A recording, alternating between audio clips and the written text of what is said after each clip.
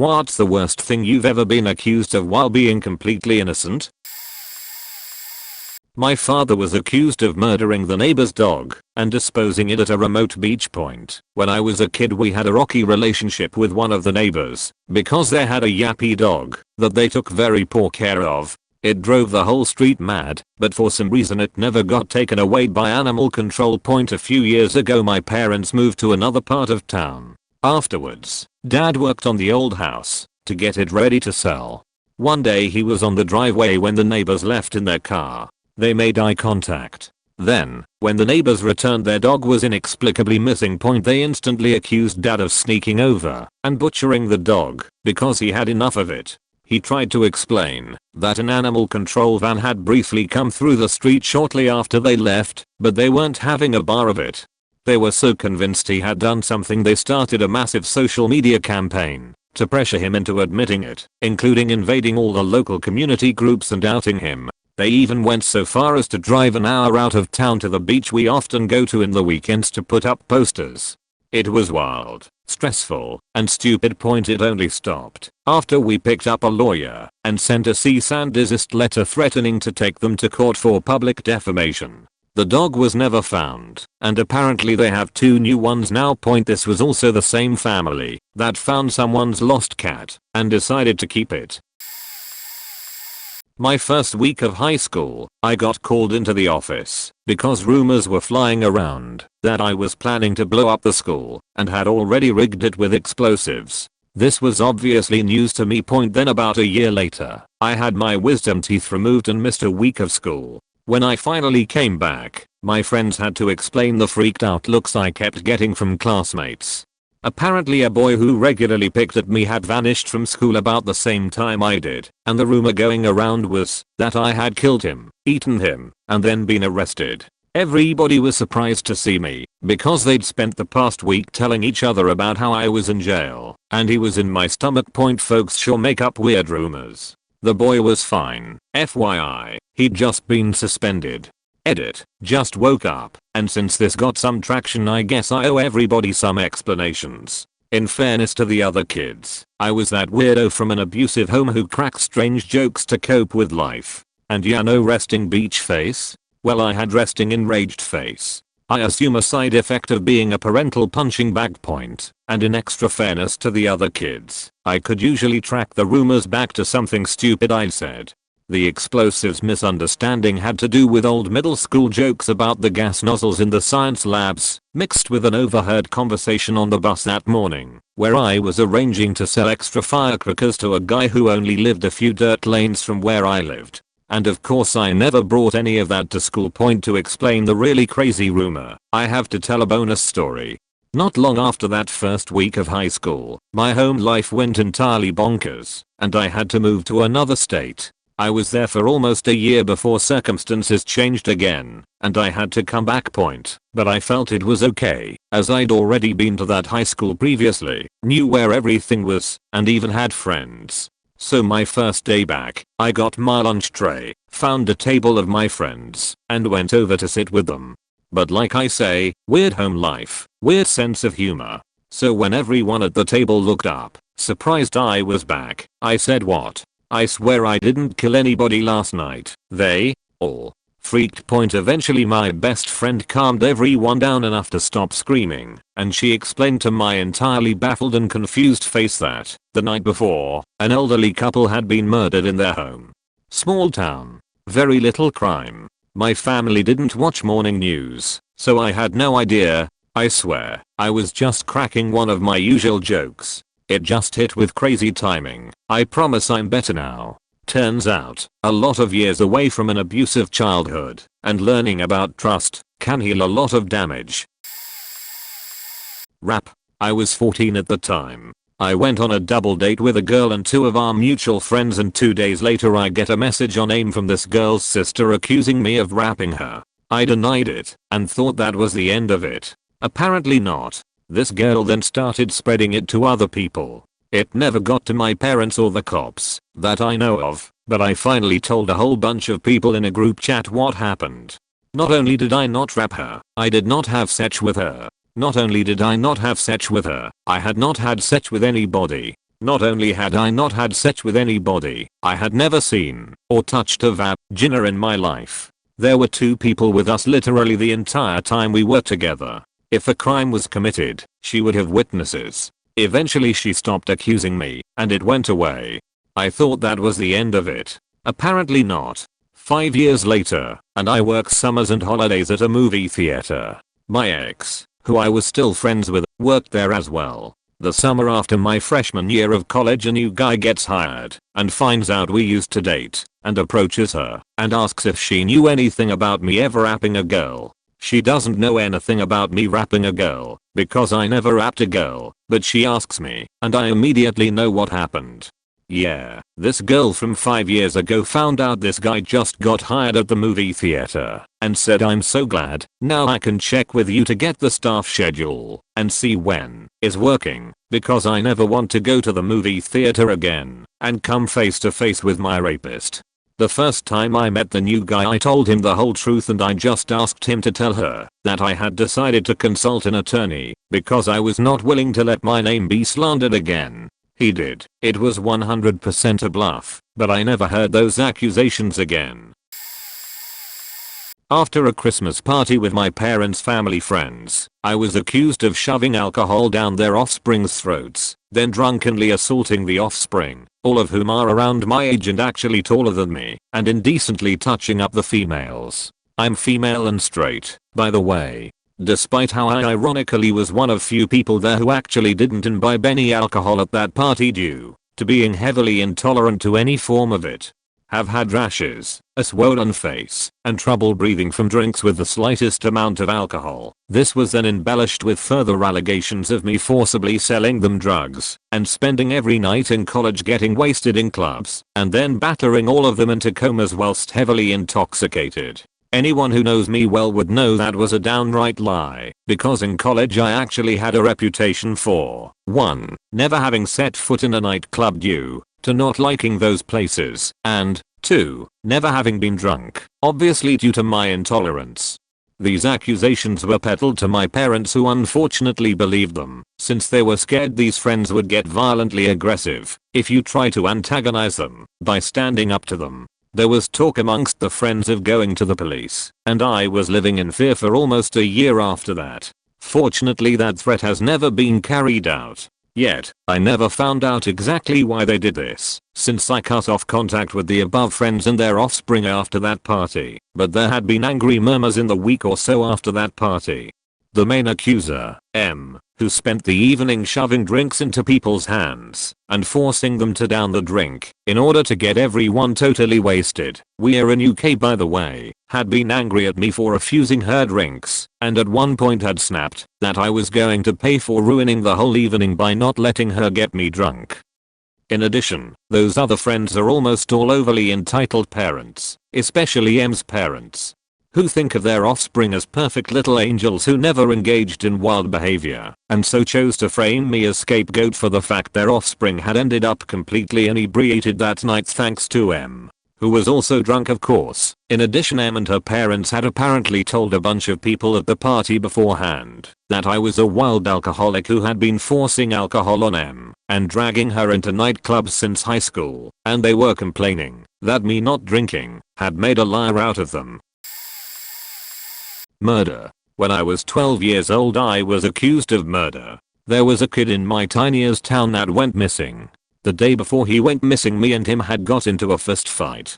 We were friends on and off like kids are at that age. I knew his mom and deadbeat stepdad, and they knew my mom. The entire town from the time he went missing all accused me. My mom didn't believe me, my friends didn't, and my teachers. 2 people believed it wasn't me, my little sister and the kid who went missing's older brother. We had a school assembly honoring him, and I remember every single kid in the school there except me and my little sister, because I wasn't allowed to go, so she stayed behind with me. The local news station did a reenactment of what they think happened. They got a kid who looked exactly like me to play my part. It was fucking scary. I had Canadian type FBI cops take me in their SUV in my driveway and record my statements. They ended up finding a campfire on the waterfalls in my town with some empty chocolate wrappers around it. They concluded that he had fallen or been pushed by me off the waterfalls. The hate went on for around a month, until they discovered his body down the creek near the river. An autopsy was done, and it was ruled that there was no foul play. I remember getting then phone call. The lady who did the autopsy had called my mom personally, because she had heard about my story. We come to find out later on that his stepdad had beat the shit out of him that night, and he ran away, stole $400 and bought some chocolate bars and a lighter, and must have thought he'd be safe at the waterfalls.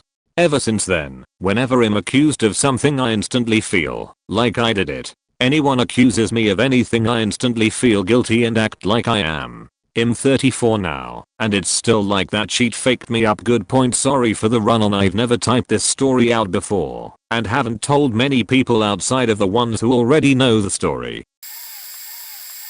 My first management position was overseeing a few dozen new hires and determining where they would make the best fit and excel based on their strengths. I had been with the company 13 years, and in this position a little over a year, had a new hire who was a recent college grad, and the issues started piling up immediately. Nothing really bad, just a lot of little things: showing up on time, following the dress code, professionalism over the phone and email, right out of the gate.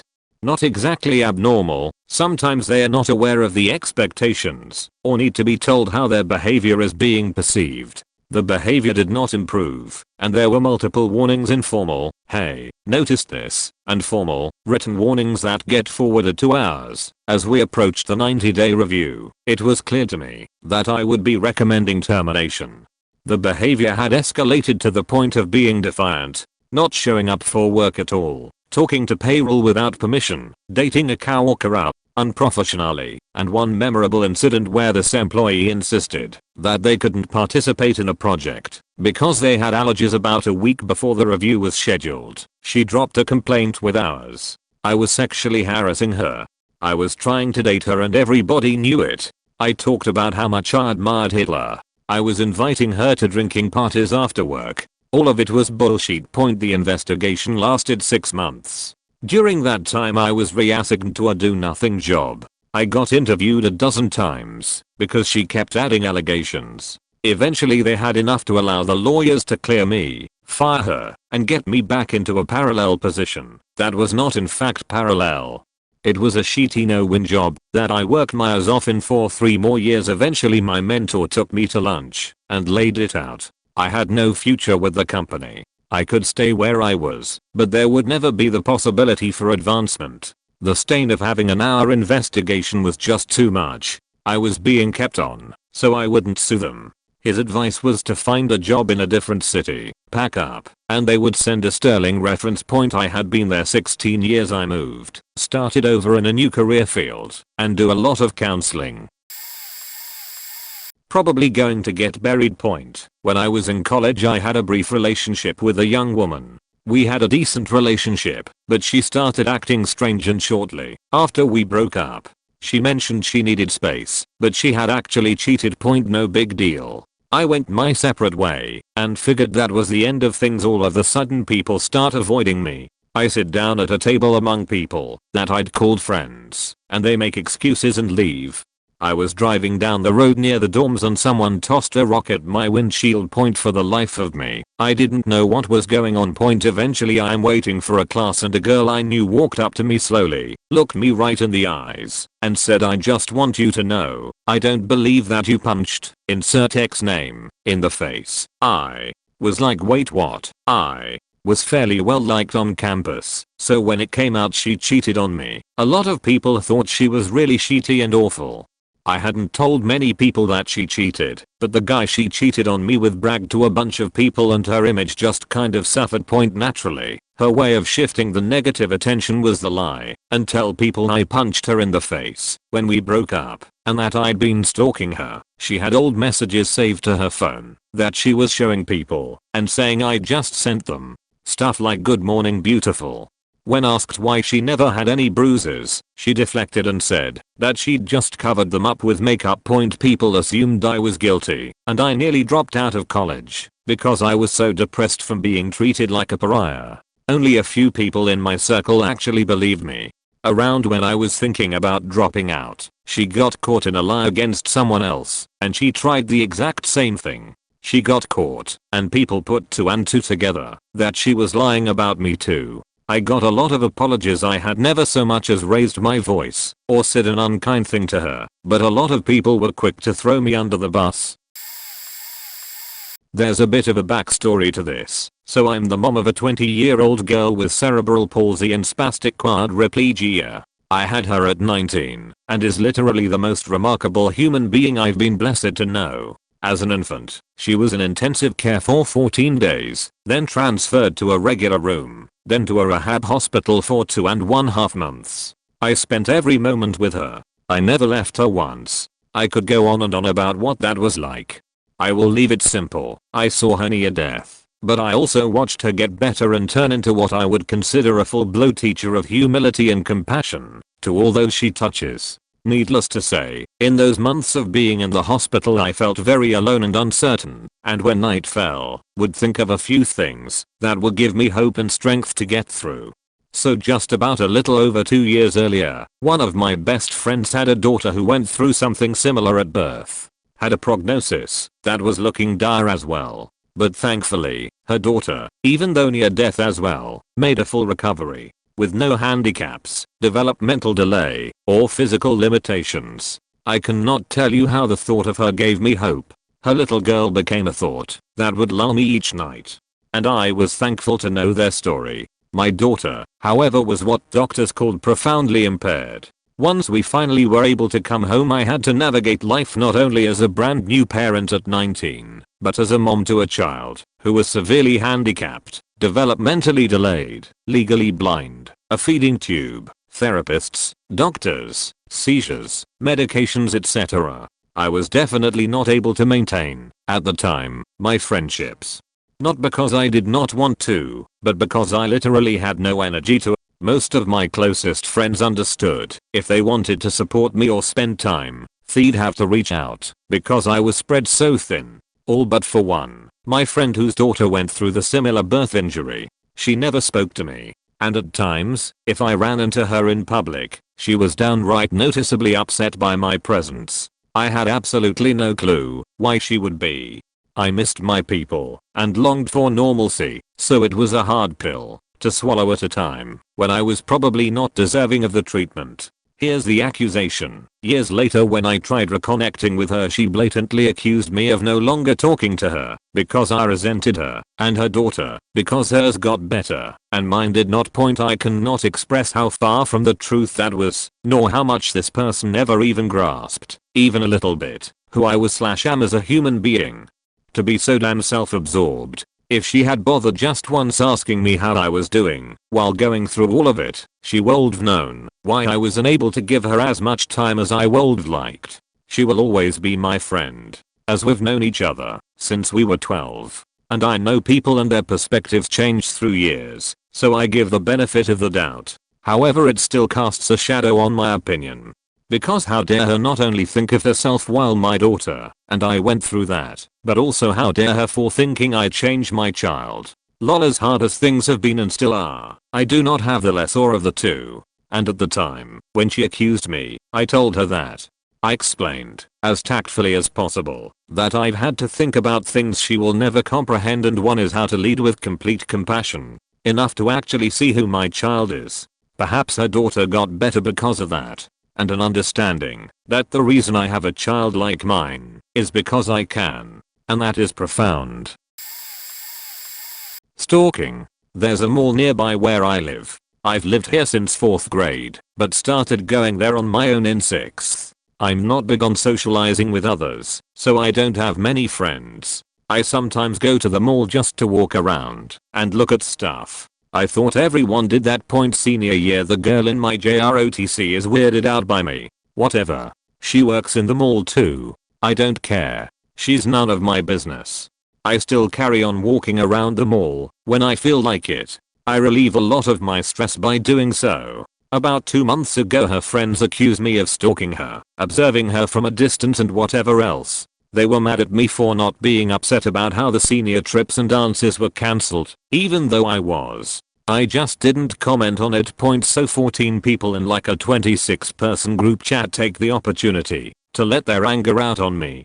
They called me a stalker, creepy, super weird, antisocial, and so forth. It kind of hurt, because some of these people were nice, and I thought they considered me a part of the team, and got along well. I defended myself, since I've lived here forever, and I was about to join the army and leave for a long time. I thought I had every right to enjoy the place I felt most comfortable in, and called it home. My mind still hasn't changed about that. Worst part is it was my first year in JROTC. They're all still very shitty to me. With all of that said, I've neglected all of my work for JROTC now. It's not a graduation requirement, and I ignore the Zoom calls cause the people in leadership roles would be in those calls. I see no reason to further affiliate myself with a group that constantly talks crap about me and a handful of students behind our backs. In the 80s I was riding my bike home from high school with a buddy. We were almost at his house and took a shortcut down the back alley. There were 3 young boys playing cops and robbers or cowboys and Indians in the driveway across the alley a few houses down from his house, and they all had toy guns, including one of the kids had a toy rifle. When we rode by, all 3 kids pointed their guns at us and shot us, either saying bang, bang bang bang, or their guns made a clicking sound. I don't like children, so I ignored them, but my buddy, who knew the kid with the rifle, made the handgun gesture with one hand and shot back as we rode by. Got to his house, went downstairs to spin one, and listen to music. We were chillin' when we saw legs running by the basement windows. We were just going upstairs to see who it was when our local SWAT team did a tactical entry of the residence, breaking both the front and back doors down at the same time. They hauled us both outside, handcuffed us and laid us on the sidewalk, face down, while they absolutely tore the house apart, ostensibly looking for firearms. We thought they were there for the weed. The head cop determined we were both minors, so he wouldn't talk to us. Eventually my buddy's mother came home from work, followed 15 minutes later by his dad. We overheard them saying we were being charged with numerous firearms related offenses, including brandishing a firearm in a threatening or menacing manner. They trashed the house, but never found any firearms. There weren't any to find.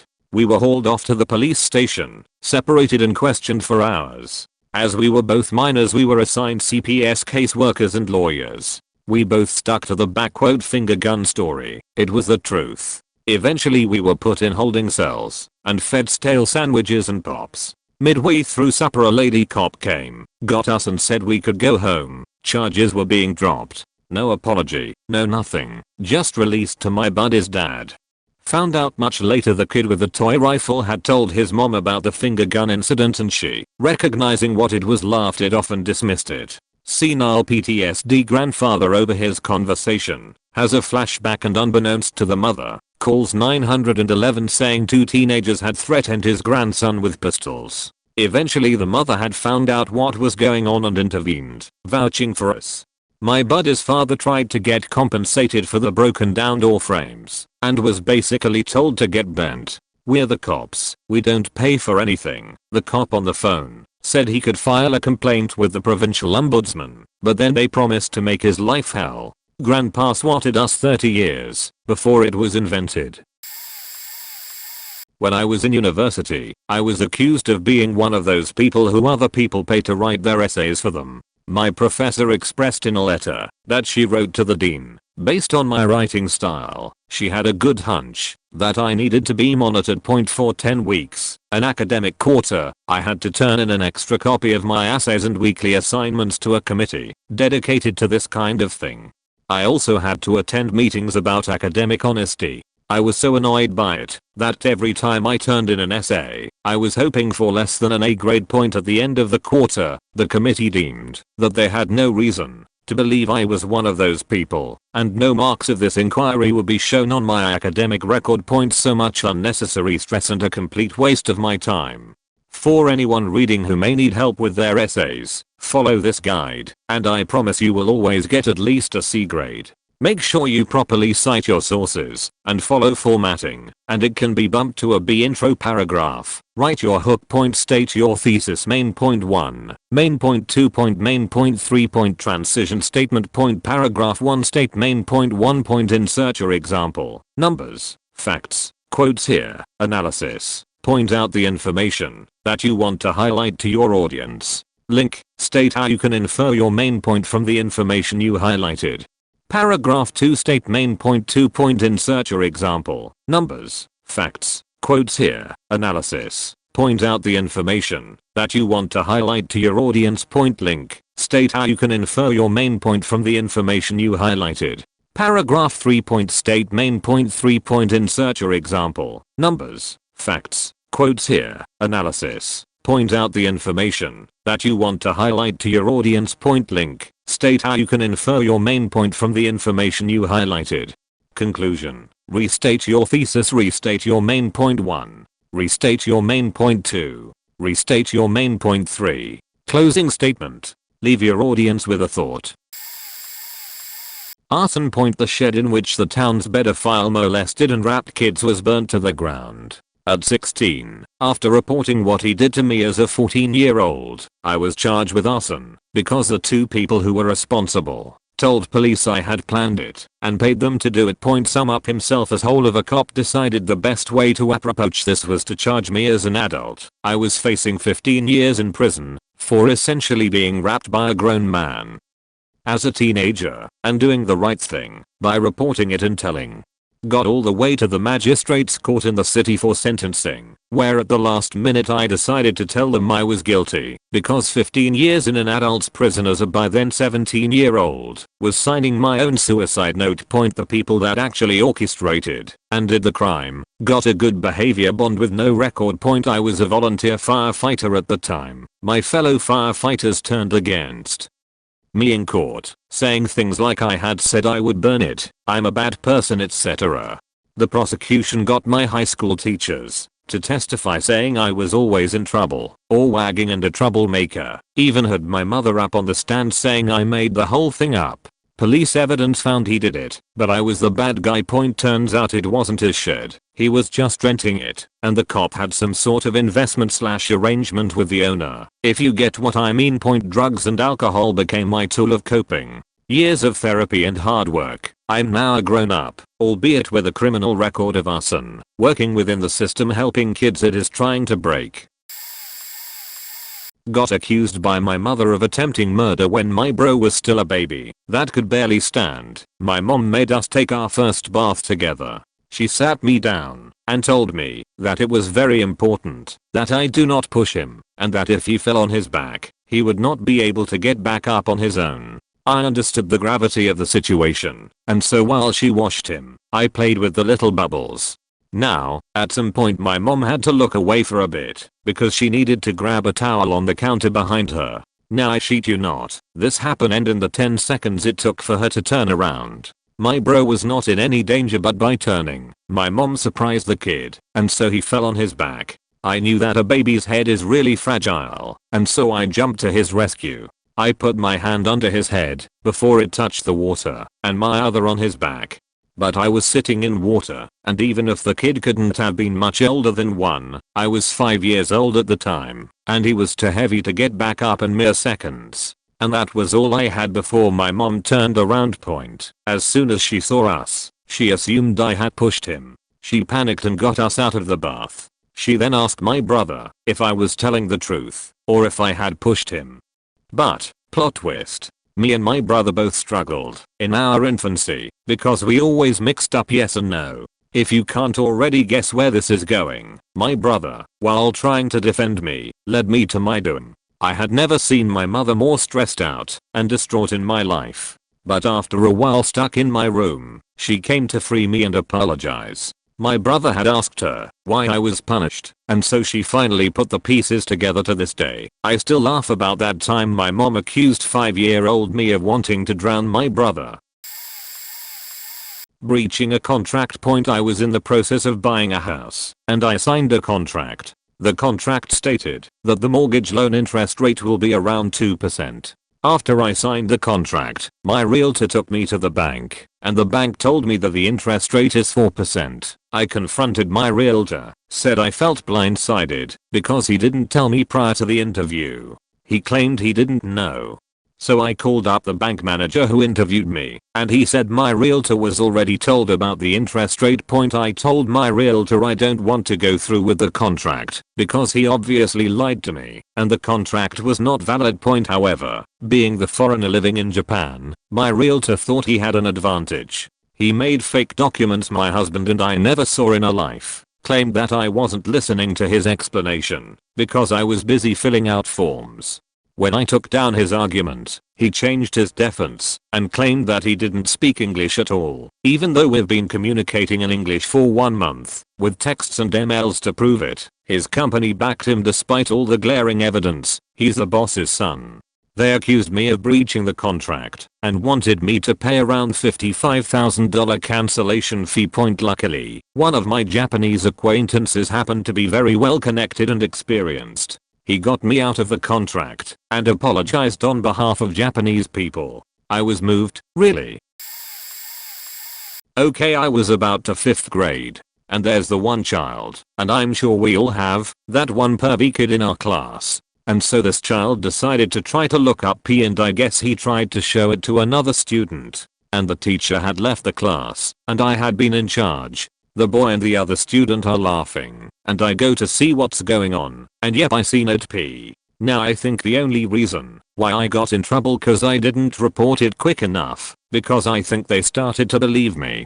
And believe it or not, looking up P in school is a really big deal, but I didn't understand why at the time. We had an officer come in the next day explain to us why we can't do that, and yeah, I know that's disgusting and that it's not school appropriate, but I didn't know how serious it really was. And the boy blames me for it, just because I was in that area. The 5th grade is the last grade of our school, so we have a really fun field trip at the end of the year and we go to 2 different places, and they were threatening me to not be able to go to that fun trip, and I was heartbroken at the time. And I was upset, because I didn't do anything but this kid. He's just blamed it on me. So I had to miss the field trip and sit in the office all day, and it was the whole 6 hours of school. I hate this kid. We moved to another school. After we finished that one, the kid came to the school that I was intending to as well, and literally the 3rd day at school he got kicked out. Has still a little perv. The other student was my best friend. She didn't know what it was either. She didn't wanna look, but this kid was trying to make her. For about a week the principal kept having at least every student in my class come to the office to tell her what they knew. And although most of the kids said that I didn't do anything, I still got in trouble just cause my name and got popped up. Rap/sexual abuse. I was at my friend's party and was pretty drunk. This girl I didn't know just came in and was telling a really funny joke to her friends. So I booped her nose, which I admit was weird. Party went on, and after 2 or so hours she approached me with 2 of her male friends ready to kick my ass. One of the party organizers, which was also my friend, rescued me and went with me outside to discuss what I did. I was really pissed because in my whole life I was trying to be respectful and aware of women issues like abortion rights, no victim shaming, etc., generally being supportive. I felt like it was the most unfair thing in my life at that moment. So I explained my side of the story and we go back in. We confront her, and she gave half-assed excuse about being from tough neighborhood and being a girl, so she had to play that safe.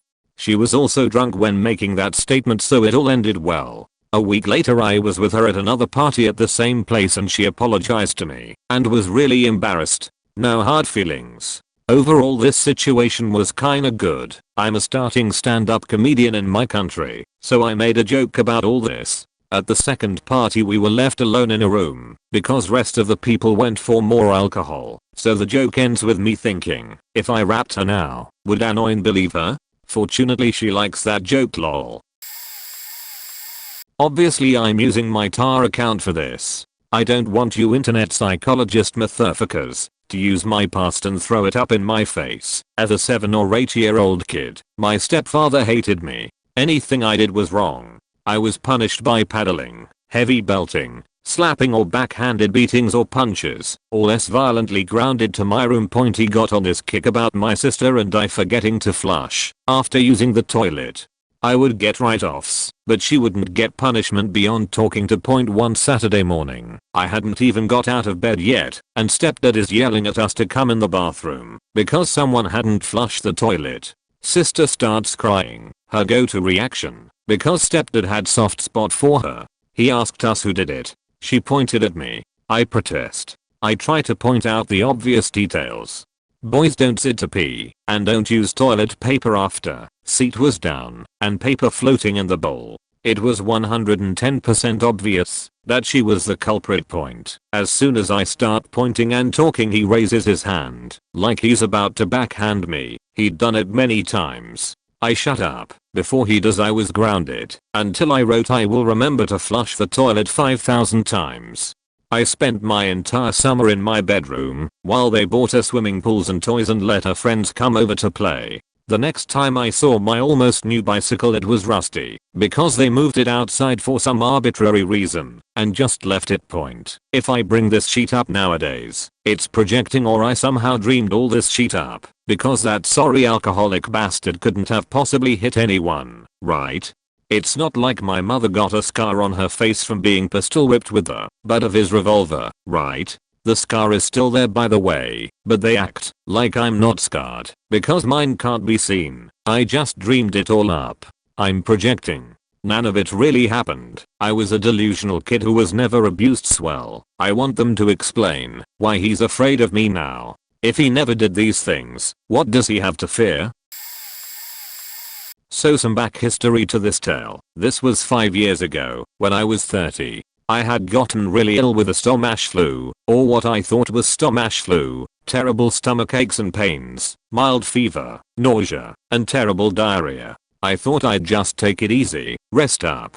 Everything I ate went through me, no matter what it was. Eventually the pain and urgency to go defecate was so extreme I had lost something like 30 pounds in a week and very weak.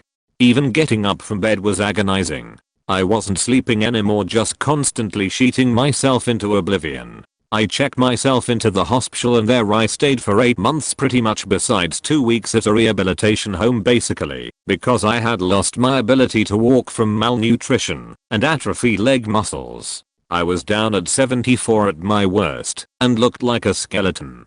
My hair had fallen out in places on my head and my skin was all faked up. The drives had no faking idea what was wrong with me. During all this, my fiance and best friend told everyone behind my back that I had given up and was just a waste of space, basically point jokes on them. I was one of the rehab nurses' fav patents because I didn't give up. I got a diagnosis from a colonoscopy that I had CVUC, an autoimmune disease that went undiagnosed till then and is quite common to be diagnosed between 18 to 30 years old. I gained healthy weight back, left the asshole fiance, who didn't want to see me in hospital because it was a long drive of 25 to 30 minutes, moved away, taught myself to walk again on my own when said asshole wouldn't take me to rehab, found an amazing girlfriend, and got health insurance. Who's given up now, eh? TLDR, ex-best friend and ex-fiance told others behind my back I had given up and was a waste of space when on deathbed. I faking rocked it, getting my ability to walk again, and changed loofah style to better suit my health needs on my own, and cut out some toxic PPL out of my life because of said accusations. Stealing food. This may sound like not a big deal, but to me it was. When I was younger, 7 or 8, some snack cakes went missing. We had just bought them, and the next day they were gone. We were supposed to go to the lake to swim that Saturday, he promised. It was once a year we went to the lake, swam for a day, and then went home. My dad didn't work, but my mom was constantly working. So we got a once in a blue moon trip, the light of our summer. My dad was pissed those were his snack cakes. My dad made me, my brother, and my sister stand in the living room until one of us admitted to stealing them. He remembers putting them away. He said that they were not left at the store. We stood there all day. When nighttime hit, he said that he would spank us all in the morning if one of us didn't admit to it. The lake was out of the question. When he went to bed, my brother and sister looked at me. I started to cry, telling them I didn't do it. They believed me, but one of us had to admit it. Maybe he would let them go to the lake, and they would be nice to me all summer. Also, I was the youngest, he wouldn't hurt me as bad. We all knew he went easiest on me. He really did. One of us had to take the blame. The next morning he came out with his belt, went to grab my brother. I told him I stole them, and ate them all. I swear my bottom was bleeding when he got done with me. The lake was still taken away. My sister held me that night apologizing. She was mad he hit me so much and so hard. She didn't take them, but it made her mad. She just kept saying sorry, but it wasn't her fault. The day after that, the cakes were found in the cabinet behind some canned food. When my brother asked if we were going to the lake next Saturday, he said no. We had lied to him. Got punished for lying the next day. Similar things happened throughout my childhood, and I cannot stand when someone gets blamed for something they didn't do. I turn off TV, put down the book when that is the plot. TLDR. Got in trouble for stealing food I didn't steal, then in trouble for lying when there was no real choice. Context. In my school, our classes are organized into 5 sections, and in each section, 5 groups called responsible teams, or RT for short. During 6th grade, I was accused by my RT of bullying a girl in our right. But thing is, she was sexually harassing, so I was shouting at her and pushing to get her to stop touching me. They took it upon themselves then to write a several-page problems with my name, which they wrote in front of me, shoved it in my face. When they were done, taunted that they'll give it to our teacher, and then finally gave it to our class advisor. It was all fake though. I was actually being bullied by my whole batch since I started in that school, which lasted until I graduated high school. I didn't actually do anything to my RT. They just hated me. It was a good thing my teachers knew that I was bullied. They suspected it was fake, but they didn't tell it to me, right? They called my parents up to discuss it and confided in them that they knew that wasn't how I behaved, but they still had to talk to them just in case. Looking back, it was shitty of my teachers to not confront my RT when they knew they were making stuff up, but that wasn't the only time they failed me. So whatever, it was all horrible, and it led to actually being diagnosed with depression and psychosis in the future. But thankfully I'm way better now. But yeah, I still have a lot of issues, but not as clinically severe anymore. I never forgave any of my bullies, and I don't think I ever will. Selling drugs. Boyfriend I had at the time was argumentative with the officer pulling him over to ask a simple question. We parked my car at his family friend's cafe in his tiny town that gave us permission prior. The officer turned on his lights and boyfriend drove to his house. At least a 1/4 mile, saying they can't pull me over if I'm at my house, but like, this wasn't GTA. And the officer had his lights on long before then. I digress. So the officer finally gets douche to pull over, and he's super combative and argumentative, and so officer makes boyfriend get out to search him. He had his brass knuckles on him. Automatically this is an illegal weapons charge, so I have to get out so they can search the car, including my purse. The officer searches the car. We aren't worried because there shouldn't, to my knowledge, be anything illegal in the car. The officer approaches me. Is this your purse? I tell him yes, because it was, and I wasn't worried about a single thing. Also, telling the truth is best. Then he holds up a bag of pills. What's this? My stomach drops. The week before I gathered a plethora of different painkillers from my ex's house. I was living with him and his family at the time because I had nowhere else to go. It's a long separate story. His mom never threw out their prescriptions.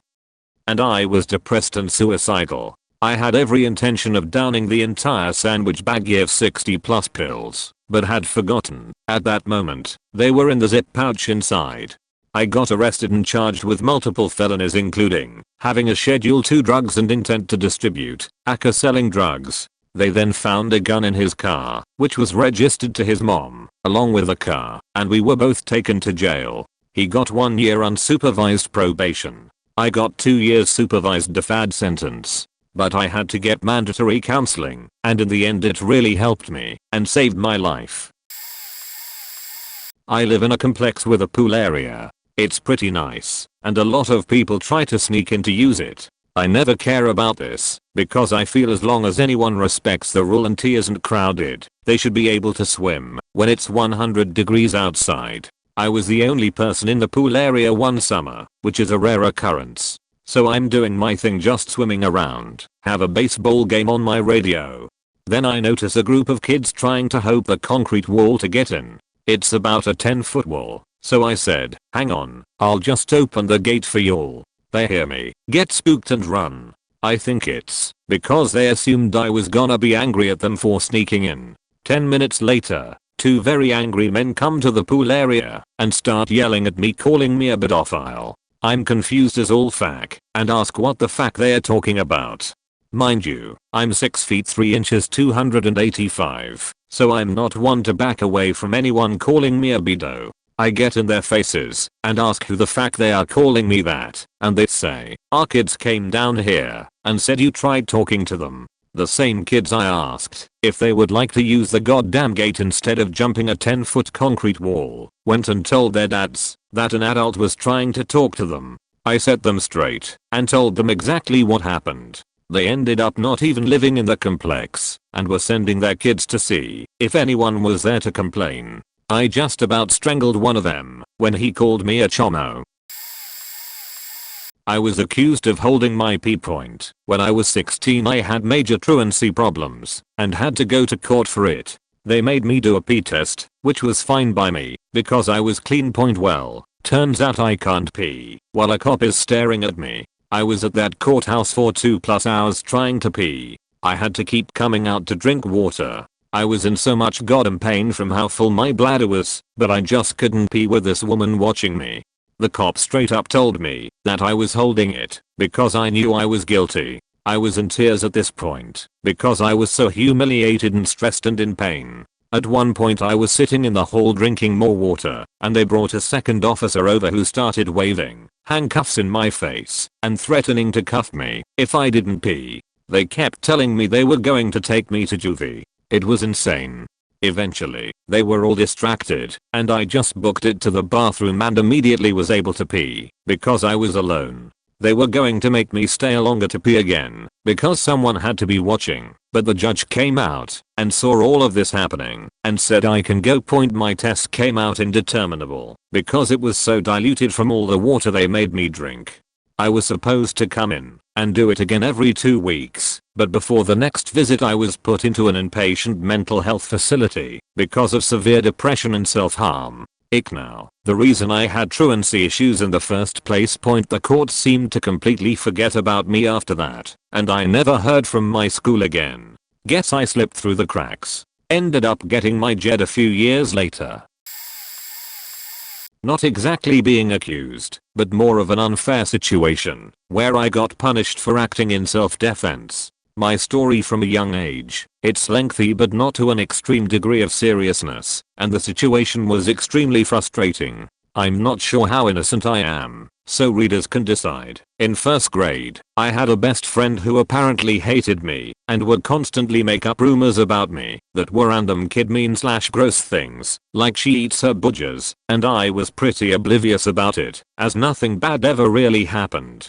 That changed once she decided verbal harassment wasn't as fun as physical harassment. One of my classmates told me that she was exchanging MacUp. This was like 2009. Those little just for girls MacUp blocks, or whatever kind of things, in the girls' bathroom during breaks in exchange for them to do something mean to me, like steal supplies from my desk. It later escalated when she gave a bunch of girls MacUp so they'd beat me up during recess.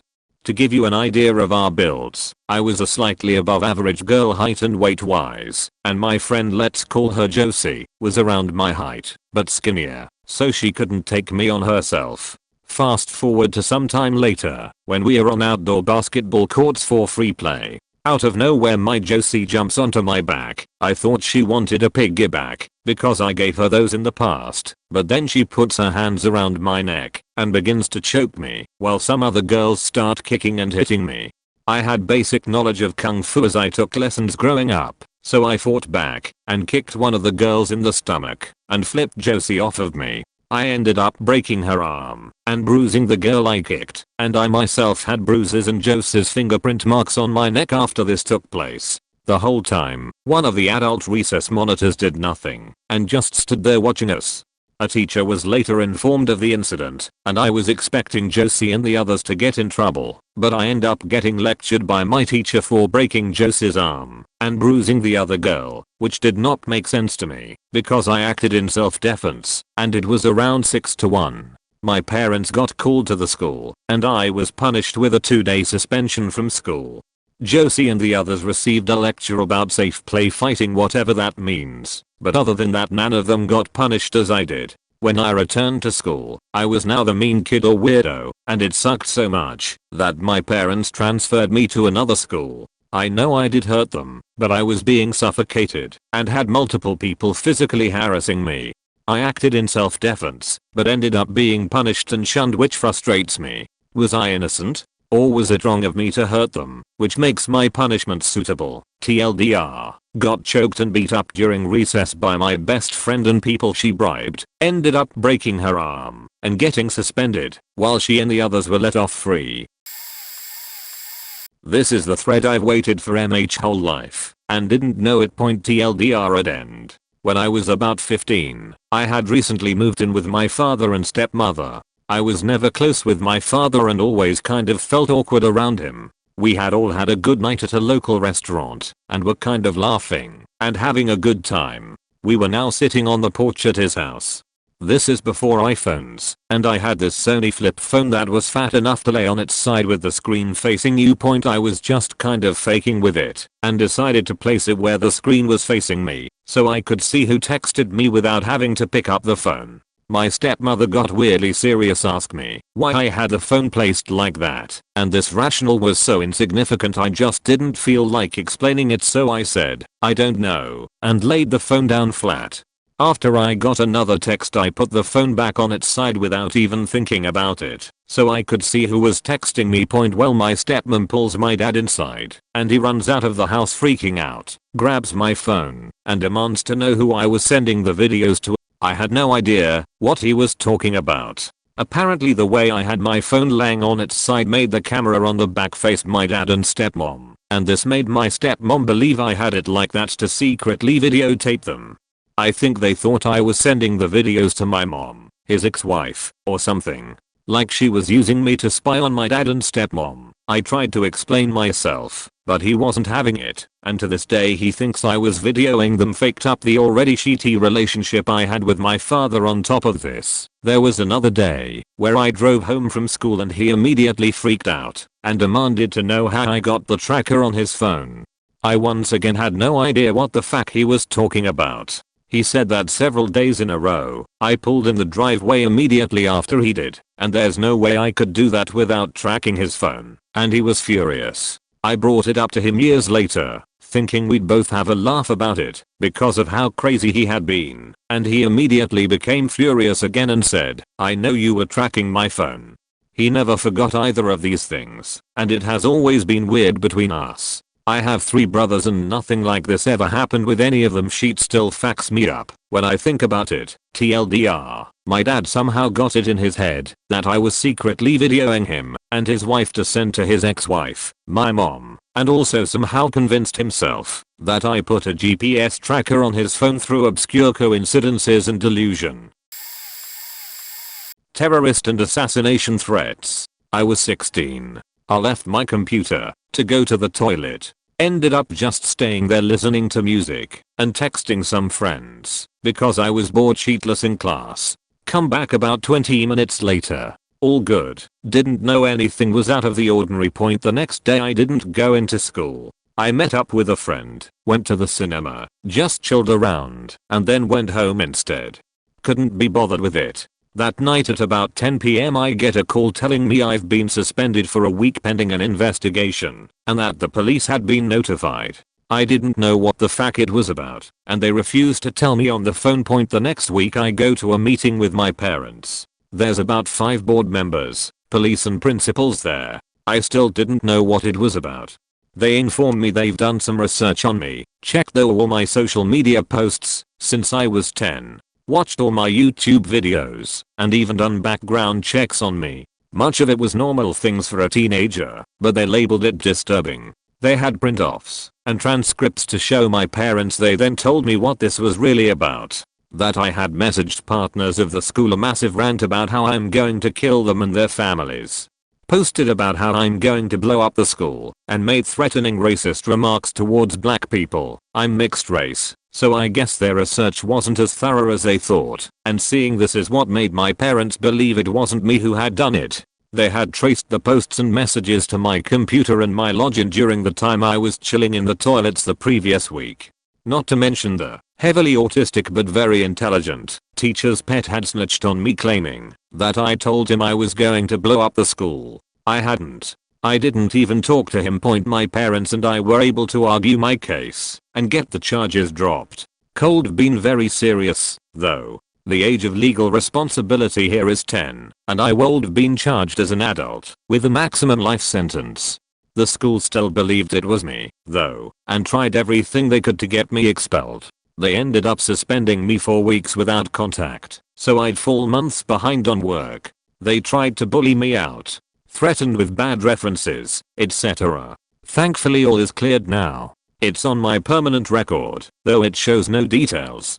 Don't know how interesting this is, but it was probably one of the scariest and most dramatic moments of my life. I do wonder from time to time who it was who framed me and clearly hated me so much. I have my suspicions, but I'll keep them to myself.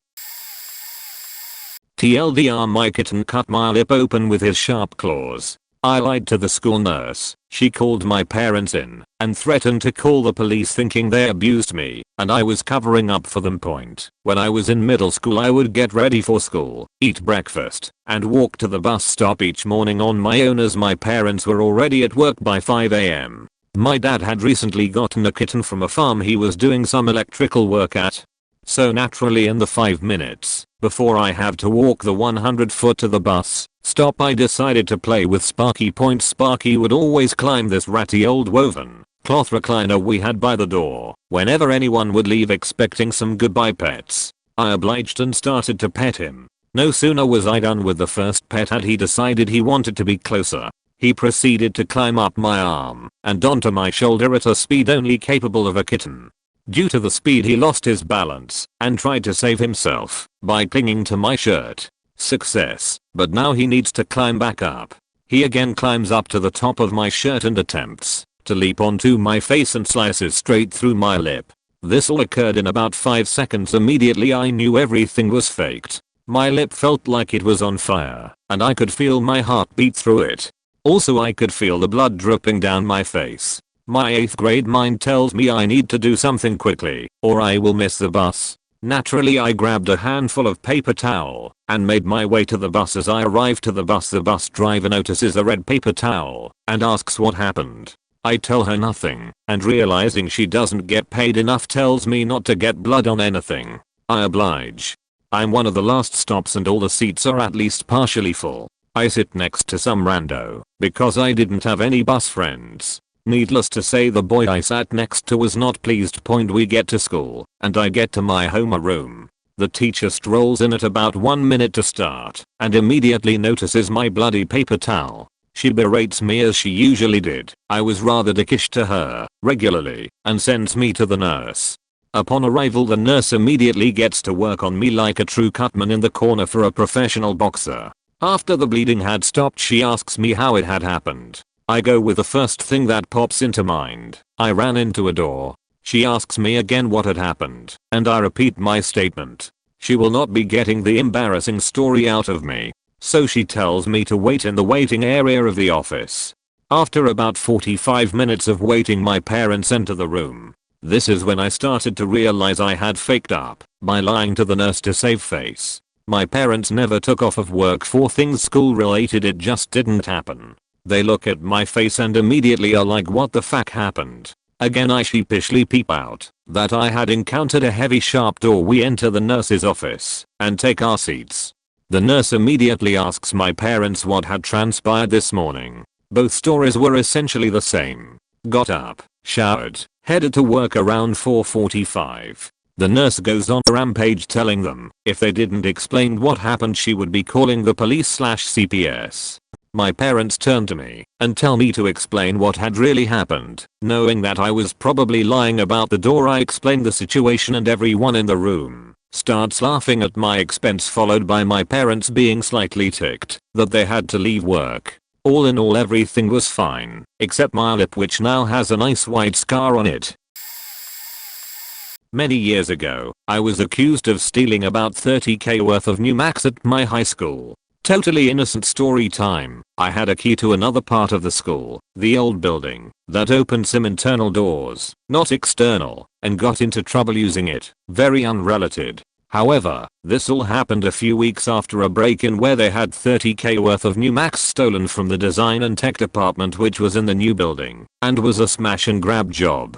As part of my interrogation by the deputy headmaster/vice principal about having the key, he then came up with the theory I might be involved with the theft, and so should contact the police. They never did.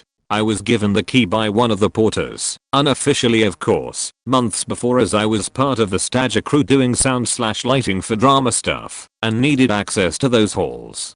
Of course the porter denied everything. Anyway, when I said the locks, and on the two buildings, were very different, as was plainly obvious to anyone with eyes, he took that as a confession I had studied the locks cause he couldn't tell the difference. Ultimately I only got punished for the original thing, Saturday detention, but not without him trying to get me to confess to something I didn't even know had happened.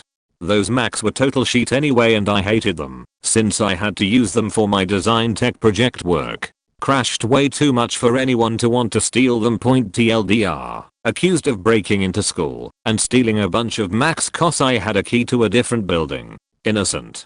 Was a bunch of other things I was accused of at that school involving computers, some of which I was guilty of, some I was innocent of. The one above is the worst due to the consequences potentially, but the one where I was about to go to war with their IT department was due to me being innocent also. I had been off school for weeks when the incident happened, but got blamed anyway. When I was 16, my dad accused me of being a drug addict after going through my room. Disclaimer, I was not a drug addict. At this point, I was already moving to my mom's for other shitty reasons, and my dad wouldn't let me back in the house to get my stuff, so he packed it for me. He picked me up from my then boyfriend and he was driving me and my stuff to my mom's when he pulled out a baggie with pills in it, saying, "I found your stash." I got pissed, but I seriously almost laughed. The little round white pills he had found on my dresser were mints from Hot Topic. He didn't believe me. He also found a few packs of those dumb 4-packs of weight loss/energy pills they sell at the gas station. My maternal grandma had given them to me at least 3 years before. I took a single pill, decided meh, didn't take any more, and put them in the back of a drawer to be forgotten about.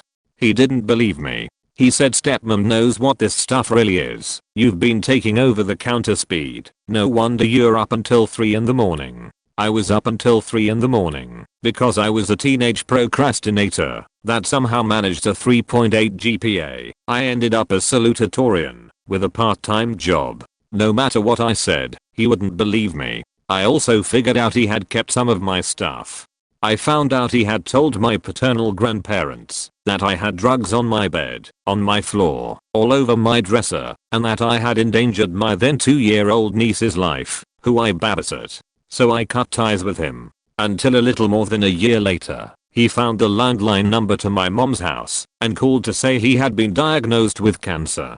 Now, I'm 28, married, with a 3-year-old daughter, and my dad's been in remission for more than 5 years. I see him on major holidays and text for birthdays, but that's about it. Our relationship has never been the same. I used to admire him, but I lost faith in him when he lost faith in me.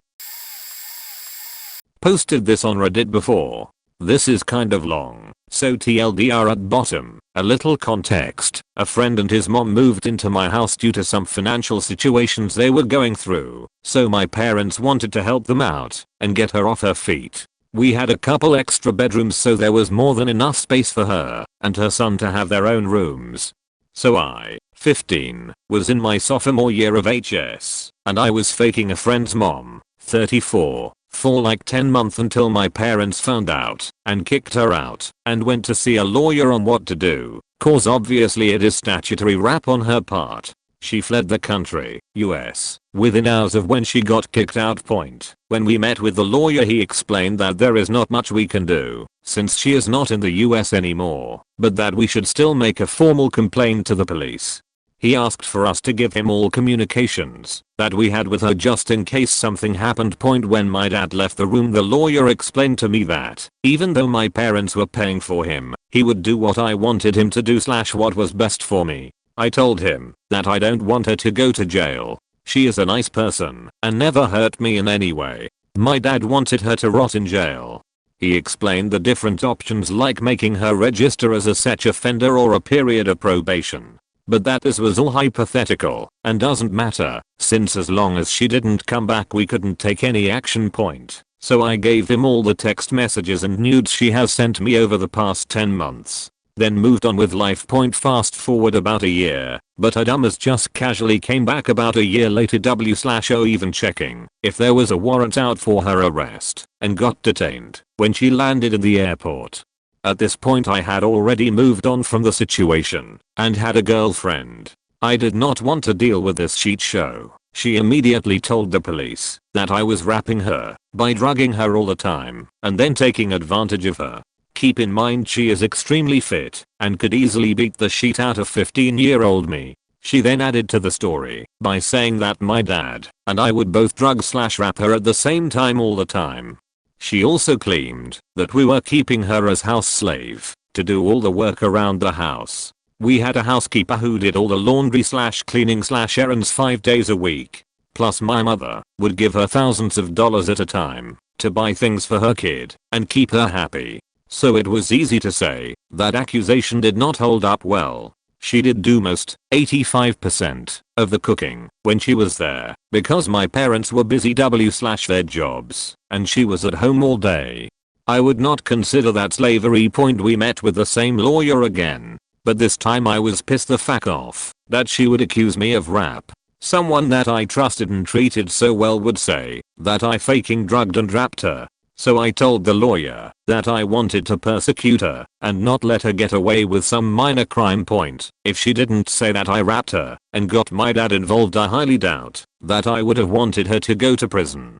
She would have probably just had to register as a sex offender. But since she threw those allegations at me, I reacted. I don't know exactly how much time she got. It is not something I want to ask my parents, but it was around 10 years in prison plus will be registered sex offender for the rest of her life. TLDR, I was sleeping with a friend's mom, 34, for almost a year when I was a sophomore in high school.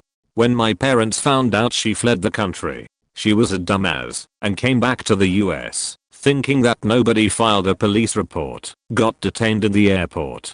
Told the police that I was drugging/rapping her the entire time. She added to the story by saying that my dad and I would both drug/rap her at the same time. Too much evidence was against her and he got, I think, 10 years in prison plus had to register as a sex offender.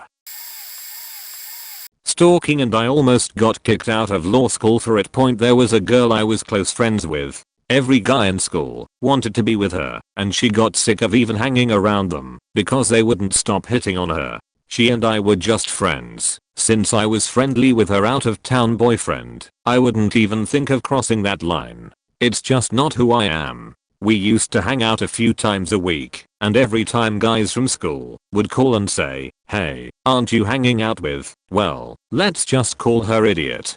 Why don't you and Idiot stop by?" And I would make up excuses as to why we couldn't. At Idiot's request, one night Idiot and I were out to dinner and were supposed to go to the movies after, but she was in a really bad mood.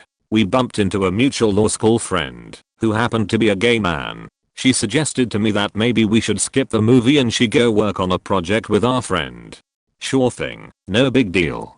I wasn't in the mood to deal with her mood anyway. I left there and had time to kill, so I stopped by a friend's house. Let's call him Asshole and his friend Asshole too. Asked, "Aren't you an idiot having your date night?" They knew she had a boyfriend and knew we were not dating. I jokingly replied, "Well, Idiot doesn't understand dating. Not only did she go home with another guy, she went home with a gay man." The next day, Asshole goes to Idiot and says, "I heard your date with Scott didn't go too well last night. Idiot asks what he is talking about, and asshole repeats my joke as if I said it seriously, and proceeds to tell her how I'm not really her friend and I'm just biding my time until she breaks up with her long distance boyfriend. Idiot doesn't even question asshole's motives and decides to run around asking every freaking guy I'm friends with in school if what asshole said was true.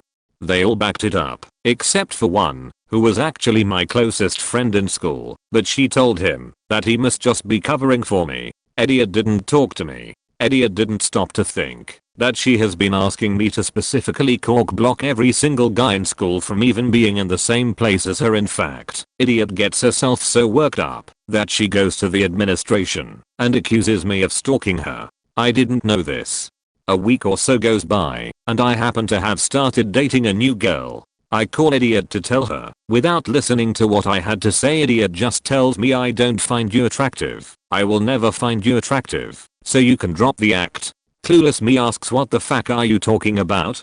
I was calling to tell you about the girl I just started dating, not to get an unsolicited assessment of my attractiveness, but thank you for making me feel like shit. I hung up. Short time passes, and I felt bad for yelling at her and called her back to apologize, and Idiot just picked up and hung up the phone. We lived at the same complex, so I decided to walk over and apologize in person and find out what the fuck was going on. I knocked on her door and no answer. I walked away, and she ran out of the apartment and to her car and sped off. Keep in mind, at this point I'm clueless about what asshole did, or that she had been running around school asking about me, or had gone to the administration. The next day I get a call from the school administration demanding I come up to speak to them about the situation with Idiot. I ask them what business is it of theirs, and they tell me I need to come in the next day. I walk in, and they tell me how Idiot told them how I am stalking her, and that she doesn't feel safe around me. The rest of the conversation went something like this. Me, stalking? What are you talking about? Them. Well, we checked your class schedules and you are in all the same classes. Point me. Yeah, check the registration dates. I registered for those classes back in May and Idiot changed her schedule in July to match mine, so we could carpool and study together. Them. Well, Idiot tells us you are always standing outside her classes waiting for her. Me. Well, the doors don't open until 5 minutes until class and we are in all the same classes, so I'm not waiting for her, I'm waiting for class to start. Point them. Well, she says you are always starting at her in this one specific class. Me. You mean the one where she sits directly under the clock? Yeah, I'm a clock watcher and sit in the front of the class and the clock is in the back. Them. Well, she says she always sees you around her home. Me. We became friends because we live in the same complex and both go to this school. Point that is why she changed her schedule to match mine. Them. We need to go check this out. 10 minutes goes by. Point them. We are really sorry. We checked registration dates and you are right. She did change her schedule to match yours, but look, she is really scared. She was in here crying yesterday. Can you just avoid her? Me. Look, I'll never speak to Idiot again, but I can't promise she isn't going to see me in class or around our apartment complex because I ain't faking moving because Idiot has a bug up her ass. Them. That's fine. Just try to avoid her. We are very sorry about this. But you want to know the worst part? Girl I had started dating very quickly stopped dating me with no reason. In fact, I got to spend the next 8 months of school having people whisper and point whenever I walked down the hall. I would meet a girl at a party, hit it off, her friend would walk over and whisper in her ear and she would suddenly vanish. Sexual harassment and bullying in the workplace. Point girl who was failing her apprenticeship and whose parents also worked for the same company and acted like the Mayfair decided that their daughter was perfect and it must be someone else's fault. I point mine. Won't go into it in detail as it still gets me, but basically her mum wrote a letter to the top of the company explaining how I'd abused her daughter and caused her health issues that would be with her a lifetime.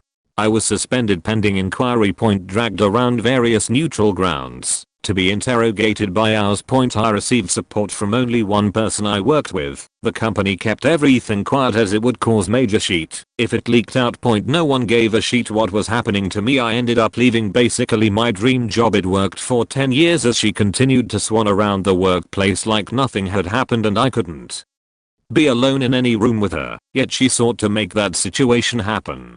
I ended up winning the battle after someone from ours smelled a rat and went to town on her, getting her to confess, but the damage was done. And to top this off, before the accusation came in, I'd never spoke or dealt with the person involved. What a faking beach. About a year ago, my brother's 10-year-old stepdaughter accused me of putting my hands in her and another niece's underwear and touching their privates when they spent the night one time. The other niece, also 10, stuck up for me and denied that it happened. The accusation came completely out of the blue weeks after the night in question, and, as she quickly admitted, was because she had gotten in trouble for something at home and was trying to deflect from that. I was absolutely shocked and broken-hearted and scared to death about what might happen. I absolutely adore all of my nieces, and her and our other niece had spent the night on numerous occasions. She was always super sweet and well behaved, and she always said how much fun she had on sleepover weekends. Thankfully, my brother and his girlfriend both saw through the plot and believed me, my wife and my niece, when we told them it never happened. Turns out she had accused her biological father of a similar, but worse, thing a couple years earlier. Her mom believed her, naturally, filed charges, and had her examined by a doctor. There was no evidence of any sexual assault, and it was dismissed outright in court. I have forgiven her, because I don't believe it was done with malice, and she seems to grasp the consequences. She made a very sincere and tearful apology to me as well, but she is no longer allowed to be at our house without a parent. My other niece said she will no longer be friends with her, because she's bad news. I'm actually concerned for her, because at some point she learned this was a valid tactic to avoid consequences of her own actions, and one day something is really going to happen and no one is going to believe her. It's also sad, really. Setting my high school on fire. One day I was walking down the hall and passed Tim, the biggest troublemaker in school, who was smoking a cigarette in the hall and talking to a friend. A few minutes later, the fire alarms were ringing, the school was evacuated, and we learned that someone had set fire to a recycling bin. As we were heading back to class, the head security guard grabbed me and dragged me to the principal's office. The fire marshal was there. Everyone was screaming at me, saying I set the bin on fire. They knew it was me. One of the teachers had seen me start the fire and reported me. He wouldn't lie, so clearly I was guilty. I insisted I wasn't. The fire marshal was furious. He was red-faced and seemed like he wanted to murder me. I was sent home. Then I was expelled. There wasn't enough evidence for criminal charges. I was sent to the special high school for criminal delinquents. It was rough. I did not belong there. 2 months after I was expelled, while we were still fighting the expulsion, the school suddenly reversed its decision. I was invited to return to school. C. At my high school, we called all the teachers by their first name. One of the teachers was named Jay, but so was Tim's best friend, the guy he was talking to in the hall. And what had happened was Jay, the delinquent student and best friend of the troublemaker, has told Roy, the vice principal, that he'd seen me start the fire. Ryan told the security guard and principal that Jay saw dull initial start the fire. Everyone assumed Roy meant the teacher Jay, who was beyond doubt, and not the student Jay, who was a lying sack of crap, and everyone knew it. 2 months after I was expelled, it had finally gotten back to Jay, the teacher, who liked me, that I was expelled solely on his testimony, which he never gave. Once they realized it was the student Jay, suddenly they figured out Tim had been bragging about how I'd taken the fall for him setting the bin on fire. I've never trusted authority figures since. Terrorism. Twice. The first time was when I was in the 7th grade. My only friend at the time was a girl who had just moved to the district, and she and I liked being by ourselves. Alone together, if you know what I mean. We shared interests that the other kids weren't into, and that was fine. We used to sit together at lunch, and we had a whole table to ourselves, which was great. We listened to music on my iPod and drew dumb cartoons in one of my notebooks, which was also a diary, but she never read it. One day as we are jamming to Enter Sandman, one of the more popular girls asked if we wanted to join their table. We declined and continued to sing along to the music. It happened to be the line "Sleep with one eye open." Apparently the other girl felt threatened because she went to the office to complain. We got a warning for having electronics and moved on. Then another girl came around and saw one of the doodles we were working on. It was a stick figure monkey with steroid muscles throwing another stick figure into a cauldron of molten cheese. It was part of a series we made up called The Wheel of Death, loosely inspired by the Froggy Fun Wheel Flash game I had discovered at the time. Other deaths included, but we are not limited to, suicide by yodeling, eaten alive by fire ants, and other equally stupid things that 211y.os who live online would think of. The girl makes a complaint, and I get another warning to keep my personal books at home. I wasn't gonna comply with that, because it was my book and my business, and I was 11, but I did keep it in my locker more often than not after that. The final complaint was about a MySpace widget I'd added to my profile. It was one of those birthday countdowns with the balloons and confetti and all that.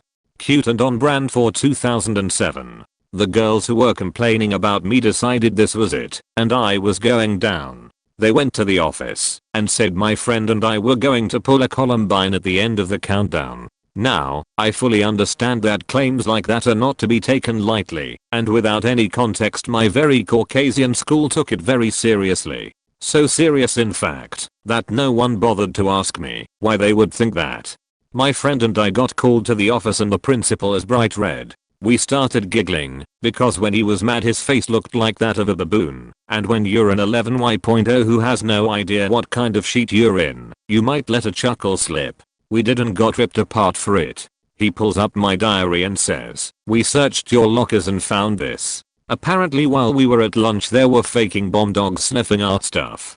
He opens the book to the monkey throwing a guy in cheese. I start losing it. "You think this is funny?" And I said, "Yay, man, it's a cartoon." Wrong answer. The cops got to question me before my parents were even there. They basically said, if we admitted to it we wouldn't get in as much trouble. The two of us not knowing what more trouble could be experienced than our two maladjusted moms showing up to rip our heads off. We were like, fine, whatever.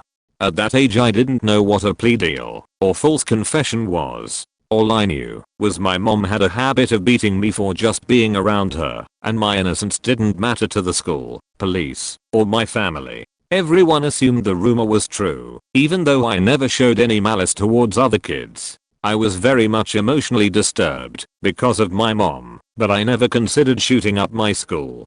The only time I felt violent was wanting to hurt myself. Ironically, no one caught onto that for a long time, but that's another story. So basically when this all came to a head and no one believed I couldn't have done anything wrong, I caved and said I did it just to go home and be done with it. In the end, that friend and I, that everyone assumed to be so dangerous, were put next to each other in ice for 2 days, and that was that.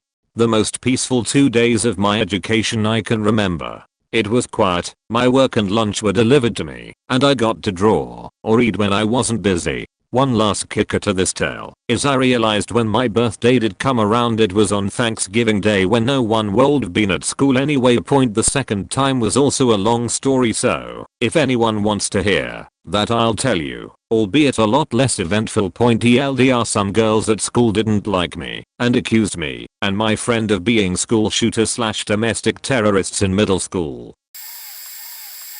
It's a toss-up point. In high school there was a guy who was relentless in flirting with all the girls, starting at them, accidentally touching them, all that fun garbage. He was repeatedly told both to stop and to go away, and wouldn't. I was walking with a female friend, and he was up her ass flirting with her. I don't even know what I said to him. This was 2009, something extremely far from what the situation devolved into. The next day I was called into the principal's office because this kid's mom had called the school and said I'd threatened her son with a gun, and so they accused me of making threats to shoot up the school. First off, this is Canada. Unregistered guns are a lot harder to come by than in the US, so the notion of a 13-year-old having one in his possession is pretty unlikely. It was hours-long meetings with the principal, both vice principals, the youth counselor. It's a bit hazy because they either threatened to get the police involved or did. My situation was muddied even further by the fact that the friend refused to give them her side of what happened. Basically told them she wasn't there and had no idea why I'd mentioned her name, so they took that to mean I was lying. I was never charged, probably because this kid telling his mom I said something didn't make a very good court case, but I was viewed as a criminal the rest of the time those principals were there. And the second one, in my second year of university my best friend and I were dating a set of twins. Both girls were raised strictly religious and were still virgins. My friend and his girlfriend definitely progressed through the sexual aspects of a relationship faster, and apparently, one night they had been literally an inch away from sex and his girlfriend got flustered, pushed him off, and said she couldn't do it. My friend, obviously, understood and just cuddled her and whatever else. My now ex told me this, and I said something that in retrospect, I probably could have worded better, but it was to the effect of he's more patient than I would have been. Meaning to say that I, also a virgin at the time, would have been taken aback by being flung off with my dick literally about to enter my girlfriend, and would have probably just needed a minute to properly react.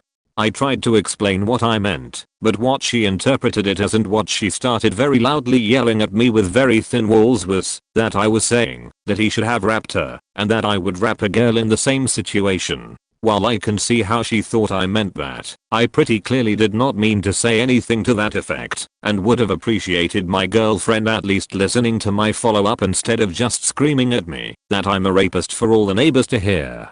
Bonus points to the last story for her neighbor who heard me yelling back and called security to kick me out because she was afraid for my girlfriend's safety. Which, yep, 10/10ths breakup. Is it really over without rap accusations and being kicked out of the dorm room? TLDR, accused of having plans to shoot up my high school and accused of being a rapist while still being a virgin. I was an adult when this happened. This was really terrible at the time. It caused a lot of drama. My son had a circle of friends in high school including a girl named Betty and a girl named Kim. Betty and Kim did not really like one another nor get along. Betty and Kim competed with one another for top spot on cheerleading squad, student council, who can attract the cutest boy in class, things like that. Whatever. Teenager stuff. They didn't get along at all but were in the same friend group. Kim's mother, Joan, came to me and tried to gossip about Betty. Joan was the type of parent who is knee-deep enmeshed with their kid's social life. I was not. Joan and I were not friends. She was just another parent that I knew. Joan saw Betty as an obstacle to her own daughter's popularity and wanted to trash her, and I guess she thought I'd be interested in hearing what she had to say. I don't gossip, but I especially don't gossip about teenagers and their drama. I told Joan in no uncertain terms that I didn't want to hear what she was saying about Betty. I wasn't going to be an audience for her gossip. Joan didn't like this one bit. Her face when I basically told her STFU was like she was sucking a lemon. About a month or so later, Joan and Kim went to Betty's parents. Joan and Kim told Betty's parents that I had come to Joan with this gossip. Joan and Kim presented it like I was maligning Betty's good name all over the school and that they were trying to protect Betty by telling her parents about this. I got a very upset call from Betty's father wanting to know why I was talking about his teenage daughter's sexual life, a matter of which I would have no knowledge. I was appalled. I said of course I said no such thing. What he was saying was exactly what Joan had tried to talk to me about. I knew instantly that it had to have come from Joan. I told him that Joan had come to me. Joan tried gossiping with me, not the other way around. Betty's parents for whatever the reason chose to believe Joan. I was flabbergasted by the whole thing. I had never said nor done anything like I was being accused of, and Joan had a reputation for being too involved with the kids' drama, yet they chose to believe Joan over me, instead continuing as enemies. Their common bond of hating me, lol, made Betty and Kim become friends. To this day, 15 years later, Betty, Kim, Joan, and Betty's parents are all buddies on Facebook. The end point, and I don't think I missed out on having any quality people in my life as a result of it either. I was a buyer, it says, for the first time. Local retail company had me on commission to try and find something to add to their store, since I was already going down there for another freelance gig. Because of the other gig, change of clothes, and information and samples I'd been gathering to take home, my bag looked big, and I was really self-conscious of it. Get to the Kate Spade booth, thought I saw something the client would like. I beelined, stood well away, and positioned my bag behind me, angled it with a single finger and walked away. I acted like this so there was no way anyone could think of taking something. This guy, remember him so clearly, 6 feet 1 inch, dark clothes, shorn hair, black rectangular glasses, black sweater, black slacks, followed me out of their booth about 30 yards away insisting I took something, since it must have fallen out of my bag despite the distance. Since I hadn't, I was in shock for a moment and asked him if he was serious. He said he was, so I opened my bag toward him and invited him to move stuff around in my bag to show I hadn't taken anything. He declined. So I started taking stuff out of my bag as I told him I hadn't taken anything. I don't remember if I just put it on the ground or handed him all the spec sheets and samples of what I thought the very specific themed client would want to see, but as I did, so I babbled about the theme of the store, and I thought one screw in their whole booth looked perfect until I got close, and I can't believe you think I took something. I'm so embarrassed, and was just trying to do my job. In the middle of the faking island says, one of the largest consumer products convention in the world. He's all, well, I thought you took something, and walked away, so I could put all my stuff back in my bag. No apology or anything. And that's the reason why I'll never buy anything from Kate Spade, even though their brand is 100% my aesthetic. Be careful who you hire. If they are an asshole, it'll be how someone remembers your company. Apparently I found out a girl lost her virginity. Story time. I already was considered the socially awkward type. I never fit in, and the groups that were around me, I kinda just floated between them. Never really having any friends. Unfortunately, it's due to being moved around a bit growing up and finally settling this last school for middle and high school. One day it was lesson switching, and out of nowhere my name gets called. There is another guy who shares the name, but yeah. I turn to see what's going on and this chick is staring at me with being pissed off. She says, "Why did you tell your mom I lost my virginity?" Everyone heard and everyone was out. I was extremely shocked and absolutely felt like I was being set up. I replied back, "Excuse me, what the hell are you talking about?" She replies, "You told your mom I lost my virginity, and she told my mom." You get the picture and set up. Great. Accusation goes back and forth, and I get berated and so on. Not so great being at that school for a year now. I get home, tell my mom what happened, and she was confused, but thankfully I asked, otherwise the story wouldn't make sense. I ask, "So, chick yells at me, accuses me of telling you she lost her V card." My mom replies, "What?" I say, "Yeah, I don't know, I knew nothing, and now I've been blamed for ratting her out to her mother." My mom then remembers 2 days ago her asking my mom, they work together, asking if me and her daughter were friends. My mom Wolf said no. We create a story like this. TLDR, mom goes into daughter's phone, finds out she lost her virginity, however wants to confront her. She works with a mom who has a kid there, me, and then uses me as a scapegoat, and told her daughter I told my mom, who told her. I get wrongly accused and abused in front of everyone, and the last 3 to 4 years of school was harder socially. Probably way too late to the party, but when I was 13, I had moved across to the other side of the world, almost literally. Despite having a load of friends and family in my home country, I was not allowed Facebook by my stepmother and father. So I made one and kept it secret. About a year later, my stepmom found it and made me give her the password so she could keep me out of it. After that super embarrassing tirade, I didn't make another and didn't use Facebook again for another 4 years. However, to make sure I wasn't using it, she added parental controls to the Mac that we were using and made sure that Facebook would show up on a list of websites that we used. About 3 months after those parental controls were set up, she comes screaming at me about how I had used Facebook to the extent of, get this, 146 times in 1 hour. I hadn't, so I blamed my sister. She said she hadn't. Then basically she thought I was lying, and seeing as I didn't admit it, threatened to disown me from the family, send me back to my home country and block contact between me and that side of the family. I admitted to it, just to avoid that problem. Q7 months ish of grounding and misery. You know how you can share to Facebook or Reddit or whatever when you find a picture or article on another website? That's what triggered the parental controls. I found this out 5 years later. My dad laughed. Holding my youngest, 4-year-old, daughter on my hip when she wants to get down.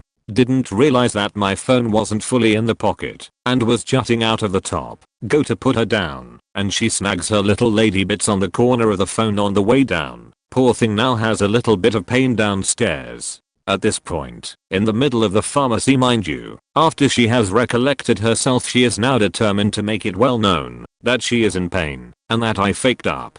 Dad, you hurt my vagina. What? How? Are you okay?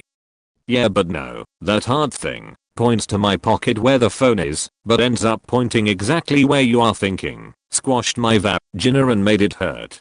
Human soul has left the chat record scratch. Now I'm feeling a million death stares coming my way. What are you on about? There. That thing. One again points to the unmentionables, and after what seems like a lifetime of awkward silences follows up with in your pocket there. Your phone hurt me when you put me down. Oh right, oh sweetheart. Very sorry. I didn't realize it wasn't in my pocket properly. Are you okay now? Yeah. Can you pick me up again? It was one of those situations where it was a case of damned if you do, damned if you don't. That could have gone downhill so quickly. Thanks for the heart attack, kiddo. This has happened a few times, from worst to least worse. None of them had any lasting effect. Rapping an unconscious girl. We were both drunk at a bush party and had flirted before and finally had the chance to make good on the flirtation. Things were getting hot and heavy and she passed out. I noticed within a couple seconds, stopped the foreplay and shook her awake. She was out for only 5 to 10 seconds. She was a bit shook up since she realized she passed out and mood ruined. I helped her dress and she left the tent. Shortly thereafter, one of her male friends accosted me as I was getting dressed and accused me, half asking, half accusing, and it took a bit to assure him that I did not take advantage of her state. Her and I ended up smashing at another party a month or so later. Calling another kid an Edgar in grade school. Kid hated me and tried to get me in trouble. Didn't work, as when the teachers pulled me in for a meeting and I innocently asked them what the slur meant, as I hadn't heard it before. I asked them to define it for me. My argument was that I couldn't call him a slur. I was unaware of. Point was waking down the street with a buddy to his house on Halloween. See 3 guys running down the street ahead of us, turn a corner and hop into a car and peel off. Thought it was weird, but whatever. A minute later a car stops next to us and a guy jumps out and starts accusing us of egging his house. I'm like, not. It was 3 guys. They just went that way a minute ago. He claims to have seen us, and I tell him one of them was wearing a bright yellow jacket, which neither of us were, so he obviously didn't see them. Didn't help that my buddy had a crowbar on him as a backquote just in case of Halloween trouble. I forget all the details, but there was supposed to be something where we cleaned the house due to it. He might have followed us to make the claim to our parents, but we never ended up doing it, and it was all forgotten.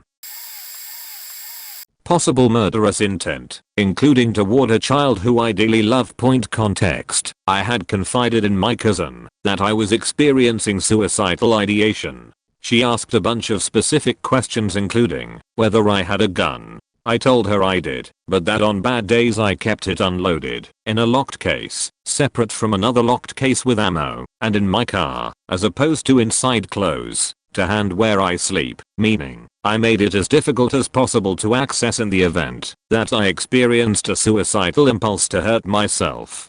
She then used this as her excuse for why she wouldn't let me in her house, even to get my belongings, as I had recently been staying with her, and started telling our family members that the reason she was acting the way she was and wouldn't let me access my things was because I told her that I keep a gun in my car on the bad days, as in carry it with me, and that she was afraid for her safety and the safety of her little girl who I absolutely love and adore. Fuck her. She's a linguist. She knew exactly what she was doing in intentionally selecting and then twisting my words to make it sound like I had maybe threatened her or could possibly even consider hurting a child. A child who I love. I didn't know she was telling people in our family this until I heard it from her dad, and oh man was I furious. She will never ever have my trust again. Some things are too hurtful or horrible to give someone a second chance to hurt you again. This one time, when I was 10, I went to a summer camp. We would occasionally go on trips to zoos, water parks, and things like that. Anyhow, my cousins happened to go to this camp as well. My cousins and I were pretty close. Our camp took us on a trip to a water park and there happened to be a lazy river. For those who don't know, a lazy river is like a little stream of flowing water, not fast, and you would sit in a floaty and float around the stream. Anyhow, camp leaders had to be with a group. If you were older than 13, you were considered a young camp leader. 2 of my cousins were older than 13, and my other cousin was 10 as well. So my cousin and I get in the lazy river with my favorite camp leader. I was a bit of a troublemaker and I only listened to that leader because she was nice and knew how to handle me with good care. My cousin and I get into the lazy river with my favorite camp leader. There were other kids with us in our group. So she, my favorite camp leader, went off to the side to do a head count. However, she never said she was doing one. So my cousin and I float off together with his older brothers, my older cousins. She saw us float away with my older cousin. Another leader, a part of another group a little bit up the stream, saw us and pulled us off. This leader accused us of leaving our leader. Our camp leader pretended to not see us, but I know damn well she saw us float away. And besides, we were with older family members. We had to sit out the rest of the time at the water park. Still makes me mad to this day. TLDR. At a water park during summer camp, my cousin and I were accused of leaving our camp leader, even though she saw us float away. Ended up sitting out the rest of the time at the water park.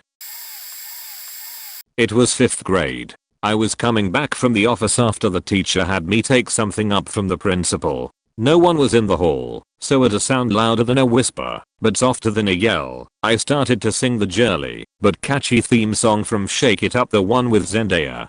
Halfway down the hall, I got to the shake it up, you've got to change it up part.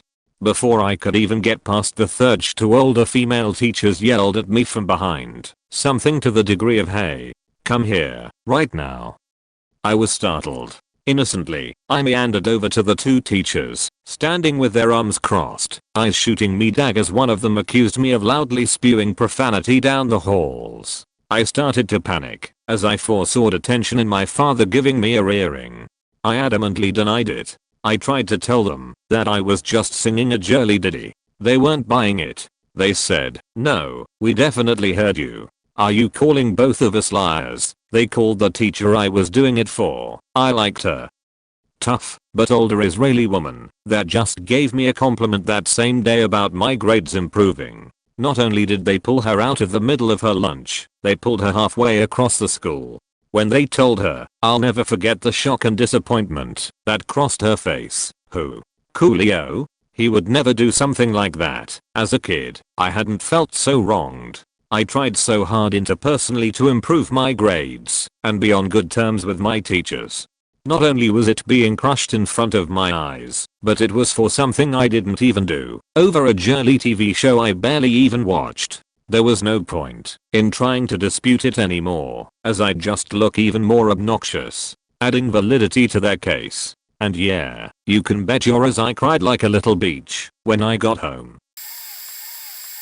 So I guess this fits, although I never knew who it was that accused me. My folks live on a farm, and I was home for the holidays from uni. A week earlier I'd started holiday work as a builder's laborer. On my way home I was pulled over by the cops. They asked for my license, which I didn't have on me. I took my lunch and just forgot my wallet. Then they grilled me for 10 to 15 minutes about my movements on a certain day the week before, which happened to be my first day working with this builder, so I recalled it all very accurately. Eventually they asked to search the car, which being naive I agreed to. I assumed looking for drugs. I've never been pulled over by police before. They find nothing, and eventually ask me if I know what it's all about. No idea. Turns out on the day in question 2 teenage girls had reported that someone driving a car identical to mine on the next road over, the road I'd come home on that day, had pulled over next to them wearing balaclavas and waving shotguns around trying to get them into the car. They didn't believe the girls at the time, but then they spotted me driving an identical car on a country road very near where it happened. So this was all about searching for firearms to prove it was me that had done this to the girls. To this day I have no idea who it was reported me, but timing and description makes it clear they were definitely talking about my car. No idea if it was just random chance they decided to, or if they knew who I was. Pretty unlikely they knew me, but we'll never know. Got a ticket for driving without my license. Almost got suspended/expelled from uni because I was accused of cheating on an organic chemical exam after I found an error in grading. I didn't do that great, but I still figured that I deserved the points for things that were correct. Prof thought I was a cutthroat pre-med. It didn't help that he had a reputation for taking joy in failing kids. Averages on his exams were 50, 65% and derailing dreams. In a ho, he decides to take me to uni court, but due to budget cuts the trial has to wait 6 months. I basically failed the next semester due to the constant reminders as he would call for meetings with me and my reps along with me needing to prep my case. It drove me insane, and I found myself questioning whether or not I really cheated. Further, it didn't help that my reps were telling me to just take a fail for the class and move on. I guess it's anticlimactic to say, but I won the trial quite readily as the prof jury asked damning questions of him. Why were the exams not photocopied? Do you really believe you have a perfect memory of all exams you grade? You have access to sophisticated microscopes. Did you not look at the paper to look for signs of tampering? He held out and convinced himself that I was a dirty rotten cheater and that his reputation was worth more than one of his students. The final nail in the coffin was that I was able to devise a test for him as the central question was, did I write pencil over the correction ink or not? The type of pen he used made it indistinguishable, but his hubris led him to say he could tell the difference and that he would be willing to take the test. He failed. I was acquitted of the charges, but the damage had been done. I still have trouble connecting with those higher up in organizations. I had to do a couple more semesters of school to make up for that lost year. Validation was bittersweet. On one hand, on official documents I was innocent. On the other, the time, tears, and nights of questioning my reality still haunts me to this day. It seems kinda small compared to what other people have done, but I once got in trouble for pen marks on the inside of my mom's new car back when I was a child. One morning, my dad went to borrow my mom's car to drive to work and noticed that there were pen marks down the inside of the passenger door. Since my mother was the one that drove us to and picked us up from school and I sat in the passenger side, my dad made the assumption that I drew on the door on purpose. I was about 13 at the time and knew better than to do something like that. Nevertheless, my dad woke me up at about 6 AM that morning and dragged me outside in my underwear and started screaming at me, the veins of his neck popping and spit flying everywhere as he berated me with insults and accusations. He threw a towel at me and told me not to come inside until the pen marks were completely gone. Guess what? It wasn't me who made the pen marks. Apparently there was an uncapped pen in that little nook on the passenger side door, and my dad had been hitting it with his elbow while he was riding passenger with my mom the previous day without notice citing. I never got an apology, and I still remember the feeling of embarrassment as I sat outside in my underwear trying to scrub away pen marks with tears streaming down my face while my neighbors could see. In 5th grade I was accused that I bid my friend, a friend I hadn't seen all day. I was sitting alone on a bench watching some other people play basketball during morning recess, and one person my group of friends had run up to me yelling incoherent words at me. When he got up to me, I had stood up and asked what I did this time. This same kind of thing happened in the days following. He started yelling that I had bit another friend in the group. I hadn't even seen that kid all day. He didn't believe me and ran to a teacher to tell them. I had just sat back down because I knew what was coming. A minute later, a teacher drags me to the principal's office and sat me down. The principal had asked if I knew what I did, and I just stayed silent. He then asked who all was involved, and I just named off everyone in our group. It was a small group, only 5 people including me. The principal called them all into the office one by one and asked if I had actually bit the friend, and all of them agreed that I did. When everyone had been called in, was asked the same question, and went back to class, me and the principal went back and forth with me saying I did nothing and him saying I did. After about an hour, He got a call, and I was sent to a small storage room across the hall, while another kid was called in for possession of a weapon. The storage room walls were lined with boxes. I don't know exactly how long I was there, but it felt like an hour. I couldn't hear anything going on in the other room, because the door was closed, but after an hour, the other person was sent into the same room. We talked for about half an hour, before they were called back in, and then dismissed, and I was then called back in. I was told to go back to class and I would be called back in at lunch at the end of the day. I went to class, and went through the day as normal until lunch came around. I went back into the principal's office, and I was just told he has talked to my parents about it, and that they would talk to me about it, and I was sent back to lunch. My dad had come to pick me up from school and we talked about it on the way home. He agreed that I did nothing at school the next day. I was told to go straight to the principal's office. When I got there and sat down, the principal started off by saying he had talked to my stepmom about it, and she said I did it. We went back and forth again for about an hour, before I got tired of it, and just said I did it. I was given 3 days on-campus suspension, and had to eat lunch in the storage room for a week. When I got home I was also grounded from everything but homework and food for a month. I was accused of being abusive towards my little sister for a majority of our college years. What would happen is that I'd raise my voice extremely loud. I always had anger management issues and mood disorders. Problem is, I really had no other options. My little sister would berate, shame, mock, belittle, and on some occasion use me. Mind you, I was not a saint either. When we were little, I'd yell at her for less, without provocation.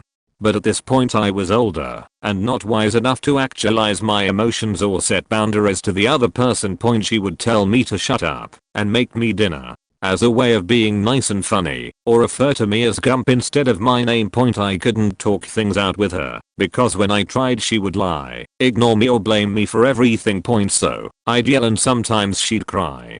Worst part is, she had me believing I was abusive too. She had my father believing it as well. It wasn't until I was 26 that I realized that she was gaslighting me the entire time. The last time I saw her we ignored each other, then she disrespected me, invaded my space first chance she got, assaulted me and said I deserved it for calling her a cunt. Like, this person thinks she is a victim of abuse? She's literally doing what abusers do.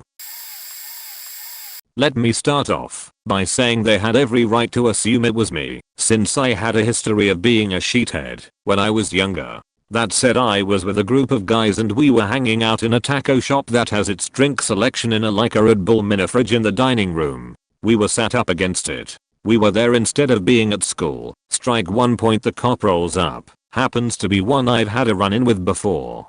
Granted, I'm about 14 and this guy was way nicer with me than he ever should have been. Think it is because he understood why I acted out and all that. Strike 2. Since he knew me. Apparently the shop called the cops and said that a group of kids were stealing drinks from the fridge. We have done a great many dumb stuff, but petty theft isn't one of them. Cop pulls me aside immediately to isolate me from the rest of the guys. They all start saying no one has done anything. Comes to talk to me. We have a history and you have yet to lie. Always owned up to your stupid. So tell me, did you take anything? Shook my head and admitted to the only wrongdoing is ditching class. No idea why, but he takes my word. Or at least gave the benefit of the doubt, I suppose. Asks to see the security footage and all that. The manager basically says yeah, it's not a problem. They had to have taken them cause we filled it before shift, and when I came back it was missing more than 6 drinks. She assumed at least 2 apiece for us. Shows the cop the footage, and it turns out, when she stepped out for her lunch, and before we came in for lunch, the cashier yoinked some bevs. No charges were places. She apologized and gave us a couple free tacos. Or rather offered us some, and the officer stepped in and basically told us to go to school. We all laughed and agreed. Cop left, we left, manager apologized again. We didn't go to school, went back to my house, since it was up the hill, and hung out. Me. 18, fresh out of high school, moved halfway across the country to go to a small crappy expensive liberal arts college. Oregon to Wisconsin. I mean, what the fuck was I thinking? This was 35 years ago, and with memories and usernames and all. This is not verbatim. First week of the year, I'm in the mail center in the basement of the student union and some asshole grabs me and throws me up against the wall and gets in my face, screaming that I have a lot of nerve showing my face around there again. I was kind of freaking out. I had no idea what he was going on about and got pretty close to tears. I didn't feel safe at all. One of the guy's buddies said something like, "Dude, I don't think that's a no. I don't think I'm her," was all I could stutter out. Turns out there had been a chick there the previous year. Pathological liar, faked with a lot of people, made a lot of enemies. I never heard exactly what happened, but it wasn't pretty. I had to show my ID to prove I wasn't her. I saw a pic of her hair from a Facebook circa 1984 at one point and there was a resemblance, I guess. I'm pretty sure that's why I had such a horrid experience the 2 years I lasted before transferring out to a larger and much cheaper school in my home state. I had so many shitty and unexplained interactions with people I didn't even know. Some of them even knew I wasn't her, but didn't care because I reminded them of her. Fuck those assholes. When I was in middle school, my family went to visit my cousin's family. One of them, let's call her Jay, was a bit younger than me in elementary and enjoyed spending time with me playing games, mock fighting, and throwing insults at each other in a funny way. Like sibling rivalry, except cousins. So one day, when we visited them, someone, I forgot who, asked me if I could get something from their basement. I've been there enough times that I know where things are, so I agree to go get it. Jay follows me to get it, and I'm rummaging around to find it. Since it was apparently moved somewhere, Jay decides to jokingly start fighting me and trying to take me down, so I play along and try to grapple her off so I can get back to the task. At the same time I happen to throw her down and accidentally fall next to her. Her mom comes downstairs and looks shocked, and at the time I didn't get it or understand being young, so went on to get up and get the task done and head back up. Later, after my mother and Jay's had a discussion and a private meeting between them that included my cousin and I discovered that Jay's mother mistook that I was being sexual with her when she tried to throw me down on her wrestling bout. I never felt so embarrassed and scared that from then on I stayed away from her and my other female relatives and friends. Still scares me to this day that I think that she thinks I'm hiding something when at the time I had no idea that she was even thinking that of me with her daughter. Well, additionally, almost a decade later, our family's parents, none of us, their kids included, are still in a feud over my uncle never returning money he borrowed from my mom from an inheritance from when her mother passed away, and their family acting nasty about it to my dad, spitting on and punching him. Began not too long after, but unrelated to this incident. Me, 13. I wanted to hang out with a friend who lived down the road. My folks decided it would be a bad idea to allow me to ride my new bike down. It would take me nearly 45 minutes to walk. They wouldn't drive me, but said I was free to go if I really wanted. Well, I wanted, so I told them I was heading out. It took me a solid 40 minutes to get there. First thing, I called my folks on the house phone and let them know I was okay. This also gave them a number to call me back on. My friend and I started playing video games and eating nonsense food. About half an hour or a bit more passes before the house phone starts ringing. It's my dad. He is livid about something, but he won't explain it over the phone. I'm to come home immediately. I explain we are on our own and I have to walk. He says I should take my bike. I try to explain I can't because he hangs up. I apologize to my friend and start heading home. I haul ass. It only takes me about 30 minutes to get home. I'm running for parts of this and just speed walking like crazy for the rest. I don't want to piss my parents off more than they already are. When I come in the door, my dad is right in my face. Where was I? Why did I take so long? I can't get a word in edgewise before he starts throwing punishments on me. I'm grounded.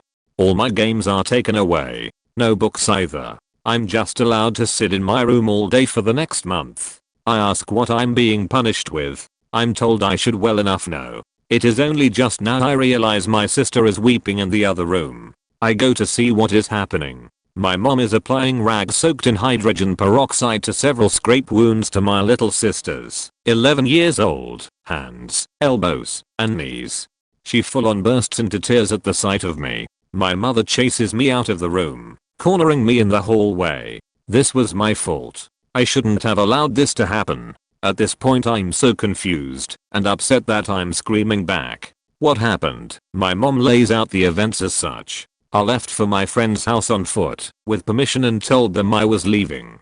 My sister, who isn't supposed to be outside on her own, decided to play outside without telling our parents. My new bike, which was locked up with a bike lock, was taken by my sister. The bike lock, I later found out, had the key broken off in it and was ruined. It was far too big for her, but she took it for a ride up and down the street. A street where people love to speed by our house despite the blind turn, and the paved road turning into a dirt one. She crashed my new bike, and got seriously injured. My new bike was so banged up, that I might as well buy a new one, rather than try to repair it. Obviously all of this was 100% my fault because I have no faking clue. To this day I've never gotten a clear explanation of this bull. I was told not to take the bike. She wasn't supposed to be outside alone. She broke my bike lock, stole my bike, and got hurt riding it. All of this could have been prevented by either letting me ride my bike, or by not letting me hang with my friend. TLDR, was told not to take bike to friend's house. Sister stole my bike after I left on foot. She crashed bike, got hurt, broke my bike, and somehow it's all my fault when I was down the road. Fuck parents. I'll add to the list, probably buried. My boyfriend's family were uneducated brutes who barely graduated high school. I spent a lot of time on Craigslist in the mid 2000s because I worked boring jobs while in college and perused the free sections, for sale, rants and raves, etc. On a remote camping trip with his sister, uncles, and cousins who were all in young 20s, his sister started up a row bitching about how his cousin's wife was cheating on the cousin. Which I didn't think was true, and I noticeably grumbled dissent about. His sister, several inches taller than me and 50 pounds more, lit into me for a Craigslist ad about call me for a good time Zuxo with my name and phone number. She accused me of cheating and threw me down in the dirt and started kicking my face and head. It really hurt, scratched my glasses, gave me a fat lip, and head lumps for a week. I was shaking. I was so scared because I had never put up any such ad. I had never been exposed to violence in my life, ever.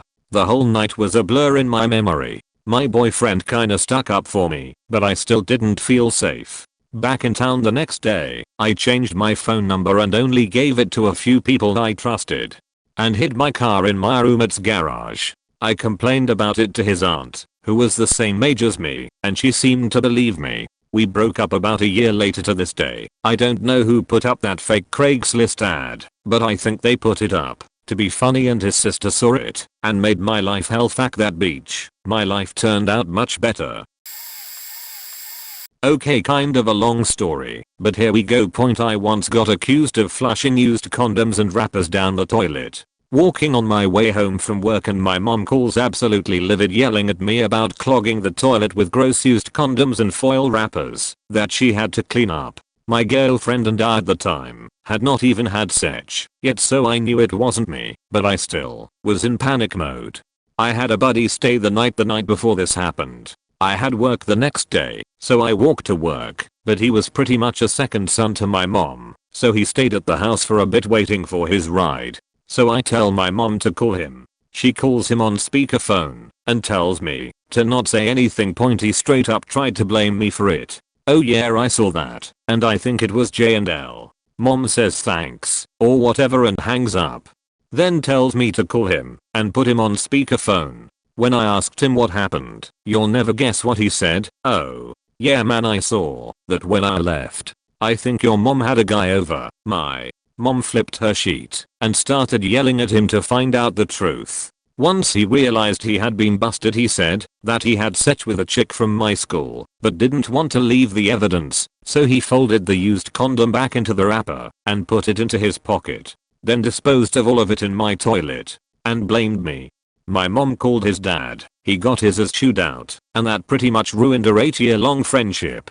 I was pissed and didn't talk to him for a while and he never reached out. Honestly kind of okay with that because that was a dick move. And just plain gross TLDR, buddy flushed a used condom and wrapper down the toilet, which got clogged and damaged. Then tried to blame it on me first, then my mom.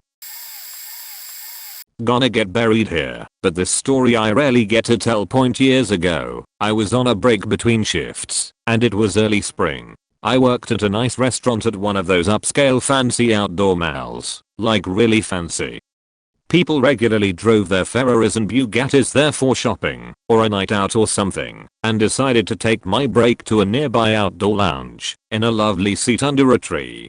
The weather was perfect, so I pulled out a book from my backpack to read for the next 30 minutes or so, just to kill time. I love to read, especially outside, on a gorgeous day, between shifts on a likely 12-hour workday. I'm sipping a Coke and relaxing, enjoying the absolute fuck out of my break point. Well, about 10 minutes in, a woman I've never seen before comes up to me, mid/late 30s, and in an angry Eastern European accent asks, "Why did you hit my son?"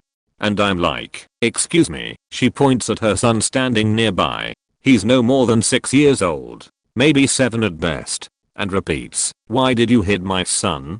He says that you hit him, and never in my life have I ever been so messed up by an accusation. Out of fucking nowhere, I just got accused by this mother that I beat her child. I'm in my mid-20s. I'm reading a faking book. I was speechless. Wide-mouthed I muttered I didn't. I've been reading. I swear a kicked puppy couldn't have sounded more pathetic than my explanation of my alibi. The son said, "Mama don't." Or something like that, and she huffed, grabbed her son by the wrist and they walked away. Ruined my break. And started to make me really think about how I would've defended myself if the mother pressed charges or something. Like, do you trust the 25-year-old bartender who says they didn't hit him, or the 6-year-old who says you did? TLDR mother, 36F, accused me, 25 meters, of hitting her son, 6 meters, when I was reading a book on my lunch break.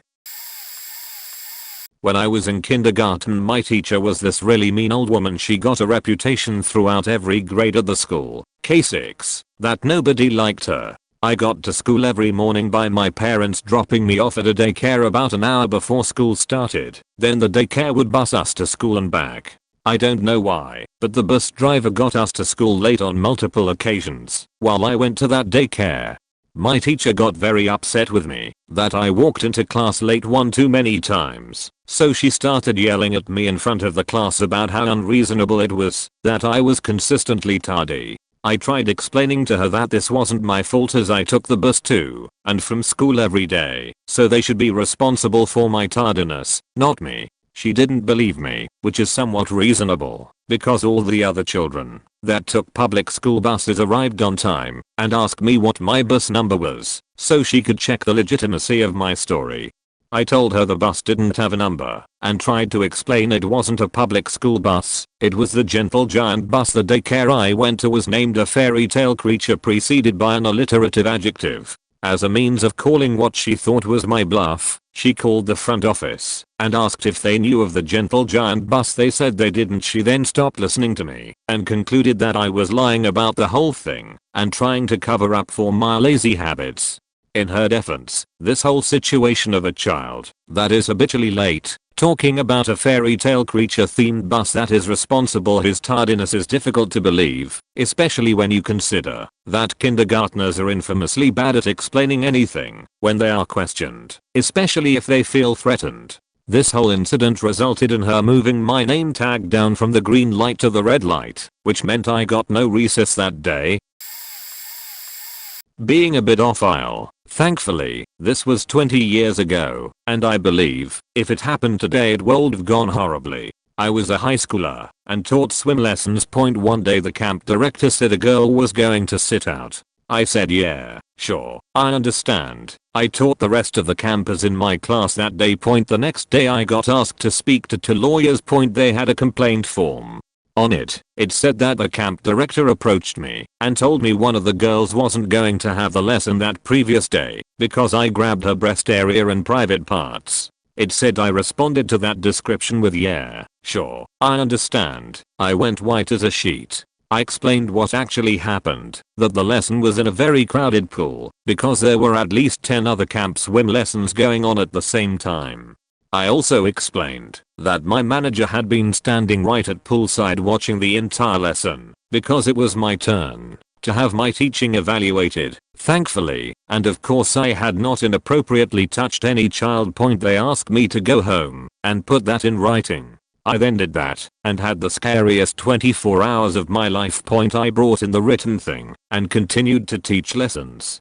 So yeah, none of this made any sense. If anyone felt I'd done anything, why did they let me continue teaching and leave me with other kids etc. 2 days later they came back and explained the following. The complaint originated from a camp counselor and the girl never actually said I did those things like the complaint form said. They investigated where the camp counselor was during the lesson to see if she could even see me having done this.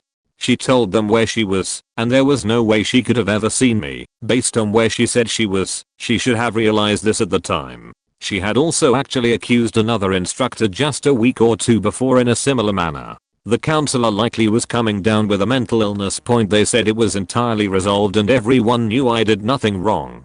I thought a day or two and realized I couldn't go back and immediately quit. If this happened with the way things are these days, I'm wondering if I would have ended up arrested and with my reputation completely ruined. While they investigated this memory is still horrible to think about even 20 years later. Probably not the worst in the same sense as op meant, but the worst by consequences. I got in kindergarten. I pretty much always wore ball cap when outside. My parents were happy I was wearing it because it protected me from the sun, and I liked wearing it because it was my cool cap. Being a kid, however, I loved the idea of breaking this routine. One morning, when my mom was taking me to the kindergarten, I asked her if today I could go without my hat. Imagine my joy when she said I could. Happy as a clam, we reached the kindergarten with my head bare. Fast forwards a few hours, my dad comes to pick me up. First thing he asks when he sees me, "Where's your cap?" He didn't believe me that I was allowed to not wear it that day. He told me to go back and find it or I'll get a beating. He was a choleric, so I could tell he was growing furious by the second. I guess in his mind I not only lost my cap, but was also lying about it. This wasn't the first time I've seen him like that and knew what was coming, so I was as terrified as a kid can be. Imagine being a few years old, running around the kindergarten, scared and crying, trying to find something that you clearly know isn't there, just to avoid getting beaten as punishment. Pretty much just buying time before the inevitable. At some point I had to come back and tell him that I didn't find my cap because, again, I didn't wear it that day. That earned me a quick slap across the head with a promise of more at home. The walk back was dreadful. Pretty much a kid's equivalent of walking the death row. At home I got beaten to the point of being just a series of red marks. I was told to sit on my bed, not move even an inch, and wait for mom to come back and tell her what I did. Half hour forward, mom comes back and sees me crying. Asks what happened.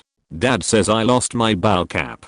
She looks at him confused, says but I have it, and produces it from her purse. Perhaps it's heartless thing to say, but I'm glad my father died in my early teens.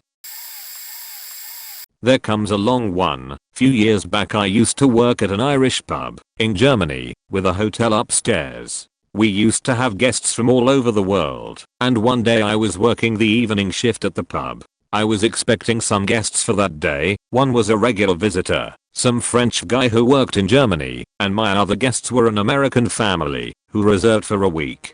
They were friends with the owner, and I was told that they are kind of rich and snobby, so I was extra cautious with them. The family, husband, wife and 2 teenage daughters, arrived in the late afternoon. I checked them in, showed them their room, our best one of course, and we chatted a bit. All good. A little later they all came downstairs to have dinner and I served them, since I was working alone with the cook that day. When the girls ate up they left soon, and the parents changed seats towards the bar for being closer to the drinks and chatting with me. At the same time my other guest arrived, and since he was a regular, we talked quite familiar with each other. I finished the check-in and went back to doing my rounds at the tables. The husband kind of noticed how good I knew the French guy, and I told them He was a regular guest here. Still, everything was fine. Some hours later, I was closing up, and the parents were my last guests, so I shut the doors and allowed them to smoke inside. We talked for a little bit while I cleaned my stuff. Soon they decided to go to sleep. We wished each other a good night and stuff. I finished shortly after and went home around 1 o'clock in the night. Everything was fine. The next morning I get a call from my manager, the owner's wife. She was furious and told me to come to the pub immediately. I was quite confused and panicked if I forgot to close a door or something. What else could it be, right? So, I get there, and I meet the family again, coming out of the office, their bags with them, all ready to leave. I greeted them and asked if they were already leaving. Confused AF. The father replied angrily, "Yeah, whatever, I hope you had fun with your friend last night," and walked away. I asked the manager what was wrong, and she wanted to know where I was last night around 3 AM. I told her I was sleeping at home, and if she could tell me what the fuck was wrong. I was starting to tear up because I couldn't understand why she was so mad at me. Apparently I was having sex with the French guy in the pub's beer garden, and the family, whose room's windows were facing the garden, have heard everything. I was swearing to God that I haven't done such thing. She then demanded talking to my mother for proof. I was still living with her back then, and after the call she finally calmed down and listened to my side of the story. Turned out, the French guy had an affair in Germany and they would hook up from time to time, and that evening they got drunk and kinky. Things were sorted out with the family. I got some sort of apology, but they never came back. Sorry for bad grammar and spelling mistakes. Not my first language. TLDR. I was falsely accused of having sex with a hotel guest while working at a pub, and we lost a rich family as guests. Around 10 years ago, I was accused of unwanted advances, kissing her, and full-blown rap. She had a full paper list of times and dates. How I threatened her, text logs, I stalked her home, etc. I was asked by management to go home for 3 days while they investigated, not allowed to know what was going on or tell my side. So I asked what about my occurrences and pay. They said I should worry more about not ending up in jail. 2 sleepless days later I get a call from my boss saying I needed to come in early to discuss what happened. I show up, finally hear what this is about, tell them I didn't do anything. I don't even like her as a person, let alone interested in her physically. Ask to see the supposed times and dates. I point out like 4 dates. I don't work those days of the week. Never have. I've also never texted her, and the police can request text logs from my phone carrier if need be. I was given silence as a response, and a "we'll call you tomorrow and ask you to come in at a set time." No matter what the outcome. Did not sleep great that day either, even knowing I didn't do it. The fear of losing freedom due to someone lying had me scared. I don't think I ate during any of this. I go in at scheduled time. We are both there, management's boss is there, and police. They tell us they have full evidence and are going to have her escorted to the police station to fill out her form and find out when her trial will be. I remember crying, I was so relieved. She immediately said it was a cover-up. She had so much evidence. How could they do this? They told her we are a private company that sells products to the public. All the cameras you see are real. They confirmed I was only ever near her like 2 times in the 2 months I was supposedly doing the scene sheet. Her response to all her red-handed lying? Oh, all those cameras work. No apology, no plea deal. She insisted innocence even during film footage. She only got like 2 weeks jail time, massive fine, had to pay me for work lost. I didn't get anything for defamation or slander of character. The worst was the people who still believed her. It was to be kept secret, but yeah, that never happens. One older gal spit in my face and called me some fun names. A day or 2 later we had a sit down in ours. I said nothing, while the lady in ours filled the lady in on the court case. Old lady apologized. I just said yeah whatever and punched out for the day. Innocent until proven guilty has been a joke for a long time, but that was the scariest crap I've ever been through with the legal system. And last I heard about her was she's back with her 1st/3rd/6th baby daddy. Yeah, they're the same guy. She tried suing the city over a pothole in front of her residence. It somehow totaled her car. and I found out years later that she only accused me cause I was so quiet that she doubted I would fight the accusations. TLDR, my mom thought I was sleeping with my stepdad. My stepdad and I used to absolutely hate each other. He was a really mean-spirited, stupid guy and I was always terrified of him. He did not speak to you unless he was angry with you or telling you to do something. So he made me cry all the time. I was in tears every day. He cold and treated and didn't want to try. He was a complete loser as far as I was concerned, and the things he would say to my mom and about me were awful. He didn't deserve her at all. Well, we argued a lot, and it took a toll on my mom. A lot of their arguments started because of me. As I got older I started to realize how hard it was on her, so I tried to be a lot quieter and agreeable. I stopped fighting back all the time and tried to find common ground.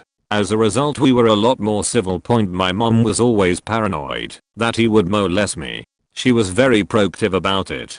She would always make me watch Lifetime movies and would give me talks. I wasn't worried about it because I knew how much he hated me and I knew I could handle myself. Well, because we were so nice to each other she started getting suspicious. She started accusing me of sleeping with him. She would call me names which wasn't like her at all. She was a kind woman who would never speak to me that way because of how sensitive I was. But she was convinced. So convinced that she told my grandma, who believed her. She put me on the phone with her and my grandma sweetly begged me to just tell the truth, promising me I wouldn't get in trouble. I was devastated. This woman I loved more than anything in the world thought that I was doing that. I had planned on living with my parents when I started college, but this was too much. We were arguing all the time and she always assumed I was lying. So I left for college instead, and she died about a year later. My mom died thinking I was sleeping with my stepdad. Sorry for the long post. I haven't told anyone this, and I think maybe this was a bit therapeutic for me. Happened to me in elementary school. My mom bought me a new eraser after the old one became too small to use. Obviously I was ecstatic. I loved to draw, and the better the eraser the better the drawing. Anyway, I sat on a table with two boys, one of them the whole class clown, and the other one as yes say a friend, like the movie cliche. The asshole was writing something when he set his beady greedy eyes on my rubber. He asked if he could use it for a second. I didn't really like the guy, if it hasn't been obvious so far, but I was a non-confrontational quiet girl, so of course I gave it to him without much of a fight. He used it and all was well, except he refused to give it back. I thought it was a stupid joke and demanded he give me back that eraser, but he refused. Instead he said, "You know what? I had this exact kind of eraser, then it vanished. I think you stole it. I think this is my eraser." I was flabbergasted. I'd literally given him the stupid eraser a second ago and now he claimed it to be his and accused me of stealing from him. So, I called the teacher. But that yes man of his kept on supporting his BS story, and my teacher literally went, "I'm sorry, there's not much I can do about it." Which was like, total bullshit. So, trying as hard as possible not to cry, I swore revenge. I knew it was just a stupid eraser, but it still annoyed me to hell and back, so he made a powerful enemy that day. Obviously I didn't do anything. I was 6. But 2 years later the stupid brick set his pants on fire, and with it his legs, so maybe God does listen. This happened recently. I was out with the boys. We were passing by the local stadium and there was a guy mowing the grass on one of those big motorized vehicle mowers. We went by the big fence. Dad catches the balls that's above the goal to get to my house, because that was the closest way to get to my house from the current location, and he stopped right next to us and he started looking at us like we killed his entire family and said, "Hey there Mayfair, what you up to?" This is in a different language, but this is basically what he said. We ignore him because we don't really like confrontation or anything, and he suddenly got off the mower and started screaming, "You pieces of shit are going to pay for the flags." He didn't know what he was referring to, so he just said, "What the fuck are you talking about?" And he started ranting about how he had evidence of us going and breaking some flags or something. He said he was gonna call the police, and he even threatened to punch one of my friends because he was giving sarcastic answers. Apparently after a game of football one of the guys left some flags outside, some football flags that I still to this day don't know what kind of flags he's talking about. But after that all of us just went home, and yesterday the police came to one of my friend's backquotes house. I don't know how I knew where he lived. I guess it's because his dad sells birds and animals and he's pretty popular with kids because all the kids like birds, and all the flags together would cost around 200 of our currency, which is around $100. This is still going on, so I'll update if anything interesting happens. Also sorry for mistakes, I'm not the best at English. When I first started at my current job, a coworker took an immediate dislike to me. It isn't even that she disliked me, she actively and vocally despised me. I couldn't figure out why for a while, but it basically came down to she was older and had been at the office a few months longer, so she felt she deserved to lead the team, not me. Yes, I was younger and hadn't been at that particular company very long, but I had 8 years of experience over her, albeit at a different company. I tried to make it work and be civil to her despite her constant attempts to get me into arguments, but after this one incident, all bets were off. She purposely messed up a case. I won't go into details because of privacy and all that jazz, but suffice it to say that she made an enormous error that would caused us to lose the case had it not been caught extremely quickly. Why was it caught quickly, you may ask? Because after she made this intentional enormous mistake, she went above my head to the boss over me and told him that I had done it, that I was incompetent and should be fired. The boss called me into his office to talk about the file, and I was completely confused. I hadn't made any such error that I knew of. So I showed him how to track the changes in the file, a feature that evil coworker didn't know we had, and we saw that she was the one who had made the error. After we pieced everything together, I was absolutely livid. My face turned bright red. And I calmly but firmly told my boss that either she goes or I find a new place to work, because I could not be expected to put up with such a hostile work environment. He tried moving her around to other departments, but her negativity eventually got the better of her and she was let go. I'm telling you guys, I don't think I've ever been as angry as I was when she tried to get me fired for an error that she intentionally made. Probably is gonna get buried deep, but it's the only real story that matches this question. I was in my senior year of high school. I was dating this really tall chubby girl. She was super sweet, and we had a crush on each other the moment our eyes met. We were dating somewhat in secret as the school had a no PDA rule that included hand holding, hugging, kissing, etc. So we would sneak off to the hallway after lunch for a few minutes of us time before our next classes. We were caught eventually. Being an all-female faculty, it was a very small school. They immediately thought I was the one at fault of degrading one of their girls, which is odd to me as she was stronger, taller, and although they didn't know at the time, was very dumb. However, her friends told her to lie to not get in trouble. This caused the whole school to learn our secret. Rumors ran rampant as I molested her. This was utter BS, but the teachers saw me as a monster. I was forced to have a week's worth of in-school suspension, writing Bible verses on why I shouldn't lie, all because I defended myself, stating I would never do such a horrible thing to a person. They never believed me. To make matters worse, the teacher who had to have me in her room was my Spanish teacher, who hated me the most, and who also taught the preschoolers in the morning. So for the whole week, while I was not allowed to talk, she was teaching them the value of telling the truth, despite the fact you could get in trouble for doing so, which was the most face-palming irony I have ever had. A displeasure if witnessing firsthand. Later, of course, because she still liked me, my girlfriend at the time told the truth, after which I was given an apology from my principal. When I finally graduated, I wanted to shove it in the Spanish teacher's face. Sadly, she didn't attend the graduation ceremony. Got accused of cheating on an important test my senior year of high school. It was a final worth 30% of our grade. If I had failed, I wouldn't have graduated on time. It was an elective, and they didn't offer electives during summer school, so I might have had to come back for another affiliate for that one class. This was before online classes were an option. Might have had to contact the college I was planning to attend, though I'm not sure what one is supposed to do in that situation. The teacher gave us a detailed study guide outlining what would be on the final a few weeks out. So, L took notes based on that study guide, like I was supposed to do. I got a 94%, but apparently I was the only person in all 5 classes of her classes who didn't fail, so she gave me a 0% for cheating. Then everyone else's scores got rounded up to passing grades. It was open book and open note, so if I had to guess why everyone failed, they probably didn't study and ran out of time trying to sift through their book and a year's worth of notes. I don't blame them. Turns out it wasn't worth trying. It was also stupid. She refused to change my test score and insisted I had cheated. I showed her my study guide, but she still didn't believe me.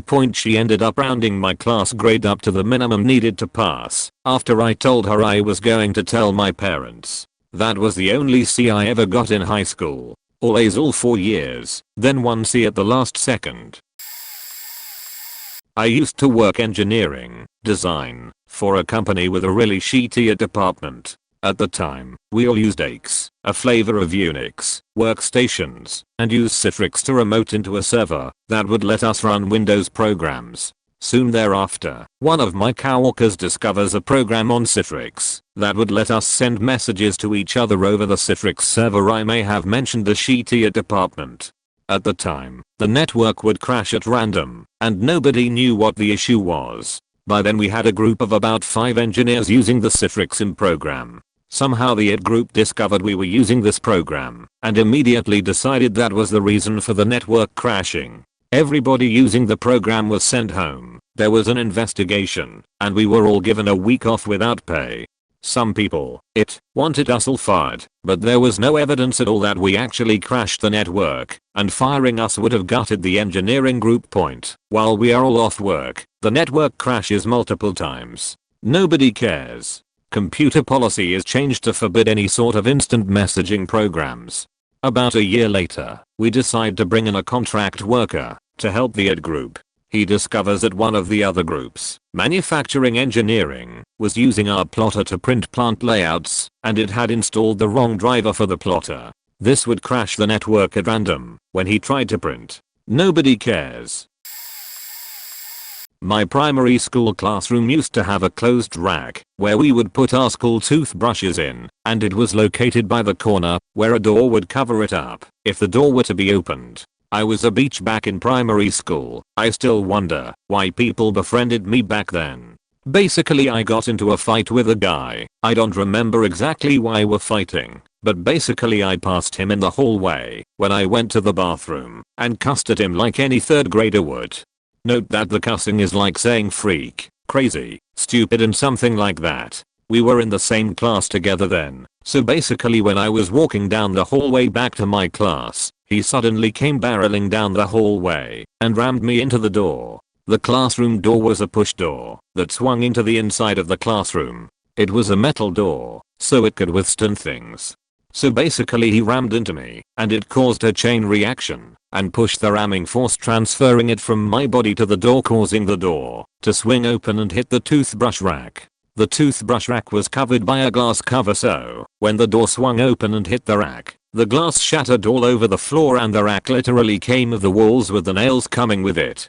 I was blamed for the accident, of course, because they thought I was running so fast and slammed the door so hard upon entry to the classroom. I cried the whole day thinking I was going to jail, and that guy who pushed me just smirked at me for the rest of the day. This is only one of many incidents he blamed me for.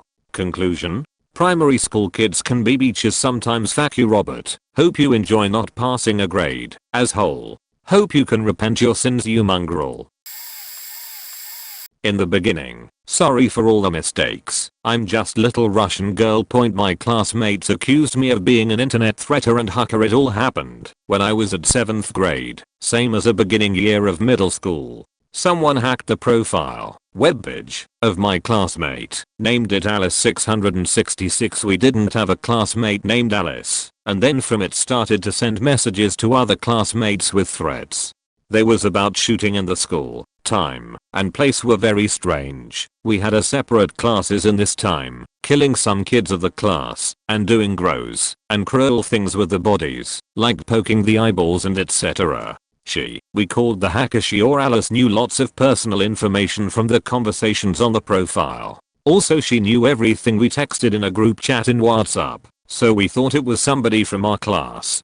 I should say here that I was bullied in the school and some other guys were too. Let's name one of this other bullied girls Helen. I'm Mary. One of the messages had text similar to this. You and names of some other bullies will pay for everything. You were gossiping about Eri and Helen, but they are angels, and you are sinners because you hurt them. You hurt the angels. Now you would die. My classmates thought that was me or Helen who sent those messages, but they didn't try to prove it to police. By the way, we were trying different ways to shut Alice up. We banned her new accounts, and I tried to text her everything is okay and my and Helen don't need that kind of protection. She finally stopped texting when the police came to school. But they really thought that was me or Slash and Helen. Everybody was scared, so I can't blame my classmates for that. Of the class stayed home on the day when shooting should been happened. And most of the parents didn't care. They told us it was just a joke. But maybe only police in school helped us and saved us from an accident. I know I'm super late to the party. I've been waiting for this moment my whole life. I know, without a shadow of a doubt I win this thread. I used to be a somewhat semi-famous sponsored and respected CS player. A ton of people know parts and pieces, but only a few PPL know the full truth. Point here it is. A kid falsely accused me of rapping him IRL during a friendly CS game. He first said it as a joke, but then found out some people actually believed him. So with zero proof, the kid started to spread the rumor around the community I was a part of. More and more people started to believe I did it. Point truth. I have never met this kid IRL ever. He lives in a different state. Point results. I lost everything in my life because of what this kid did. I lost my position in the community I was a part of. I lost all my CS friends. I lost an amazing dream job. I lost my SO. I lost many IRL friends. My family and I were targeted by hackers for months. The hackers targeted me at home and my job.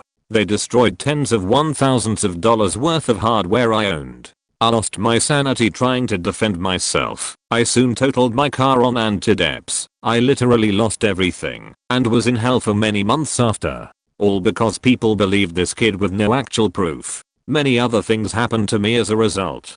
He eventually publicly apologized for it, not because he felt bad about what he had done to me, but because he was truly scared I was going to sue him and his family for slander, and he knew I was going to win the case.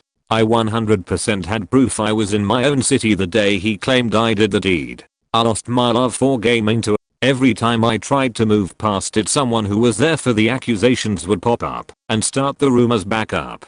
I could not escape it, no matter how hard I tried. Point funny thing, my SO at that time knew I had never left the state or done anything to this kid. He didn't even try to stand up for me. They had successfully turned everyone against me online and IRL. I couldn't game anymore, period, because it always found its way back into my life and the cycle would start all over. A lot has changed in my life since.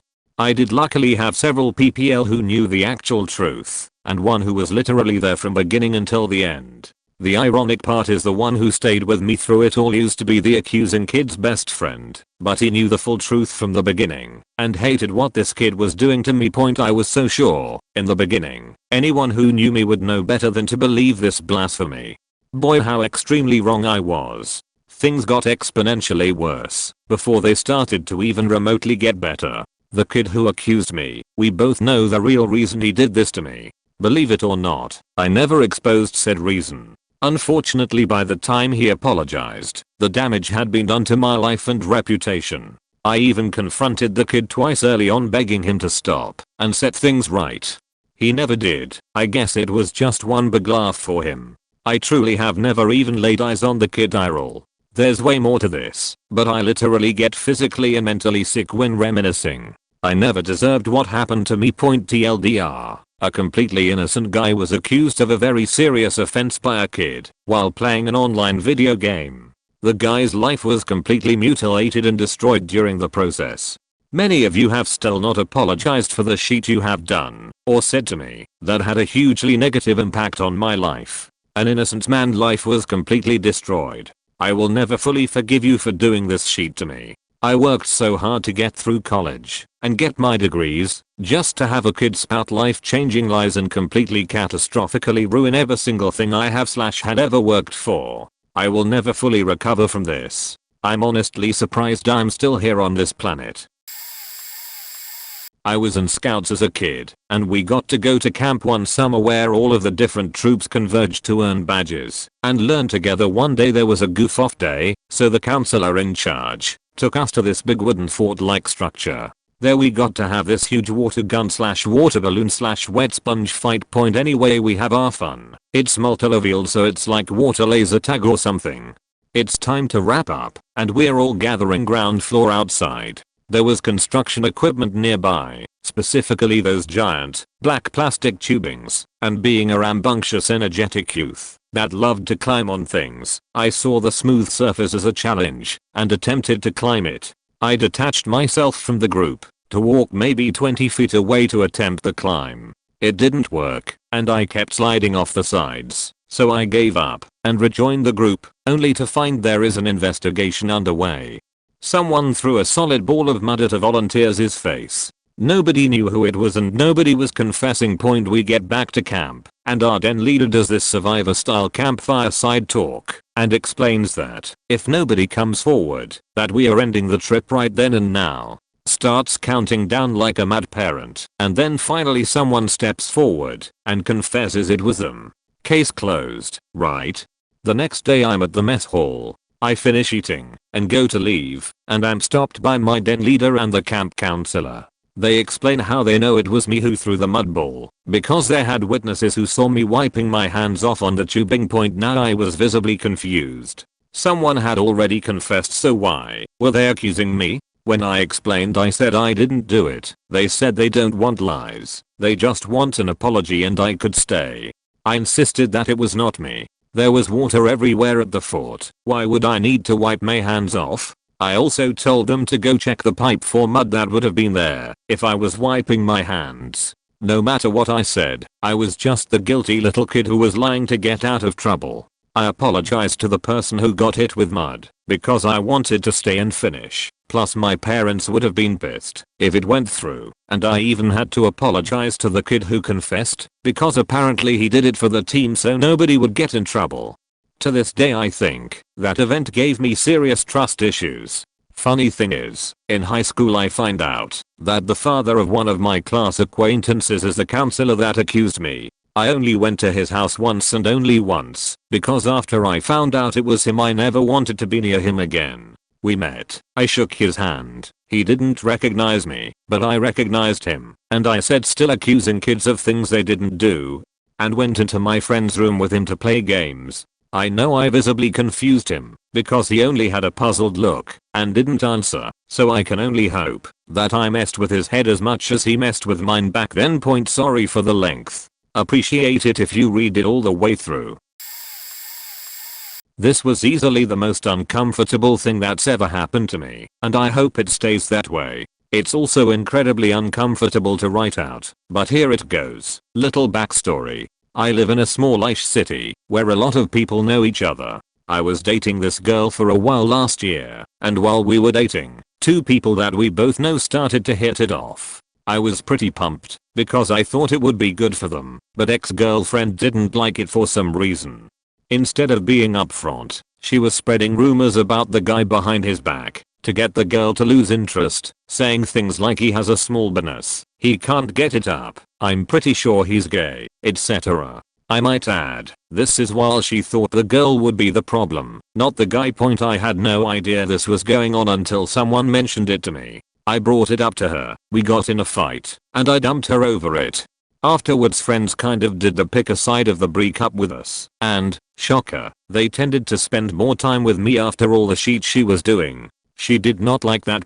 Fast forward about a month and she goes on this social media blitz about how she dumped me because I was an abuser and she was sick of men, and on, doling out falsified victim cards left, right, and center.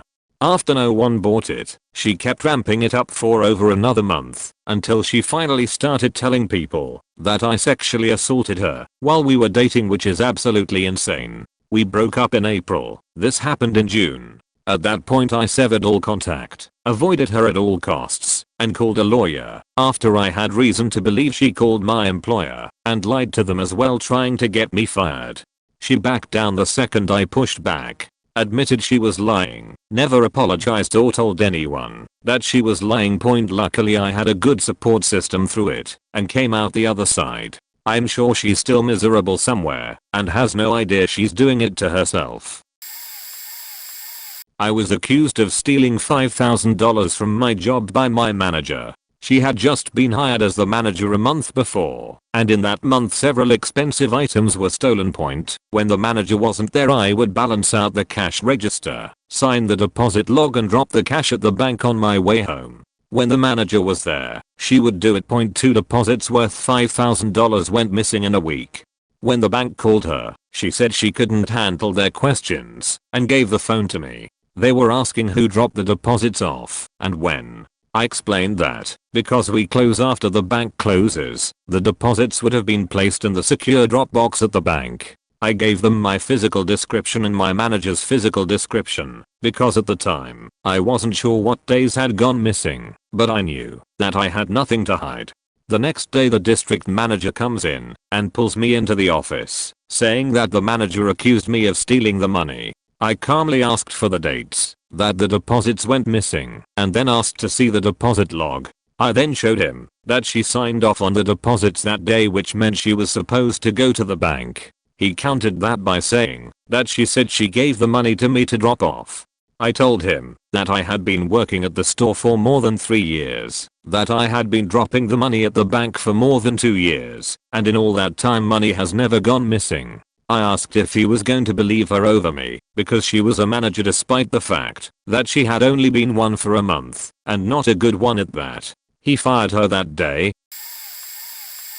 Throwing illegal firecrackers into someone's yard. I grew up in a little village, 350 people, in Germany, so everyone knew everyone pretty much. And one night the local dojo had a celebration close to one guy's house. Some of the members, around 17 at the time I believe, went up to this one guy's yard and threw firecrackers. He's universally hated, an asshole to everyone, and a very disliked family. I've got nothing against immigrants, but I'm aware of the stereotypes specifically against Arabs, and his family ticked all the boxes: arrogant pieces of shit, cheap imitation jewelry, butchering the language not because they don't know better, but because it sounds cool, and acting like the hardest motherfuckers on the block.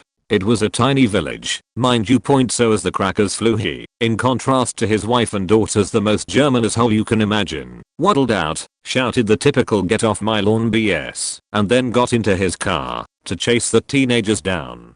I wasn't even there. My knowledge of the incident comes from the reports the police told us when they visited us, and from the guy who actually did it. I look nothing like him. Why did he send the cops after me though? Well, as you can guess from my earlier description, I don't exactly hold his daughters in high regard. So naturally, being a little 14-year-old kid and taking the same bus to school as them, I got into a fight with them. That has already been months before the incident I'm describing here. In between the fight and the accusation, his wife also threatened me with violence should I ever insult their daughter again. TLDR, some kid threw firecrackers into someone's yard. The guy didn't like me, so he sent the cops to my house.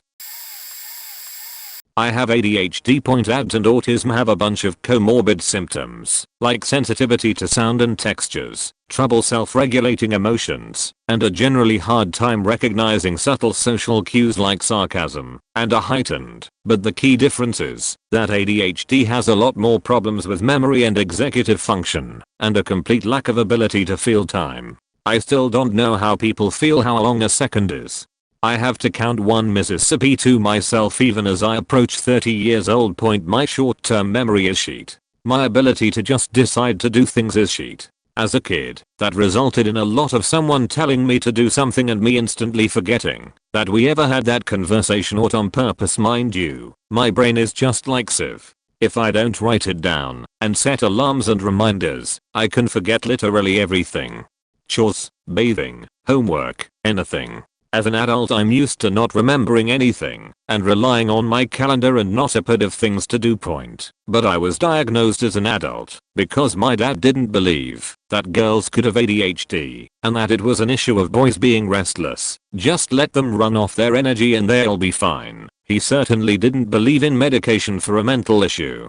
After the umpteenth time forgetting homework papers at school, or forgetting to do a chore, or forgetting to do X thing that someone asked of me, and all I could do was shrug in confusion and earnest apology to say I forgot, I'm sorry, my dad went off on me, calling me lazy, spiteful, childish, saying I was ignoring what he said on purpose, deciding not to do basic chores, accusing me of defiance as a way to say I didn't love or respect him. At the time I idolized my dad, and ADHD comes with a whole load of trouble regulating your own emotions and heightened sensitivity to rejection, so I ended up sobbing, and he went on to say I was a manipulative crier, and he was disgusted at my behavior, demanded I explain why I was acting like that. Point preteen me was 100% bewildered and upset and couldn't articulate anything except apologies and I forget. In the grand scheme of things not the worst that's happened to me, but I've certainly never forgotten it. Started recognizing other patterns of my dad mistaking what I later realized to be symptoms of ADHD for malicious behavior, accusing me of those things, and making me feel like shit. Point sensitivity to texture, ungrateful and uncooperative for not wearing grandma's gifted, skin crawling, sweaters. Retreating from a crowded gathering, rude and antisocial, because I'd rather retreat than have an overstimulated breakdown in front of others. Politely decline helping him install wood studs with a hammer drill. Lazy and spiteful, though he seemed to get that the noise really was too overwhelming when I forced myself to help him hold a board in place while he drilled and ended up shaking and silently crying after it became too much. Good lord, I became so much more relaxed and comfortable existing once I moved out.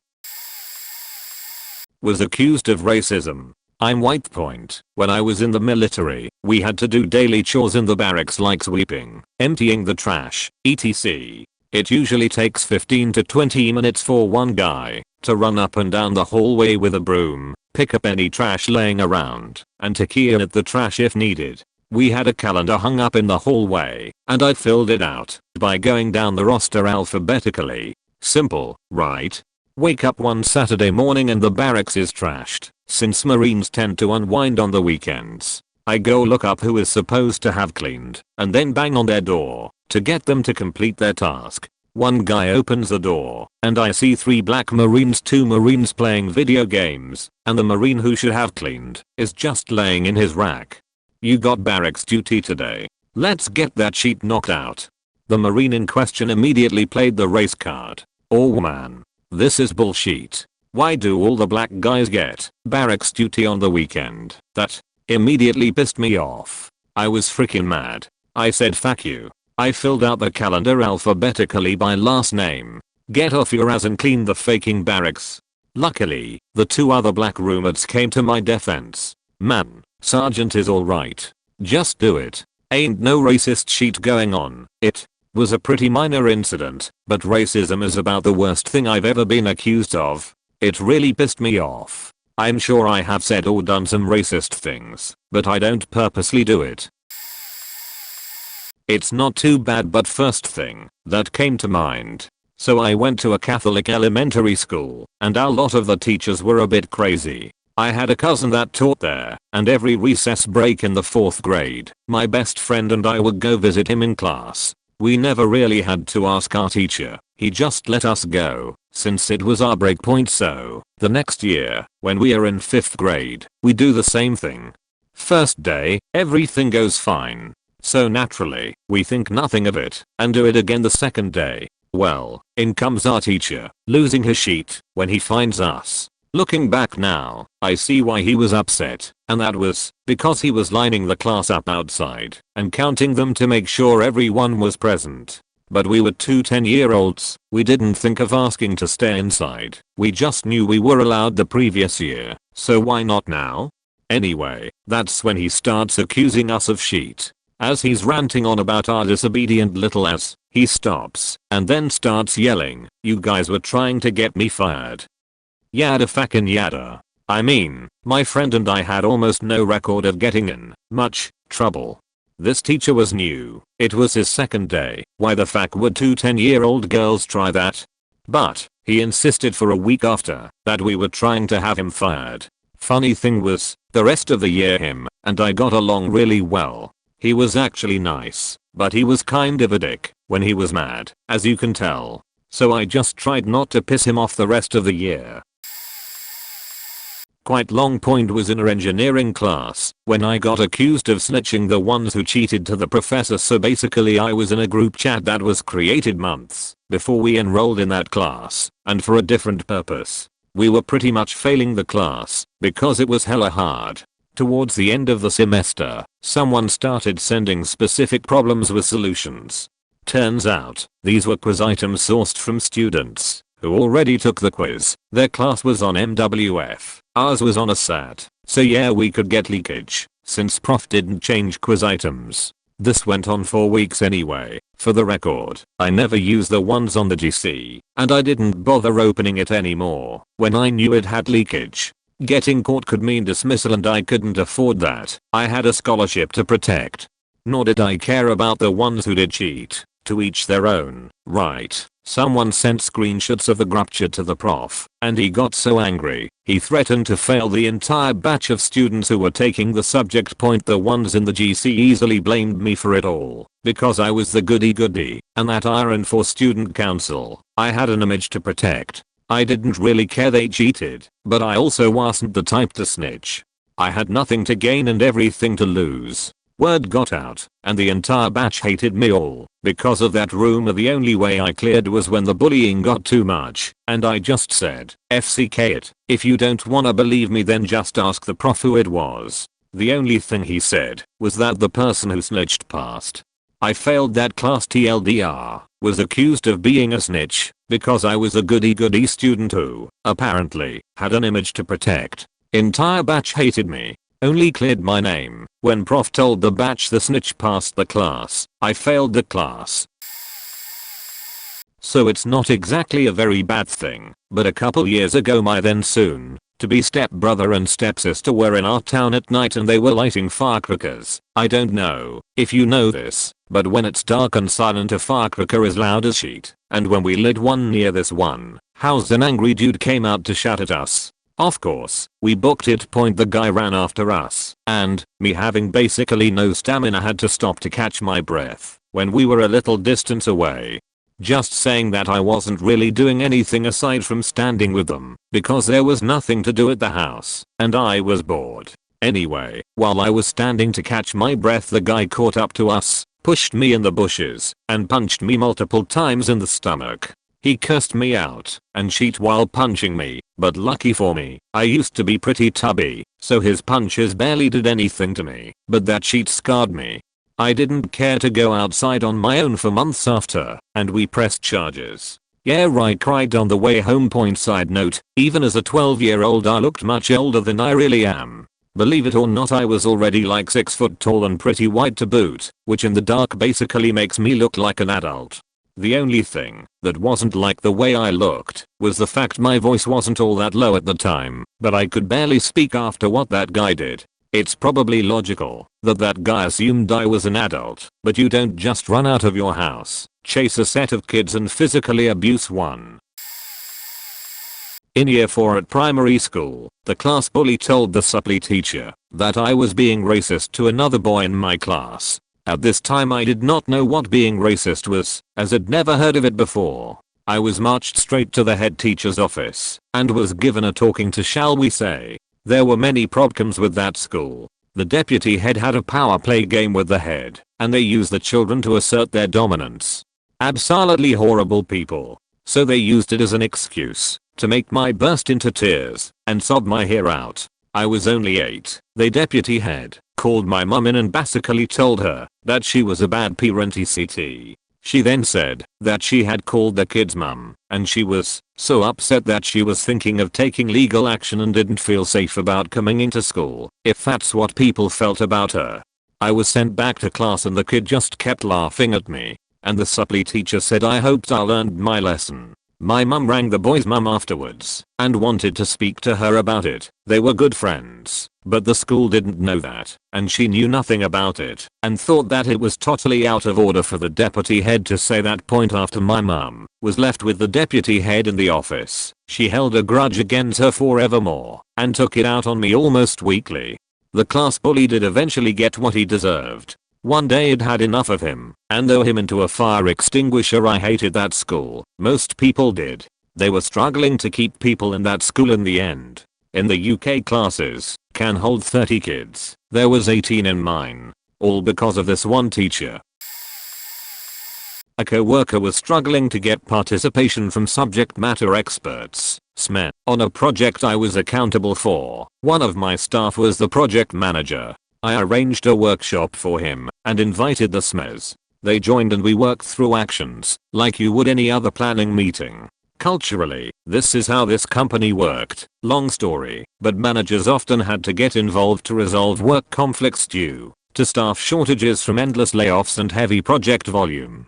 Following what I believed to be a routine meeting, the co-worker complained to his boss and accused me of creating a hostile work environment for having set up the meeting. His boss complained to my boss. My boss was conflict avoidant and, without investigating, suggested I probably had created a hostile work environment because I, tried to help the co-worker be successful on his project. I don't like lingering bad relationships at work, so I self-reported to ours and requested an investigation of me. The co-worker refused to participate in HR's investigation. I asked ours to help me and the co-worker get back to a solid relationship, but she said he had no interest. This incident pretty much destroyed my relationship with my boss because her refusal to advocate for me was enough evidence to confirm she didn't like me.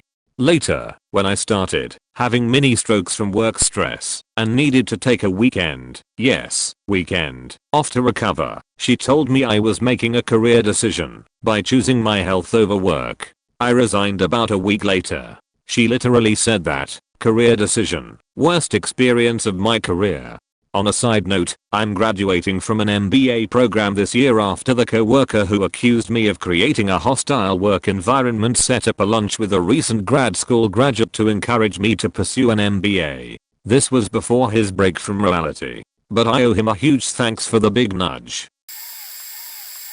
I have two. TLDR below each point. My coworker was someone I had known for years. I went to high school with her kids. She was there for me when I was sexually harassed, and I felt like she was a safe person to talk to. She also has some personality issues, so I went to go look at an office that had been decorated for Christmas, right? She asked why we weren't all invited to participate, mocked them, and declined to come.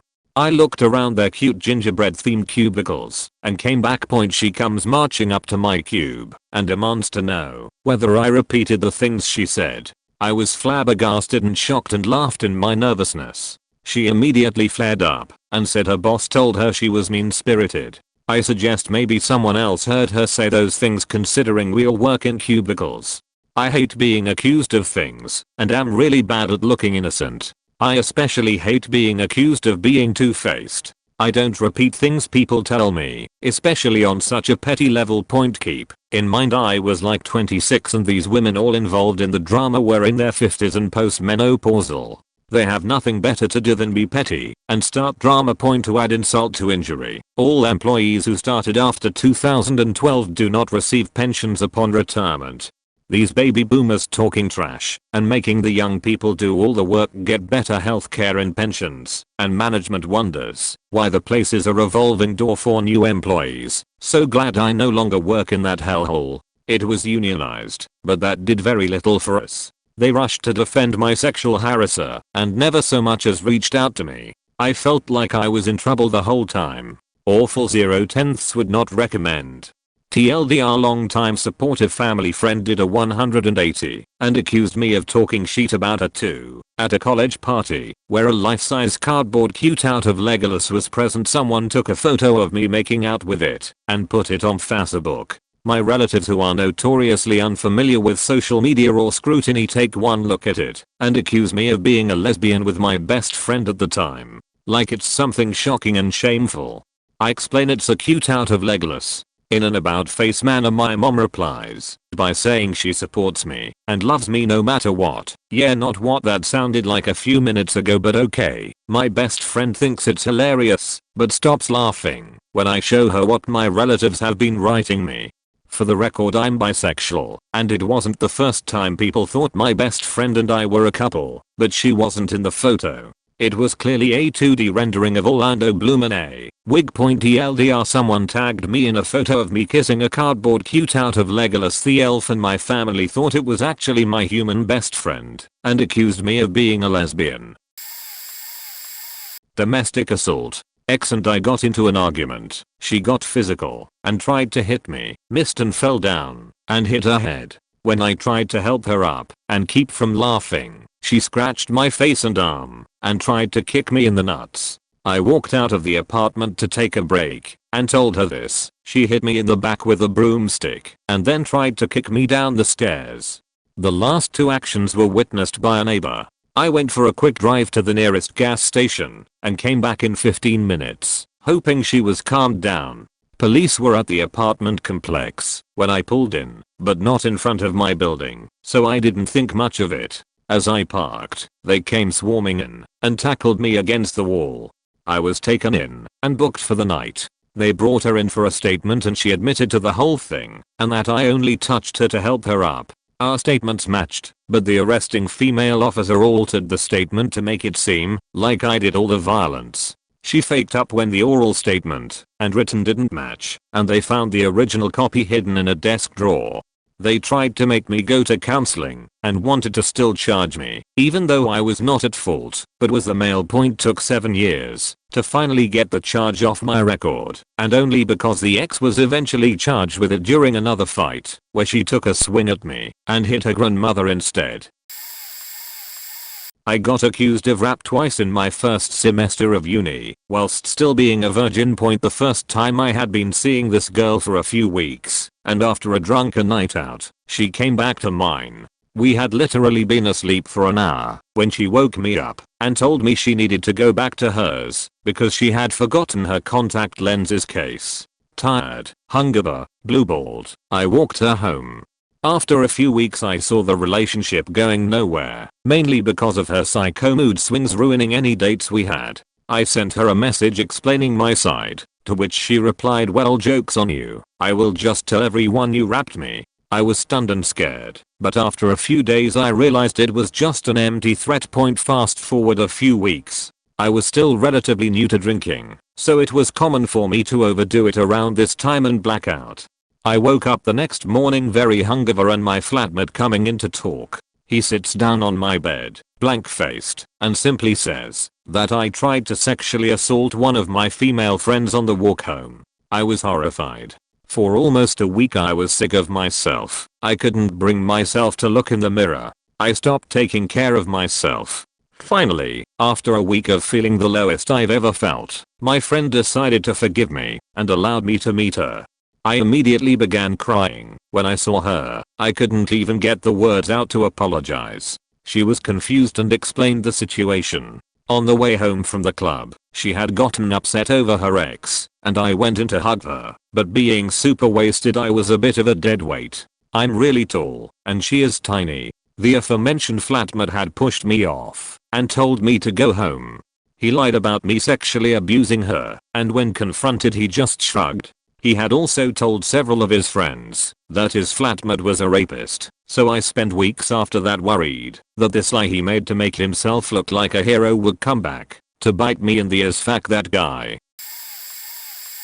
My son had health problems since birth. He was on all these different medications and was barely feeding. When he was 3 months old we noticed his arm wasn't moving. We took him to the hospital and they pretty much laughed at us thinking we were overreacting. Took him to the doctor and the doctor says, "Well, sometimes babies break their clavicle at birth. Let's get him x-rayed." Well, it turned out his arm was broken, a small spiral fracture. The doctors at the hospital assured while I bawled my face off saying, "Don't worry, sometimes when they are sick they are frail and they have tiny bones maybe, When you were dressing him, he got hurt. Well, the next day I get a call from child services, and so begins the worst 3 months of our lives in which we were interrogated by police. Tried to force us into confessing we hurt him, which we never would. It took us a long time to even have our boy. We had to go to embarrassing abuse centers where everyone looked at us like we were monsters. Had him taken away from our home. Had him X-rated about 50 times after that. He probably will not have children after this. Everyone thought we were monsters. Made us give him a CAT scan accusing us of shaking him. He wouldn't stay still, so they tried to strap him down. He wouldn't stay still, so they put him under. It was an absolute nightmare. When you are on the end of this and everyone who loves you knows, you would never ever do something like this. It is simply the worst nightmarish reality to be in. Couple months later, when this all passed, I caught my oldest son hitting him in the face when we weren't looking. Got accused of threatening another kid with a knife during high school. Police were informed I was in the courtyard with a knife and was waving it, making threatening phrases to said kid, which turned into a school-wide lockdown. The school I went to was one big campus, K-12. Here's what really happened. I don't remember why, but hardly anybody was at school that day. I was one of those floaters that would hang out with anybody, but I had 2 friends that I usually sat with.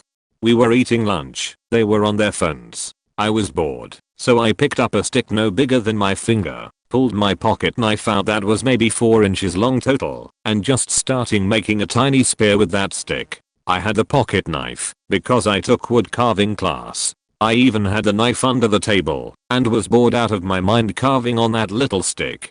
Bell rung, closed and put the knife in my pocket. We threw our lunches in the trash can and just started walking to class while talking. Police come rushing around the corner looking panicked. I, of course, said, yo, they're about to get somebody, let's be nosy. I have a family friend who was a cop, so I knew later he'd tell me what it was about, but I watched him speak into his radio thing and say, can you tell us the name of the student?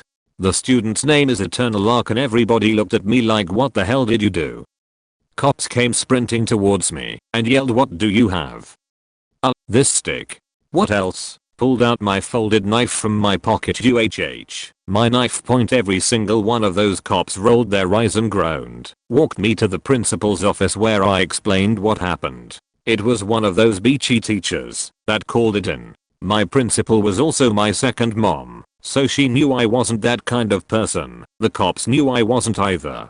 Small town, so they just sent me back to class. Luckily, principal said, now obviously I can't give you this knife back, but I can't really do anything if you came in here after school and took it off my desk. When I'm gone I still have and carry that little pocket knife with me 7 years later. A friend, F16, I, M17, grew up with, accused me of rapping her. I'll lay all the cards out. We had been off and on, dating / FWBS, but we never went further than making out or hand stuff, since she had been assaulted as a kid and wasn't okay with going anywhere. She was one of my best friends and I deeply cared for her. When she was about 16 she started sleeping with other people. We weren't dating, so I didn't care, so I stopped hanging out with her. Not out of anger, just because she was with someone else and I didn't want to interfere.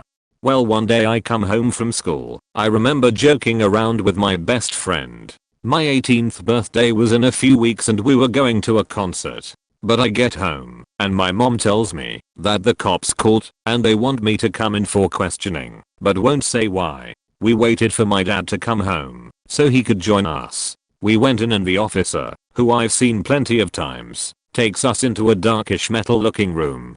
I still have no clue what this is about. He starts asking about my exes, and I had 2 big relationships around that time, so I said that. I said, well, I dated Alice from 7th to 9th grade, and then I started dating my current girl, who I'm still with, thank God. And he goes, what? What about Janet? Fake names, of course. I explained to him that we were mainly just FWBS for a while. We go in depth about that.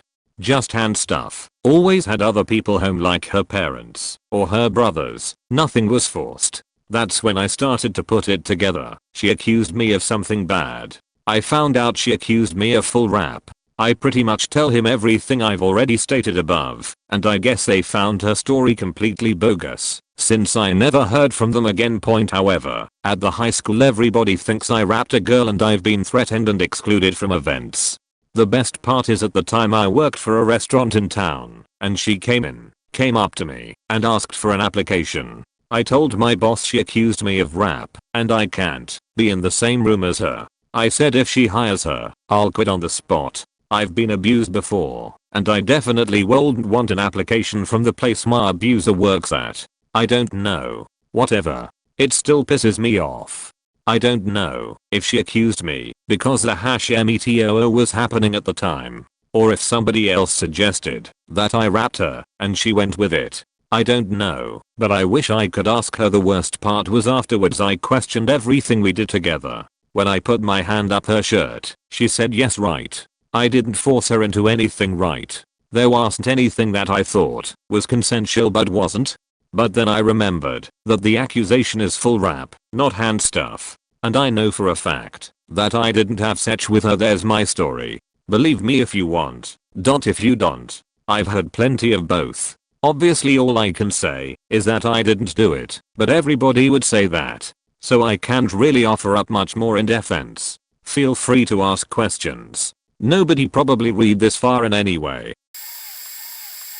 Stalking point. Freshman year of college I had a huge crush on a girl and asked her out, but she turned me down, and I was upset about that rejection. Admittedly, I did not handle the situation well, but I never once harassed her after that. I would do shit like post emo song lyrics on Facebook. I moped around for a bit, but eventually moved on. Fast forward to sophomore year, I'm living in on-campus apartments, and one Saturday morning public safety calls me to say my car is was reportedly parked illegally, which was bullshit, since we had assigned parking spots, but I also had a friend stay over the night before, so I thought they meant his car. Anyway, they say they're coming to my apartment. Fine. Whatever. I've dealt with public safety before. Except it wasn't public safety. It was a cop. He asks me my name, then asks have you talked to girl's name? I insist I haven't spoken to her in over a year. The cop tells me she's received some threatening text messages and tells me if it's me then they can arrest me and get me expelled from school. I ask the cop what phone number the messages came from and confirm that's not my number. Then the cop standing there with a stupid look on his face says well, don't do it again and leaves. As soon as the cop leaves, I call my parents, explain what just happened. I ask my parents to accompany me on campus to meet with the head of public safety and contact their lawyer just in case. Even confronted with the facts, the public safety manager says to me you're not the victim here after one of his officers met with me under false pretenses and a cop threatened to arrest me and expel me from school. Real fucking prick. Close call with academic dishonesty at university. It was for a physics final exam. 21 questions and 3 hours for the entire exam. Apparently one of the questions on the final exam during winter quarter was marked and completely unsolvable. It was near the end of the exam, designed to catch cheaters who bothered to answer it. In our class of about 210 or so students, at least 40 of the papers had made an attempt to answer the question. Granted it seemed to be pretty difficult to solve with the given information, but I decided to put some work and attempt to BS my way into earning some partial credit, being one of the overachievers in my class. The exam was open book due to the pandemic, and were to just submit the exam remotely on the Gradiscope portal. Fast forward a few days later my name was in the professor's email in the list of students for questioning, which scared the crap out of me at the time. Turns out there is also a solution posted online on Chegg, with answers to the question using assumptions that looked reasonable at first glance, but were completely made up, and hence rendering the question impossible to solve. I reached out to a few of my classmates to see if they had received the same email from the professor, in which some of them did. After some chat with the professor, it turns out that my solution had a step that closely resembled one of the steps on the fake solution on Chegg, but none of the other steps that I wrote down matched the Chegg solution. Turns out some of the top students in the class also ran into the same trouble, not wanting to skip any questions and maximizing the number of points on the final. After closer review of the student produced answers for the last question, only 12 of the students were confirmed to be cheating, with 3 others were on the fence between being confirmed and just being highly suspicious. They ended up being reported to student affairs and are going to face expulsion, in addition to failing the course. If anything, this experience has definitely made me more paranoid about the steps that professors could take to detect cheating, and has reaffirmed my decision to not cheat during the online classes this quarter, because getting kicked out of the university is gonna be a huge pain in the ass. Me and my old friend who had moved away were trying to build a fort in some open woods area. The area was right between 2 houses. It had a bunch of overgrown bushes and a river stream through it. So we both figured it wasn't owned by anybody. There was a tree on the right side of the river and we started to build our base leaning on the side of the tree for support. We had only grabbed branches that fell off the ground and placed them on the side, and we put leaves from the bushes on it to keep the rain out. We live in Washington state. It rains constantly. So, this lady came out on the house to the right. We didn't have the word for it at the time, but looking back, this lady was definitely a Karen. She came out and yelled at us for ripping up her tree. We told her we only got branches from off the ground and even showed her we couldn't reach the branches from the tree, which we didn't know was hers or belonged to anybody. She then yelled at us, saying stuff like "I watched you do it," and then yelled some more about how there were branches on the tree that we could reach, and we were just pretending / ripped off the branches that hung low. As she yelled, we just kinda kept building, because this went on for a long time, until she threatened to call the police. We were both kinda pissed, because we had been out there for a while and didn't want our work to be ruined, but we were in like 6th grade and didn't want the police to be involved. So, anyway, we left our fort there, and whenever she left we went to it. It was kinda fun to be secretive, and we were never caught. Frick you, Karen lady. Not me, but really affected me. My parents were convicted of fraud because they turned in taxes late due to my mom having a miscarriage. They were innocent and everyone knew it. It was all political, because my dad was running to be a judge and was one of the best criminal justice lawyers in the county, and certain influential people didn't want him to win. So they convicted my parents. My dad lost his license to practice law. They were ostracized by the community in their church. They couldn't get jobs and had 8 children at home who were bullied because of it. A lot of people still believed if you were accused, you must be guilty. The only reason they weren't sent to prison was because the court realized they couldn't send 8 children to live on the streets. It's been 20 years. My dad has never been able to find a job since. But luckily he's also a 100% disabled veteran, so my parents have been able to get by. My parents are wonderful people. Life is great for them now. But wanna hear about the karma? The 4 main people who accuse them of fraud now. 1 murdered violently. 2. Wife and child died. Then he suffered a terrible death from cancer while still young. 3. Went mad and ended up in a mental institution. 4. Child died and husband left her to marry the mistress. A hit and run. I pulled out of a parking lot in Denver after being in a concert at Summit Music Hall. I drove a silver Honda Accord. Some lady pulls up to the light on a street and rolls down her window and yells at me that I hit her car on streets I wasn't even driving on. She took my license plate number down and called the police. A detective, her name was Detective Lingus, called me and told me I needed to immediately come to the station to give my statement. I immediately drove downtown to the station and rang the bell a bunch of times, kept calling, and no answer until a cop came out and screamed they're not there. I sat in my car for an hour until they came back with bags of Subway, and then I had to give a statement as well as give access to my bank statement to show I had no repairs done on my car. A full Saturday wasted for something I didn't even do.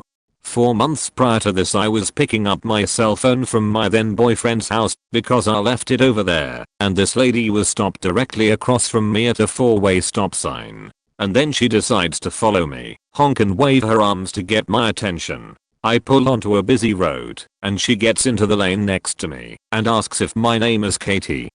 I say no, and she accuses me of having sex with her FedEx driver husband and follows me for about 12 miles.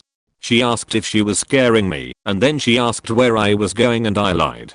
I suddenly pulled into the parking lot at Sprouts where my boyfriend worked at the time. I lost her. I was 19 and pretty scared and went to my boyfriend for support and his response was, well, are you faking him? I don't drive silver cars anymore. Not me, but a friend of mine. He was walking in a park and there was a little kid running through, and the kid's mom was walking very slowly very far behind, and she looked about 45 to 50 years old. Anyway, the little girl went up to him and said, wanna play? And my friend said no thanks. He should not have said that. The little girl started crying and crying. He was just standing there watching the little girl throw a tantrum. After a minute she stopped and then just looked at him, then screamed tag and tagged him. He just kept standing there doing nothing and then started to walk away until the kid mom came over. Let's call her AM for annoying mom. Let's call my friend FAM. Hey, what are you doing with my kid? F. I'm sorry, she just wanted to play. I did not do anything. AM. Run over and picks up her daughter. Don't lie to me, you pedophile. F. What? AM. Don't play dumb, you were trying to rap my daughter. I'm calling the cops. F. I assure you I did nothing, I was just walking by. AM. Shut up.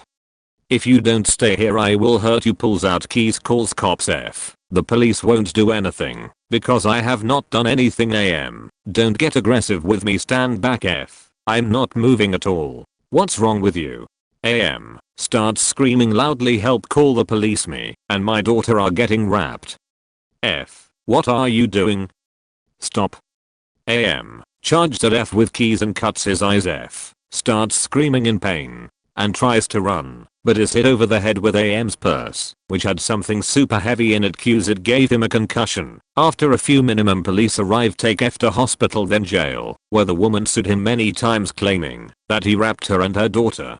Also, fun little thing, my friend was 15 at the time and looked like it to point. TLDR 15-year-old friend get annoyed by little girl. Mother of the kid blinds him in one eye and gives him a concussion and gets him sent to jail because she was crazy and thought he had rapped her child and so how her as well.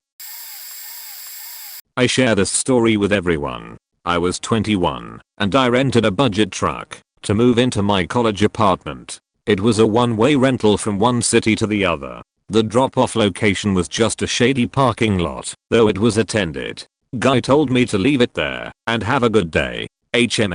Seemed shady, so I asked for a receipt with walk-around inspection, which he did. It made me feel uneasy, so I did the most responsible thing I ever did as a 21-year-old and filed the receipt for safekeeping. About 300 days later I got served. Literally just how it happens in the movies. I was presented with a lawsuit claiming I destroyed this truck. 300 pages of documentation and images showing a 13-foot high truck driving under a 12-foot overpass. The top was shredded and the truck was totaled. They said I owed them $150,000 in damages. I only had two things. One had $5 for the next kegger, and I surprisingly had the original receipt showing that I returned it in the condition I received it in. They asked for the original copy when I called. I laughed. Not a chance in hell. I sent them a copy. They dropped the case and sent me flowers and 3 free budget rentals, all of which went into the trash. Point, I felt as if I was profiled, but something told me to hang on that receipt, and I was right. Regardless, I share this story to remind everyone to save your receipts. They would have whooped me in court as I had no other documentation or support to defend myself. I would still be broken to this day. 15 years later, be smart, people. I was accused of lying by 4 different women. 38F here. I didn't know this was happening until the manager I worked with told me. Apparently, one lady I was working with accused me of not having certain work done or doing things properly. I promptly showed the paperwork to prove that I had done the work in question. At the same meeting, I was told that another woman in the group had said I lied about another task. By this point I was so shocked I was crying. I was new to this organization and these 2 women hadn't exactly been friendly, and they lied about me. Why? Why would someone do that? By the time the meeting was done, that manager believed me. Fast forward a month or so, and the manager accused me of lying about something ridiculous. I left that organization and confided in a friend that I had been accused of lying and how upsetting it had been. A few months later, that same friend accused me of lying when she didn't like something I was telling her. in front of other people. It had to do with some other people complaining to me privately. I didn't bother defending myself this time. I wasn't going to break anyone's trust to prove to this friend that I wasn't lying. The next day she texted me that she believed me. I think one of our mutual friends admitted that she was one of the complainers. It's like once someone gets the idea in their head that you might lie, they don't trust you. I'm still shaken by it. These people got me questioning my own memory and work ethic. Just awful.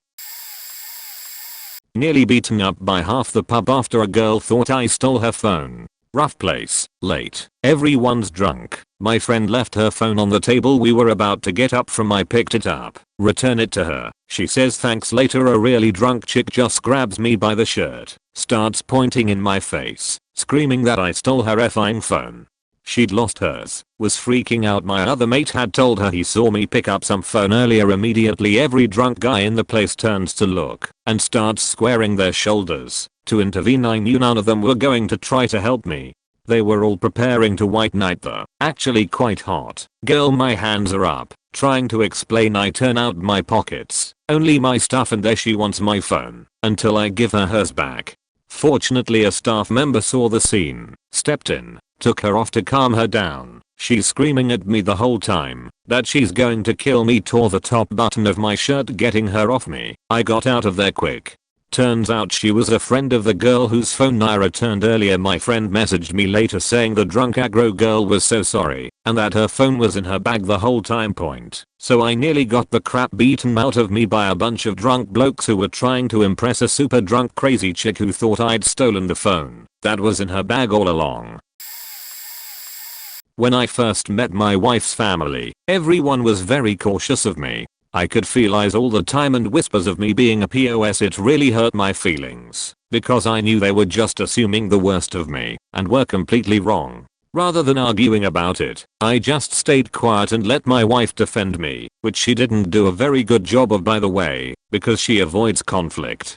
About a year passes and I had the day off of work, so my sister-in-law, who couldn't find a baby sister, asked if I could watch her then 4-year-old son. I agreed and watched him, fed him, entertained him, and when my wife got home with her sister I stepped out for a cigarette. Finally, something had happened, and when I got inside my wife was pissed. Apparently my sister-in-law had asked her son if I was mean, if I hurt him, or tried to touch him. A few days later my sister-in-law and wife have made up, and my sister-in-law apologized to me in case I took offense. I explained to her that I wasn't offended, she was just being a mother and didn't know me well enough to not need to ADK those questions. I told her about what we did that day, he confirmed, and it was water under the bridge. Shortly after that my nephew-in-law constantly wanted to stop by my house. He considered me a father figure and even told me he loved me. I taught him a lot about everything, because he was quite a wild card with a huge attitude problem. Around the time he turned 5 and my wife and I had our first child, there was a huge party and everyone came to see my son, but pretty much ignored the hell out of me. Then a conversation started and everyone complimented my sister-in-law about how well behaved and respectful her son had become. Rather than taking the credit, she told everyone she had nothing to do with it, that her son looked up to me, and I taught him to behave and be compassionate and respectful. After that day, everyone who ever talked trash behind my back in my wife's family greeted me with a smile and even started to ask if my wife could bring me to the family gatherings I previously avoided. Now, I'm not saying this is how every relationship will turn out for those dealing with in-laws. This was just my experience, and it really could have gone a number of different ways. Not me but my so, about 2015 time frame. We were walking around our neighborhood and our discussion heated into a debate with medium loud indoor voices. We aren't monsters, and we're just debating a point that the whole neighborhood didn't need to know about. Don't even remember the topic. Lady drove by and must have seen that the debate was starting to get warmer by our expressions and gestures. I'm a white Latiner. I talk with my arms and hands to emphasize. It can look weird, I will admit. She whips her vehicle around and starts yelling at my so for being a woman beater, rapist, and several other distinctly unpleasant things. We both stop and turn while this lady just goes off on my so with this WTH is going on look on our faces. Her male passenger just sunk further in his seat while we are speechless at this rant. She finally drove off and we forgot our debate as I had to get my so home before his stress-induced PTSD kicked in. For 2 minutes, we were literally speechless and stunned at the flammer spraying that occurred. She shredded my so into this terrible thing that I know for a fact he never has or would be. Took a while to get him to go on another walk and now we don't really debate like that anymore. And I miss it. The aftermath is that so started having more severe crowd-induced panic attacks. So we haven't done a lot of stuff we normally would have kept doing. Bowling, responsible bar hopping, concerts, etc. So thanks for that lady. He has flaws, but he would never hurt anyone unless it was to prevent more injury. Military trained in neutralization and situational diffusion. Also, those are dangerous accusations to be making in public about a situation you see 15 seconds of. They have haunted him for longer than either one of us cares to admit.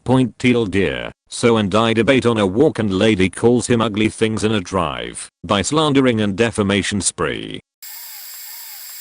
Kind of a sad / funny story. I was invited by a crush to a condo party by the beach during spring break. I got a buddy to drive me since she already had travel plans. He got together some party favors and we left. Getting there, the people were a bit younger and a bit vanilla. Partly for those reasons, I was the life of the party for once in my life. Had a fantastic night, undefeated in beer pong, center of attention. Best night ever night.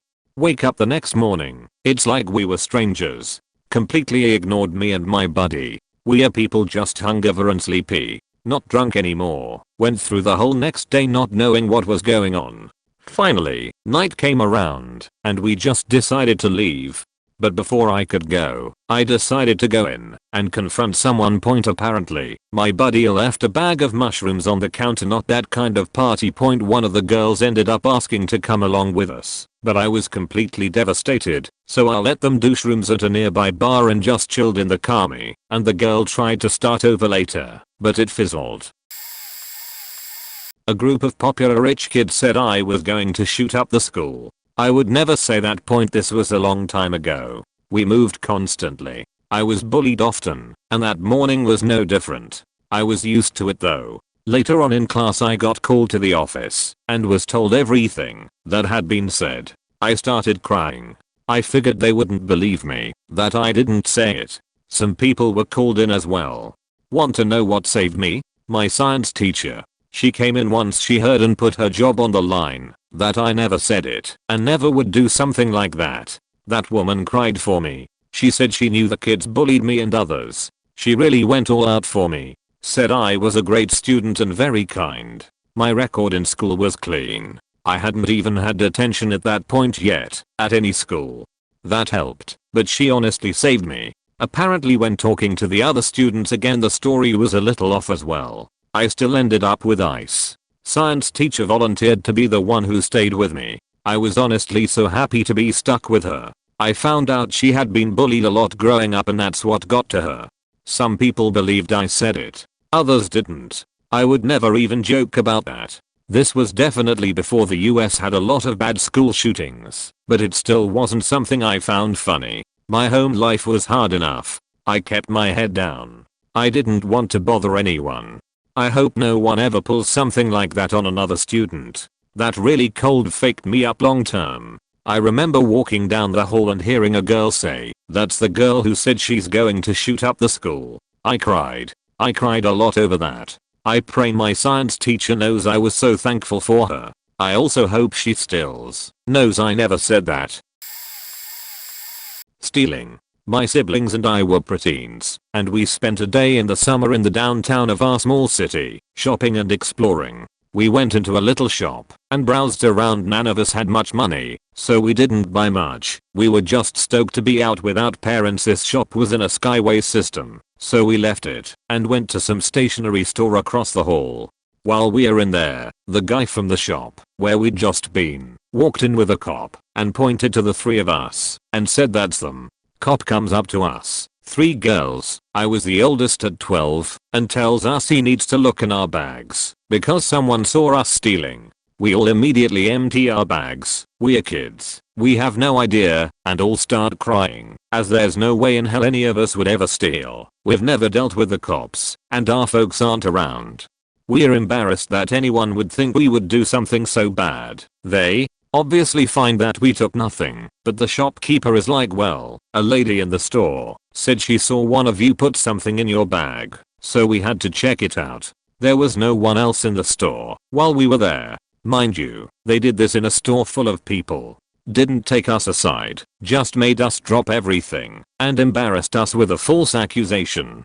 We're obviously humiliated, so we leave the card store and find a quiet corner to freak out together, and call our dad, who was at work. Meanwhile, my next youngest sister, always one for justice, goes back to the store and demands to know where the lady who accused of stealing was. Of course, she left already. I call my dad, just an absolute mess, and explain what happened. He's instantly pissed, both that I called him in the middle of the workday and that we were falsely accused of stealing. He tells us to go home and he'll take care of it. I have no idea what happened next. I don't know what my dad did. But about a week later, my sisters and I got a handwritten apology letter from the shopkeeper who'd accused us of stealing. I was a night shift custodian at a junior high school, and this happened to my coworker. He was walking in the building to start the late shift around 10 p.m. A man comes walking across the parking lot and runs up to him before my coworker could go in the back door and starts yelling. He was screaming that his son's phone was stolen today and tracked to this location, and he better not move because the police would be there any minute. My coworker, who's wearing a custodian's uniform, calmly tells the guy that he just works here and maybe his son just forgot his phone at school. The guy wouldn't calm down. He was insisting it pinged to the parking lot and was convinced it must my coworker's car. He was still irate when the police got there. My shift had already started. I didn't know what was going on outside until later. I'm cleaning in my wing of the school when I see a cop knocking on the little windows of the hallway doors. He said they were searching for a missing phone and it was pinging in my area. Dad wasn't rude with me, probably because the cop was there and the phone was pinging to a classroom and not my coworker's car. Sure enough, we found the cell phone locked in a classroom with the lights off. It was sitting next to one of 3 computers against the wall.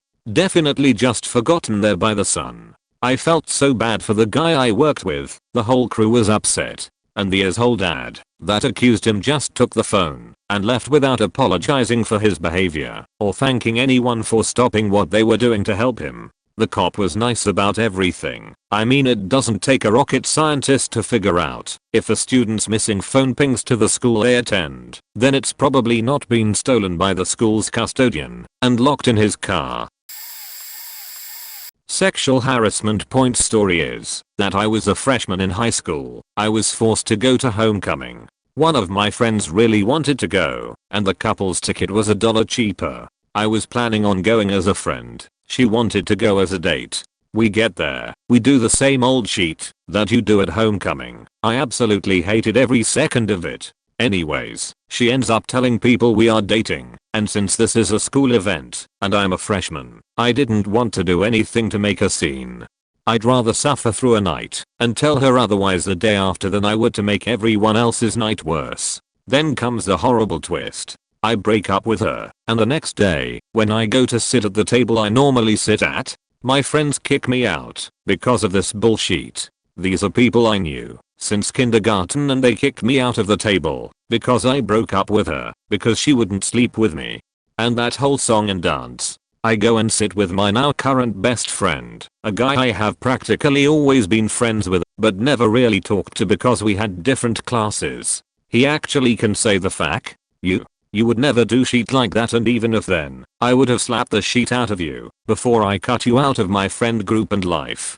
I ended up telling the school counselor about it. She said that she would deal with it, and the last time we spoke was during the school shooting, where we happened to be in nearby groups, and that conversation was a few words, "You okay?" followed by me saying I'm good, before we moved on with our day. At my old school, we knew our recess and lunch breaks were over because a girl would run through the school grounds ringing a bell. I was 6, and it didn't register with me that she was just passing on a message on behalf of the school. I thought she alone had the power to make our breaks continue, and that she was a traitor who was selling us out of our playtime to kiss up to the teachers. So a few times I would chase after her, imagining that I could catch her and stop her from cutting playtime short. Innocent enough, but then one day, a boy caught her and hit her with the bell. She needed stitches, and because I used to chase after her, I was held before her teacher, my parents and the school principal. I was accused of being the culprit, but at the time I thought I was just accused of chasing after her and scaring her, so I didn't protest. My punishment was I had to go round with her a couple of times at the end of lunch. To her credit, she was nice to me. Her friends tried to have a go at me one day, but she told them to stop. But that was the worst backlash I got. What makes it bad is thinking back now and realizing people will always think that I attacked a girl and gave her stitches. I know I didn't do it, because if I had, I would clearly remember doing it and thinking that I'd beaten her, and in that moment it would felt great. But I never lashed out violently at her. What bothers me is the thought that people will remember that incident and wonder if I was a future domestic abuser, and that would be completely wrong. TLDR, it is bullshit. I did not hit her. I did not. Oh hi Mark. I was the target of some bullying in high school, mostly by a specific group of girls who for some reason had it out for me. I never did anything to provoke them. They just would always find random ways to torment me whenever they saw me in the halls or walking around town. They spread a few rumors about me around the school that were completely made up just to stir shit up and cause problems for me. One of the rumors that bothered me the most, and to this day I don't understand how they came up with this, was that I threw rocks at one of the girls' dog. She lived next door to me. It got so bad that I had random people that I didn't even know walking up to me in the halls and calling me an animal abuser. At one point, some random person walked up to me and straight up asked, "Why did you throw rocks at Brooke's dog?" I kind of lost it because of the built up anxiety and anger of all the crap they had been putting me through. I yelled at her saying something like, "Who told you this? Why do you believe this? I don't even know you. You don't know me." Almost everyone in the hallway stopped what they were doing to look at me. The girl's eyes got super wide and she just shrugged, mumbled, and walked off. It really hurt that so many people just easily believed this terrible thing about me. I love animals and would never hurt an animal. The outburst was satisfying in a way because I was able to bring attention to at least one person. How ridiculous it is to just blindly believe rumors about someone you don't even know.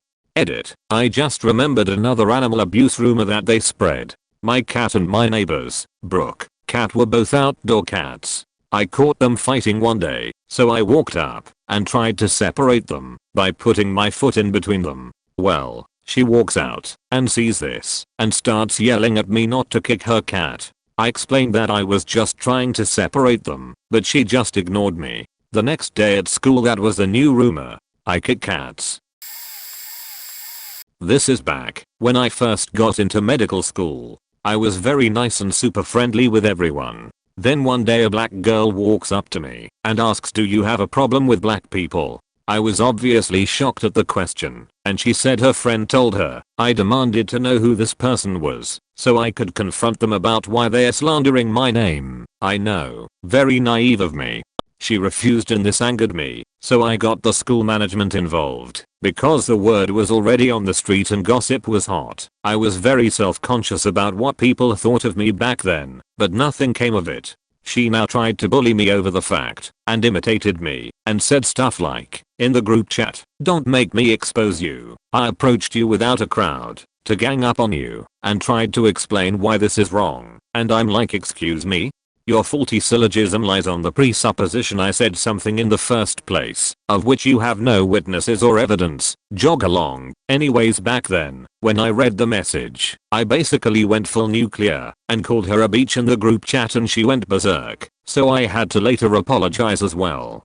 The reason why I exploded in the group chat was because I was hurt, because even my friends refused to take my side. Anyways, a few months passed by and people realized what they heard wasn't true because of my character and behavior towards others. TLDR, excused of racism, only dug myself the hole even deeper instead of ignoring it.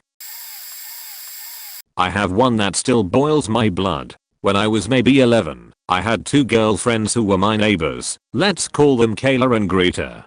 Kayla was maybe 10, and Greta was 12 or 13. Kayla and Greta disliked each other for reasons unknown to me, but I was friends with them both individually. I have to stress that Greta was also very vocal about her dislike for Kayla in the neighborhood. Their antagonism toward each other was well known. Kayla's mom also always seemed to have some kind of a weird issue with me. I always felt like I was walking on eggshells around her. She was one of those friends' moms where you feel like you're always in trouble, you know? So her presence made me nervous, always. Anyways, one day, Kayla's mom shows up at my front door. She had in her hand a letter that I could see was filled with Greta's really distinctive bubbly handwriting. She was seething mad and shrieking at me at the door, saying that she knew I had written this letter. It's full of filth and disgusting nasty things about Kayla. How dare you? You're never welcome in my home again, etc. I was a shy kid and nervous, blushing, stammering that I had no idea what she was talking about and that it looked like Greta's handwriting to me. She would have none of it and wouldn't listen to my mom when she tried to speak to her later either. Of course, my parents weren't home when the initial, one-sided, scream fest happened. I think Kayla and I hung out a few times since then anyway, but I'm still pissed to this day that this woman came and screamed at me at my door about something I clearly hadn't done, especially since I was such a shy kid. I also remember being annoyed because Greta had made a ton of spelling errors, and I prided myself, still do, on being very good at spelling. This is gonna get buried, but here it goes. It isn't bad accusation, but still. I was playing around with Photoshop when my mum came into the room. I'm just going to the shops. What are you doing? I responded that I was playing around with Photoshop, which she allows me to do. A few minutes later I change my mind and tell my mum that I would like to play Undertale instead. Mum says yes to that too and rushes out the door. So I began playing Undertale and got to the stage of befriending and dying when my mum comes through the front door and into the room I was in and says, "What are you doing?" I say that I'm playing Undertale and that she said I did not say you could play that. You said you were messing around with Photoshop. This comment caused me to lash out at her, simultaneously making the situation worse and my mum angry. The argument continued on for 10 minutes. I'm trying to reason with my mum, and my mum is shutting my reasoning down. The argument finally ended when my mum threatened to take my consoles away. So I pulled out one last defense. Lying. Okay, fine. I didn't tell you I would play Undertale. My mum angrily accepted my lie, but I was still banned from playing Undertale for a week. Also, quick note, my mum is awesome, it's just sometimes she's really stressed. I always think she's been a good role model, and I would never wrong her, at least, not in a horrible way. I volunteered at a theater with my grandma during the summer. When I was in high school, I would help the actors and actresses change their costumes when their scene finished. Well, one summer in particular we had a lot of new volunteer stagehands, and one of them happened to resemble me. Medium height with wavy dark brown hair and black rimmed glasses. Didn't really speak to her, but she had been a talker and was rowdy and a little inappropriate. Like she had a problem keeping her hands to herself. So a few hours into practice I suddenly get yanked to the side by an older, tall woman I had never met in my life, shouting at me and making it obvious to others I was in trouble, saying that I had been touching people inappropriately, like touching others' chests and private areas. Knowing that I was innocent, I struggled against this woman and ran to find my grandma. The police were called and I was told to sit in the cop car and wait until someone spoke to me. I was sobbing my eyes out because I hadn't done anything wrong. Certainly didn't touch anybody that didn't want to be touched. About an hour later I was released, no charges pressed, but I was banned from volunteering at the theater forever. Over the course of 2 days, my grandma got a call asking about me. It had been the owner of the theater, and they told her that there had been a mistake. That was the girl who looked like me. She had been harassing other people her age and hid during the entire debacle. They told me I was welcome back, and she was the one who was now banned. But after that whole thing I really didn't want to ever go back, since I was sure my name had a permanent mark on it. I'm still sad about that to this day. Peanut harassment of a Yankees fan. I was sitting in the bleachers at Fenway Park minding my own business. For those who don't know, the bleachers at Fenway is a hard drinking home team section. A girl walked in with a Yankees hat on, and when the crowd expressed disapproval she mouthed off and gave everyone the bird. She sat down about 3 rows in front of me, and a guy a little behind me and to my left started throwing peanuts at her. He was surprisingly accurate. These peanuts would arch high in the air and smack right into that faking hat point. Rather than ignore it, she would stand up and shout profanity at everyone. When she sat back down, another arching peanut and boom right on the hat. Repeat.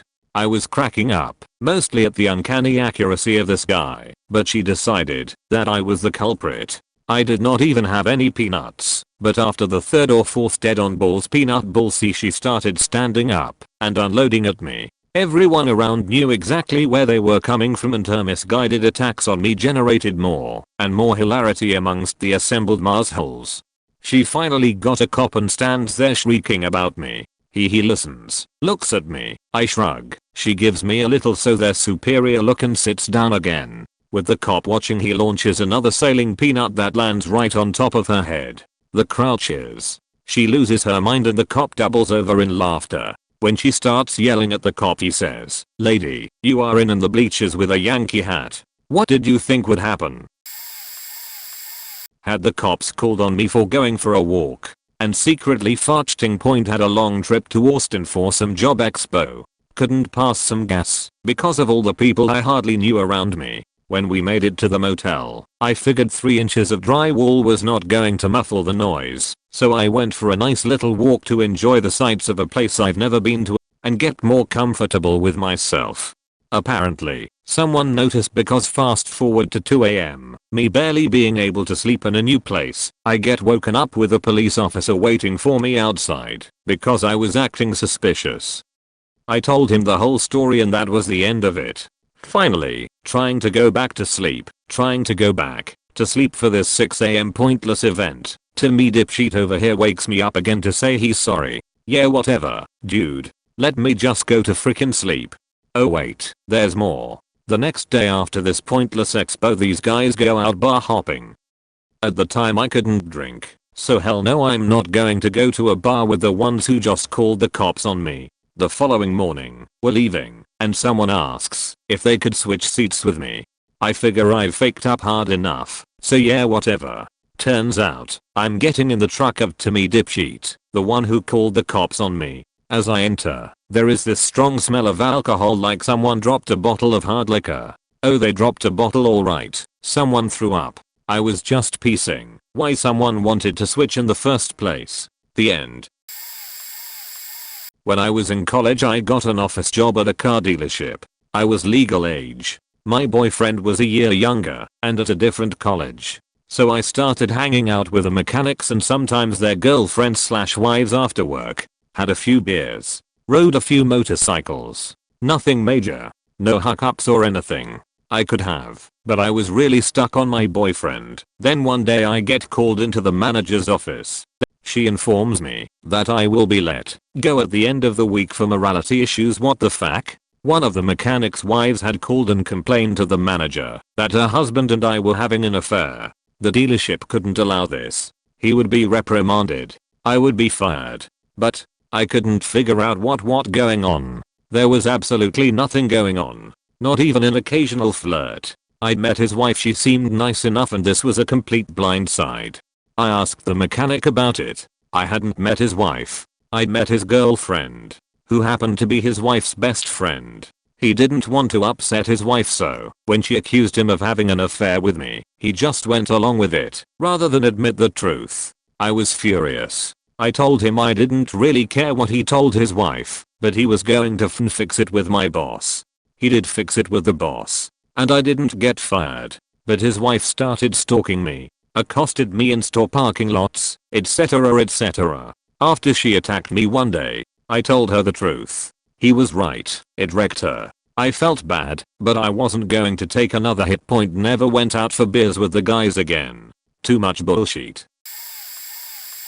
I've probably posted this to other threads, but I'll tell it. My senior year of high school I had this really shitty friend group that I thought was so awesome at the time. Things, dynamically, began to shift, and I was being treated like dirt, told that my opinions and thoughts didn't matter, was being straight up excluded from conversations, and was excluded from hanging out with them, even when they made plans right in front of me. Anyways, sometime in December, around Christmas break I noticed that I haven't seen anything posted from my best friend. I think maybe she's taking a social media cleanse, and don't bother thinking anything else. I was wrong. She blocked me on everything, and didn't tell me why we weren't friends. From second parties, I found out that she told people that I told her to commit suicide, when I never have. I always encouraged her to seek help if she was feeling depressed/suicidal. From the same second parties, I found out the catalyst for this was her ruining her dad's relationship with his girlfriend because she resented her for not being her mom and was extremely vocal about it. The woman he was with and may be back with now is the sweetest person ever. I still don't know how that event correlates to backstabbing your supposed BFF. Regardless, I tried my best to not react to it and attempt to let it blow over. After all, we are seniors and it's the last semester of high school. Surely we'll be too busy to make this an issue. Nope. The other two members of the group took her side without a second thought and decided that I wasn't friend material to them, even though they knew me well considering we spent 6 years being friends. It sucked and I still feel slightly angry about it now, but in a way, I'm glad I'm not friends with them anymore. Point edit. Sorry it's so long. I also apologize for formatting, since I'm on mobile. Posting nude videos of an ex online. Had gotten drunk one night with someone I thought was a friend. In hindsight he was always an asshole. I ended up blacking out, and he let me crash at his house. When I was asleep he got a hold of my phone and transferred all of my phone's images to his computer. I didn't use a passcode on my phone at the time. I know, dumb. I wake up the next morning, and he hands me my phone saying, "Hey, here, I charged it for you, get home safe." He ended up finding those videos and just held on to them for years. At that point me and the girl in the videos had broken up and completely forgot they even existed. Fast forward to last year and I get texts from my ex saying that she found these videos of her online, videos I had taken. I checked and sure enough it was our videos. I explain I don't know anything about that, but she's of course skeptical. I truly had no idea what could have happened, figuring I may have just gotten hacked somehow. A few months later the police show up at my place ready to question me. Long story short, they were able to trace the uploads back to that friend, but now he's saying I willingly gave him the videos. I call BS. It's a huge back and forth until he finally admits what he did. Point the story ends with him getting off with a little more than a slap on the wrist.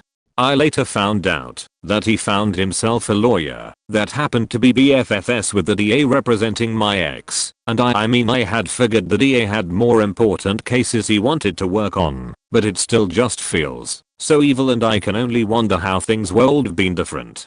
Throughout the process he just kept reiterating how he only did it to hurt me, my ex, and his girlfriend, a good friend of mine, and he didn't care about how we were affected. His girlfriend, now ex, and I recently reconnected and apparently he was being physically and verbally abusive to her the whole time they were together. Even going so far as to threaten to kill her, himself, and both of their families. This guy was my friend throughout high school, had known him for nearly 10 years.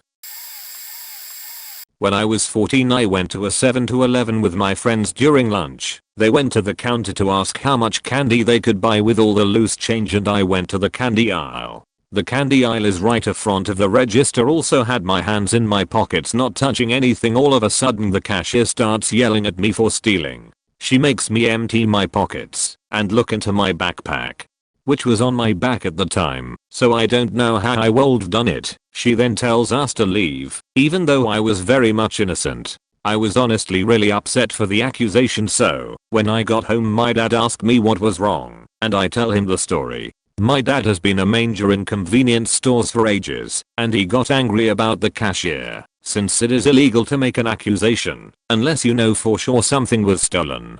My dad ended up going to one of the 7-Eleven and gave them the story. He wanted to look at their security cameras himself to see if my doings were close to what looked like stealing. It was the wrong 7-Eleven near my school, but they were compliant and showed him the tapes. When he went to the store I had gone to, he did it again, asked to see the security footage. Well, turns out that cashier was actually a manager and didn't want to show the tapes of false accusations. My dad was so unhappy he went the polite way of dealing with it and called customer services, where he ripped into them for allowing staff to make allegations with no proof. Went full out because he knew the game of convenience store customer service calls. 2 weeks pass and one of my friends who was a regular at the store found out the manager had been let go. Was so happy and loved my dad even more. Was an important lesson because I later went to work with him, and I can tell you that I never made a theft accusation without seeing it at 100% with my own eyes. Wow, how a relevant point. TLDR was accused of making and distributing child porn of my own kids. Turns out my soon-to-be ex-wife either stupidly or maliciously uploaded photos of our kids to a Russian pedophile ring disguised as a regular-looking image gallery site. I'm now facing massive anxiety and depression alongside going through the motions for divorce, all while adapting to being a single dad of 2 kids. 2 months ago the police knocked on my door at 6 in the morning and arrested me for the production, distribution, and possession of child pornography. Spent an entire day in a cell at the police station and was interrogated pretty intensely. Naturally I had no idea what the fuck they were even talking about. I have 2 kids and would never do anything of the sort. The accusations were so far against what I stand for. Anyway, I spent several days being forcefully implied that I apparently uploaded pictures of my kids to some Russian website that is apparently an own pedophile ring. The only evidence that they had was that the photos were of my kids. The username of a person commenting on the photos contained my first name, lol, and the photos came from my IP address. Still completely dumbfounded and in absolute shock when they show me said website with the pictures of my kids, which weren't even illegal photos, which added to my what the fuck am I doing here exactly feeling. I'm in absolute horror and disgust as I'm shown that people were making sexually natured comments about my kids on some website I've never seen before. I deny everything over and over as I know I'm totally innocent. The investigators then draw out this whole explanation on a whiteboard that showed all of the steps that lead their investigation in the direction it went. They then drew a big circle around it all and said with absolutely certainty that it all points to me.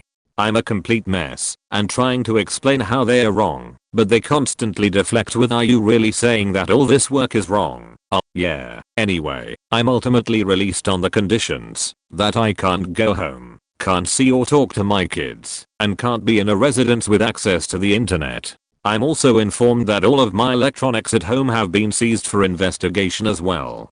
I end up going to my parents and immediately document everything that happened to me and get in touch with the lawyer. I spend 2 days figuring stuff out and then receive a call from one of the investigators that all charges have been dropped because my own wife admitted to uploading the photos. I'm told to go get my kids immediately and I do so. Turns out she apparently didn't know that the site was sketchy and didn't realize that there were pedophiles.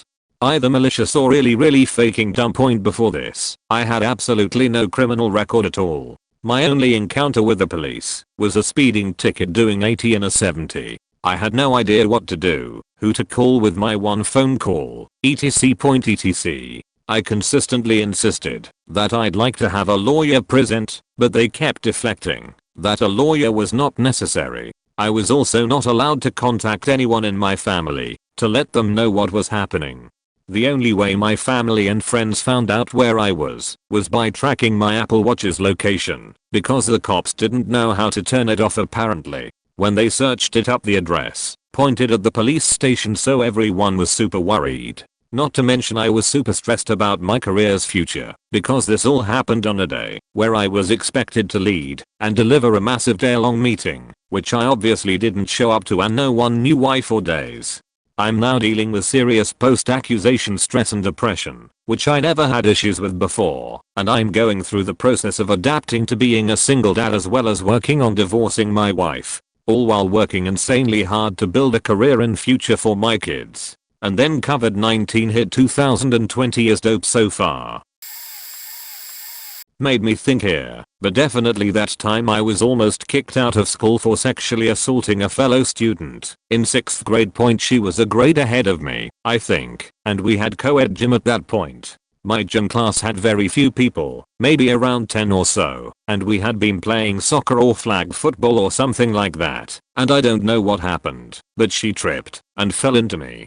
We were both on the ground, confused at what happened, and then she proceeded to yell at me to get the fuck away from me. I was really confused seeing as how I was on my stomach in the dust, and she had fallen a good 3 feet away from me. We fell other directions. I got up, dusted myself off, and went to ask if she was okay. She had been with her friend who seemed to be comforting her, and she was obviously crying, so I thought she got hurt. Nope. I walk up and almost get a fist to the face by that girl. At that point I was annoyed. I was thinking, yo, what the hell? You made me fall, and you're trying to hit me? What's going on? I asked what's the matter and she just screamed, you know what you did, you pervert. I was really confused here. So our coach sent her to the office and I guess she went home early. I got called in later and was told that one of our students came in, very upset, and told us that you tried molesting her. What? Yes, she had said that you had grabbed her breast and squeezed very hard and then pushed her. At this point I was pissed. I'm not the type of person who would ever do that, and I never did anything, to my knowledge, to make her hate me, so this was quite a fiasco. They called my parents and my mom actually laughed. She told the secretary, or whoever called her, that I wouldn't do that, and whoever says I did is probably the pervert. Later they held a faking school board meeting about it. I got to stay. Fun fact, I got kicked out of the same school the next year because of too many absences due to me having pneumonia. The girl left a week later, though TLDR girl fell on me and accused me of groping her. I got off fine after a bit, and she transferred. I've had the cops called on me twice by concerned mothers, i.e. Karens, at a public park playground for the crime of playing with my own children. As a big burly bearded man, the first time was at a big city park with a huge playground, after we had moved to a different state and my kids and I were checking out the jungle gym area, when I noticed a kid nearby who was really young, maybe 2, and appeared unsupervised that managed to make it up to an 8 feet high platform. I noticed him because he was toddlered to an open edge where a ladder was, and without thinking I hustled over there right as he went off and just tipped face first. I managed to catch him by the leg and keep him from face-planting, but in the process he banged his arm on the ladder and started wailing. Point of course, 8 that second some Karen comes running up talking about how I assaulted her son and got all up in my face, pointing at me and poking my chest with her finger. While that was going on, someone else called the cops and Karen wouldn't let me leave and was practically assaulting me to get me to stay. So I got to sit on the ground next to a cop car for 20 minutes while they interviewed a bunch of witnesses, several of whom said I was trying to snatch the kid and most of whom said they saw me catch the kid who probably would have been really hurt. The cops let me go and the lady yelled something about not touching her kid as I got out of there with mine. The second time was about a year later, after we moved back to our home state to a new neighborhood. The first weekend after we moved I walked up to the playground with my kids and there were like 4 to 5 kids there with their moms sitting off by the side chatting. After playing for like an hour, we had to go, and my 3-year-old son didn't want to go home and had a meltdown, complete with hitting and yelling, and that's really out of character. I couldn't reason with him, and I'm not a spanking advocate, so I just scooped him up and started to carry him home, and he of course is screaming, "No daddy, I don't want to go home." I didn't get 100 yards from the playground before cops roll up saying they got a report of someone kidnapping a kid. Never mind that I have 2 with me. Had to sit in cuffs for 15 minutes in front of my new neighbors until they could get my kids to say what happened, and my wife walked up to talk to them and vouch for me as a woman. After I got let go, the cops said sorry, but we had to be sure, of course. My brother has had serious anger issues among many other issues since he was a teen, mostly drug related. I was home from college a few months before he turned 18 and discovered he had let a friend of his into my bedroom to steal a bunch of my CDs. He also confessed to stealing money out of my dresser while I was still living at home. Needless to say, I was pissed, but I never got physical with him because he was under 18 and my mom has a serious blind spot for ever seeing him being in the wrong, and I was worried she would back him up if he called the cops on me. So we are in a yelling match and he's in my face. I start walking away telling him he's going to get my CDs back and pay me back. I probably said some other stuff to they attacked his character because something set him off. He threw one of those Polar Pop style 32-ounce tumblers at me and hit me in the back. Just as I turned around from that, he was swinging a chair at me and was about to hit me. I caught it while he was still holding it and was in the process of snatching it away to get it away from him.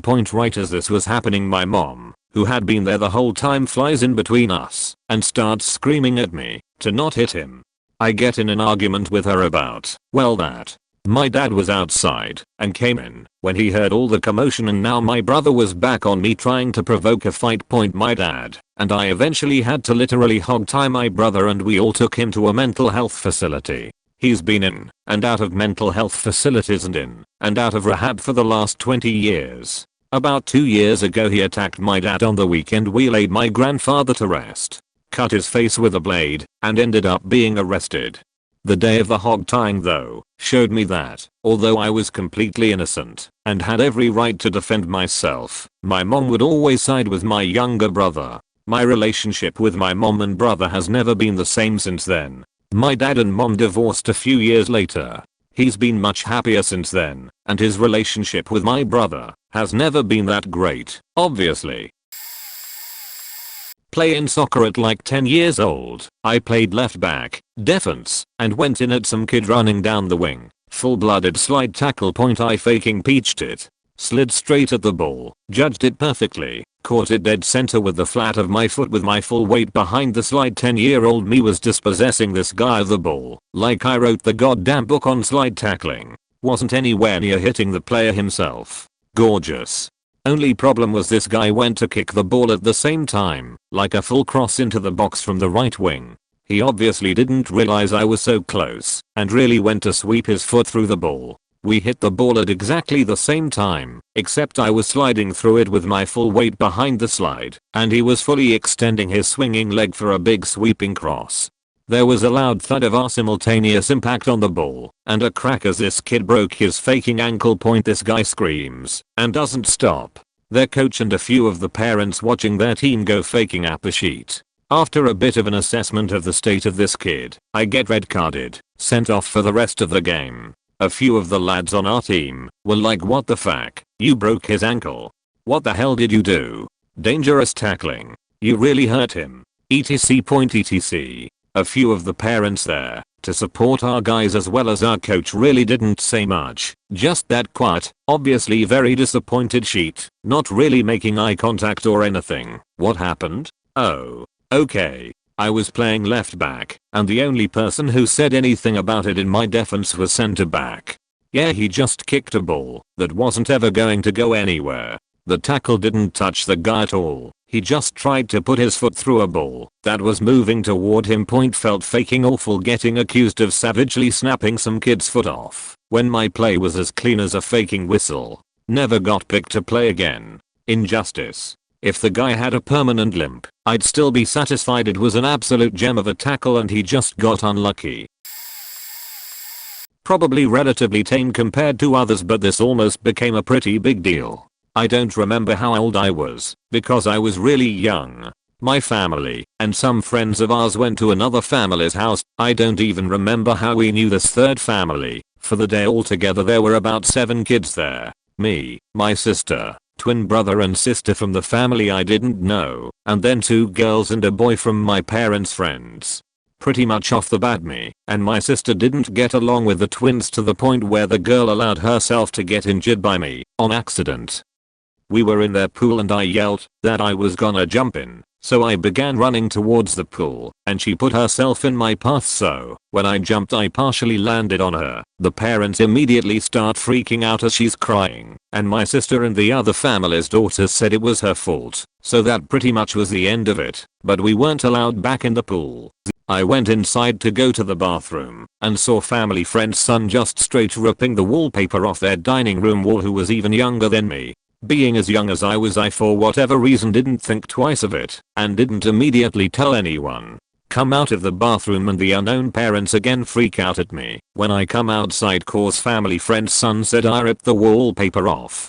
I should note this kid had a lot of anger problems, and was never disciplined cause of it. He would punch other kids at school and his parents wouldn't discipline him beyond sitting in a corner for 10 minutes. If I were to retaliate against him, I'd get in trouble. Anyway, I remember it becoming a legal issue before he finally confessed that he was the one who did it and yet again was not disciplined.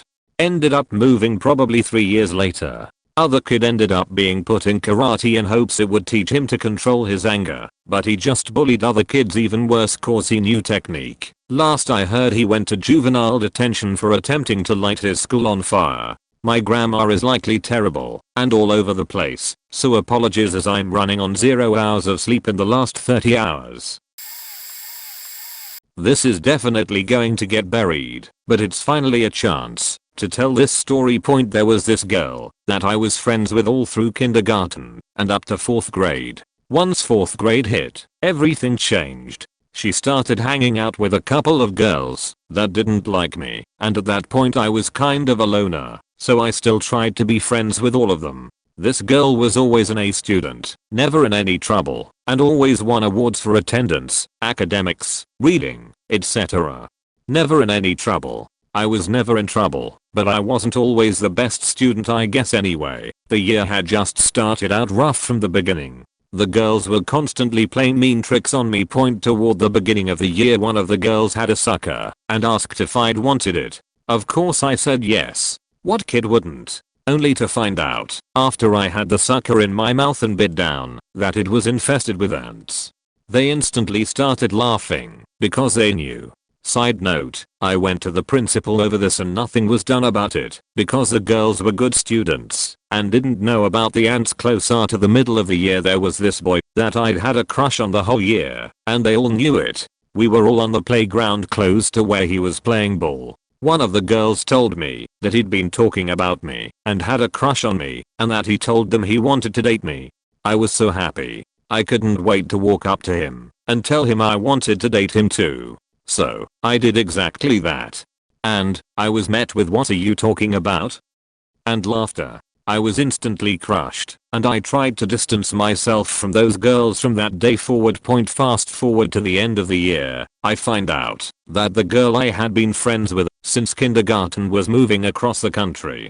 So, I did what anyone would do and tried to mend things with her, and that's where everything got worse. There was one morning where I was just trying to sit with her at breakfast, and I had noticed a folder that she had, and I just commented on it and said, "Oh, I love that."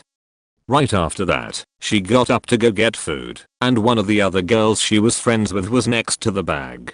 I thought nothing of it until I got called into the principal's office later on in the day. Apparently, the folder I commented on had gotten ripped up, and I was blamed for it. I never touched it, and I never touched anything in the bag. I got a week of detention for that, and it's been 15 years and it still upsets me that someone I thought was my friend for so long hated me so bad that she ripped up her own folder to get me in trouble. It's obviously not the worst thing, but it was the most soul crushing for me. That no matter how hard you try to be someone's friend, it may just never be enough. I learned a lot of life lessons from that year alone. Worst is relative. I was accused of lying, and it wasn't even something that bad. Basically, every Sunday I would go with my best friend and her father to a place just outside of town and spend a day there. It was really fun, but I ended up being exhausted at the end of the day, with school on Monday. I just wanted to rest. So on this particular week I messaged my best friend the night before, Saturday night, saying I wouldn't join them on that Sunday. However, the internet was acting up, so the message never actually sent. Not like I could have just waited either. My stepmom was, well, a stepmom, and that's self-explanatory, so I had T-30 seconds to put my phone in the living room or it's KO next day. My best friend rolls up to our apartment with her father and 3 of their dogs, but I was still in bed. They waited for me. I didn't come down, they had reception call up to our apartment. Line is in parents' room, stepmom barging into my room saying I'm late and lazy for still sleeping me, but I messaged her the night before. Stepmom, really? Show me your phone. Get my phone from the living room and open Messenger, but the message of me telling her I wouldn't join them isn't there. Remember how I said internet was acting up? FCK. JPG. They proceeded to call me a liar, set my grandparents against me, and I couldn't defend myself. Pointers. I said to them, why would I dig my own grave then ask you to kill me? First, as a disclaimer, if you ever been on the other extreme of what I'm talking about next, do not feel bad. My intention is not to hurt or insult, but rather make clear, despite everything, my opinion on the topic as an individual, affecting myself only. I do not judge anything in that hypothetical situation, especially when things are terminal, nor I felt anything but sympathy for someone being on ride directly towards impotence station. The worst I've been accused of, by my own mother, although I cannot be certain it was for real, was suicidal. I'm not even close, for no reason at all. To this point I have no idea if I'm depressed or not. If I am, then it's definitely milder than the textbook one, and regardless, I don't care, as long as I cannot put my life in order. You won't put a band-aid on a wound with a thorn still in it. It was so insulting, and so incredible out of place considering that was not only baseless but proven baseless, as she had talked to my friends and checked my PC and phone. For the record, I'm 24 and this was not that many years ago. I've been accused of other things before, but people mostly believed because, although I never was a rebel kid, the exception was when it came to admitting things. I had zero problem of telling something I did if I don't believe is wrong. For example, if I got into a fight, unusual, I wouldn't lie. If my punch was the first, well, technically the situation I'm having in mind in elementary school did not involve a punch, but rather a thrown shoe. Except for Mon, she tend to be stubborn and only believe what she thinks makes sense. Point as an extra, if we go the complete, kinda, opposite of the post, the worst thing that happened to me where I completely misunderstood the situation was when I was around 6, that a friend, rather someone she knew, and she never did again. We later found out it was shadier than we thought. Anyway, during a move, house to house, where he provided 2 vans for it, and along with him a friend to drive, he convinced my mother for us to travel in different vans, and play a joke on me I think she did not knew. Sorry for bad English, and, well, the thing is, that the joke was to make me, a kid, to believe I was being kidnapped. I remember he was laughing, yes, but also that I was not going to see her again, among a few things that as an adult it would, yeah, right. But as a kid, I almost threw myself to the damn street. And perhaps I would have done that, I would never know. Child memory is fuzzy after all. I do remember crying, and a phone call, and we parking, so I could change cars. It wasn't fun. Point actually, now that I think about it, putting all together, the period between my 6 to 8-year-old was astonishingly crappy. Not as much as others, of course. I've met a girl with a burned face from a fire in the hospital, but I had surgery, minor. I had that scare that I mentioned. The anecdote, my country was going through a very turbulent economic period that led to actual violence on the streets. Argentina, 2001/02. I saw death. Stepfather, for the first time. We lost a house in an incident that broke the extended family apart in pieces for years. I almost drowned in a pool and had to save myself. It wasn't fun. I sank and slowly jumped towards shallower areas as a complete beginner with zero experience. And it doesn't end there, but the rest are minor things that add up though. I did had my issues as a kid, but honestly, I'm surprised I'm this damn wholesome. The point is, yes, I have issues with oversharing, and the overall ability to make short, on point and easy to read non-rambling paragraphs in English. My old middle school took me to faking court for simply passing by. I went to a school called Blair Middle for 8th grade. And I guess that's how a teacher I legit never saw before knew me. I was always a wired one, which may have led to suspicion. I don't faking know. Either way, in my 10th grade on the last day of a holiday called Passover, someone, never caught as far as I know, trespassed into the school. He was spotted by security and bolted. I happened to be returning home at the time and was jogging by the school as it is en route to my home. It was only 3 days later when a court summon came in the mail that I realized that something was up. A whole lot of bullshit ensured with, no joke, the only evidence they had being that I was right outside, not even spotted inside, and wearing a hoodie, except it wasn't a hoodie. I didn't even own one. I was wearing a thick as winter coat, oddly cold day. Rare for Virginia. I had easily 4 people walking home with me to say that I wasn't there, couldn't have been in there, and had simply no reason. With their lack of evidence, judge was suspicious that they were charging me as a class 3 misdemeanor when trespassing is a felony, and my abundance of it, we easily won the case. Fuck you, Mrs. O, and I haven't forgotten this sheet, and I will send my children to that sheet hole to put you through the same hell I did in my 1 year there. I'm an early childhood educator, a teacher who works in daycares. Several years ago I taught a kindergarten class in the mornings, and at the end of the night ratio numbers changed to account for teachers' shifts ending and for drop-off and pick-up time, so we often end up with mixed ages of children in our class. I would have preschoolers join my class, and we would play while parents would drop in and pick up their kids.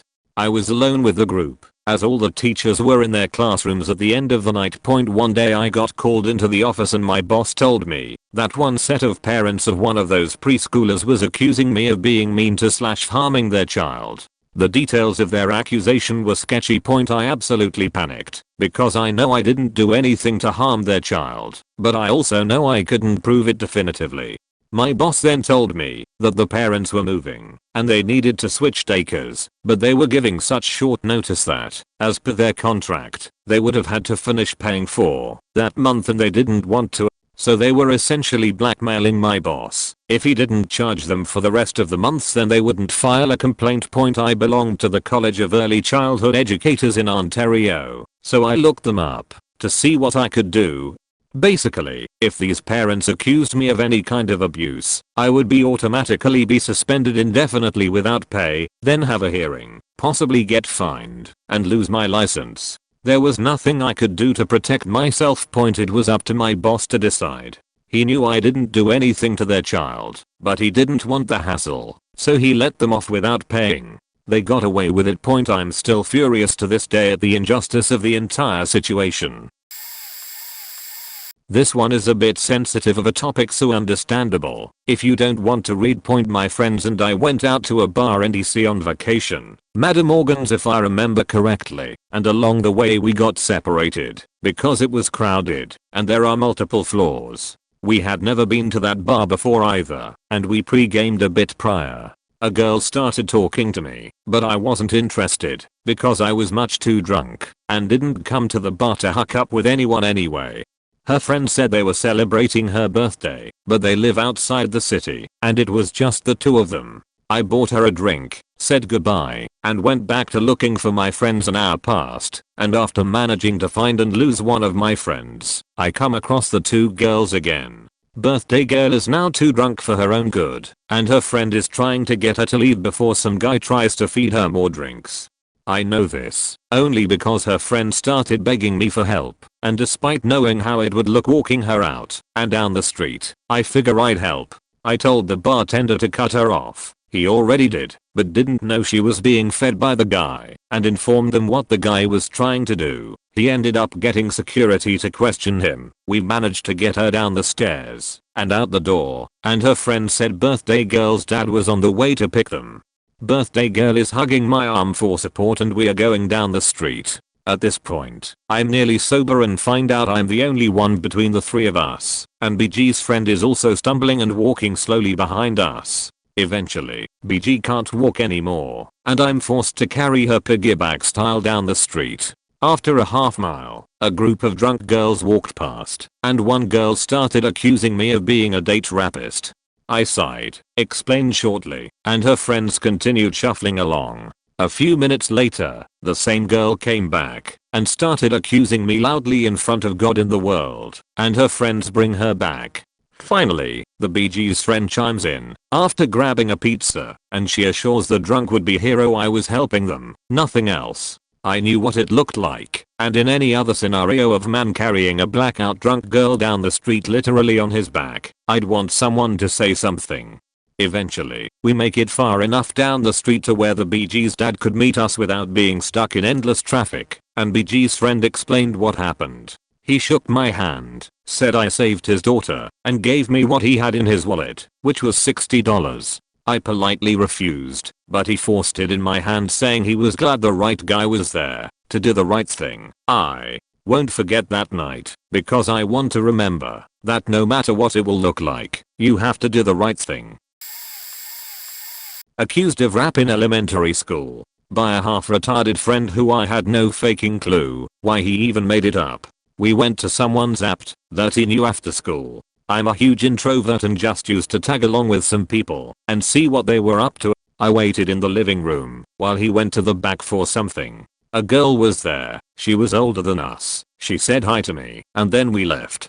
Next day at school he has this stupid as smile on his face and he's jumping from person to person saying I rapped the chick that was that apt. For months girls have been coming up to me asking if I rapped someone point accused of talking dirty to the daughter of a crackhead my dad moved me in with. Me and a friend and her daughter. We were like no older than 10 years old. This stupid bitch was mad at me for something, so she called her daughter out of the room and told her to follow this lie she made up. She told my dad, and I had the biggest ass beating I have ever had by my own father who rarely beat me. He even offered the father of the girl to have a shot at me. I was faked up the rest of my time there and nobody ever spoke to me in that household until we moved out and my dad went to rehab sending me with other family members. About a year before my father's death we were at a bar together celebrating my 21st birthday, our first time drinking together after I accepted that he was never going to quit drinking. I'm thinking about that incident, and he reads my mind somehow, and asks me if that ever happened. I said no, and he finally believed me point accused of breaking my cousin's gamma gear. Both of us age 12. He's playing it right and drops it on ground in front of me, giggles, runs and tells his mom I broke it. I get grounded, beaten by his father. I run away from home for 2 days. His father finds me and beats me to a pulp and threatens to kill me out in the desert. I look for his gun one night to kill him in his sleep and it's not there. I steal $100 and give it to an impoverished family in the ghetto for letting me stay there while I ran away. Was sent to visit my father and ran away again to the city my father was in.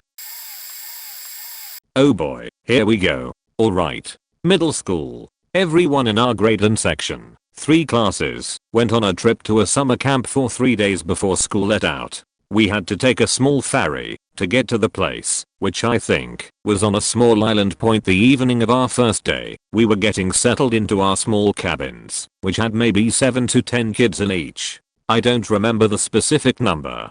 I was sitting on my bed, going through my bag, while the rest of the girls were all clustered around the window. We could see the window of one of the boys' cabins from ours, and I think they were making faces at one another. I'm not sure, wasn't really paying attention. All of a sudden, all the girls begin shrieking and running away from the window. I asked what was wrong, and they said that one of the boys mooned them. I just rolled my eyes, thought typical boys, and went on with what I was doing. Point a little while into the next morning, we discover that somebody told on him and that he had to go home. I was shocked and thought it was a total overreaction. This meant that not only did he miss the trip, but his parents had to pay to send him home in the boat and bus him back to somewhere his parents could pick him up. It didn't take long before they were blaming me for tattling on him. No idea where they got that idea from. Maybe because I was the least popular girl in that cabin. I told them that I didn't even see it, let alone think it was worth telling anyone about, and that I most certainly did not tell on him. Of course, they didn't believe me. Meanwhile, whoever actually told on him kept quiet about it and let me take all the blame. Maybe they were the one who blamed me for it too. Who knows? This false accusation affected me through the rest of middle school, where people basically hated me, were nasty to me, and shunned me. I didn't get beaten up or anything, but it still really sucked. Middle school was hell. Because of this and several other incidents I went through. TLDR, boy mooned the girl's cabin. Everybody falsely blamed me for telling on him and getting him sent home.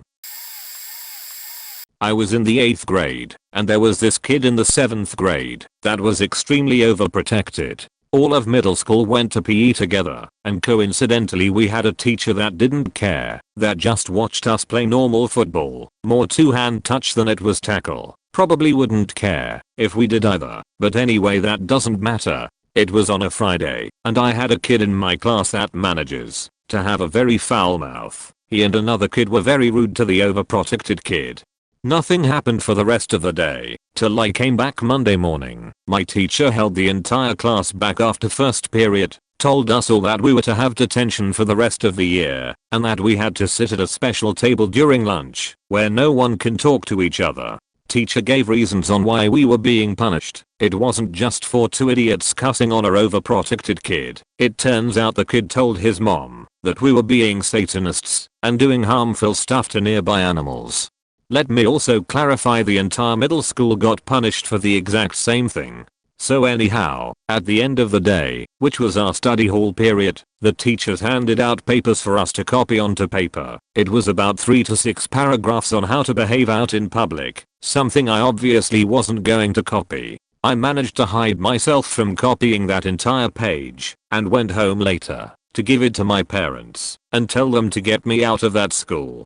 2 weeks later, I was being homeschooled by my mom, not in a school that doesn't look into situations that involve 30+ people. They lost many enrolled students due to that situation alone than they had in the past 5 years. TLDR, two idiots cussed at an overprotected kid, and the kid told his mother that entire middle school was being satanic, and cussing towards him caused the entire middle school to have detention and a paragraph on behavior in public. They completely mishandled the situation, causing the school to lose many students. Running away because I got pregnant and then getting into drugs, or running away because I was on drugs and getting pregnant, or some combination of those three things. I never actually heard the accusations. The only thing I did was run away. I was in a horrible situation where I was failing school because I was playing a suicide game every night. I hated myself so much, and existing was so exhausting for me, that the only thing I cared about was seeing how close I could get to dying.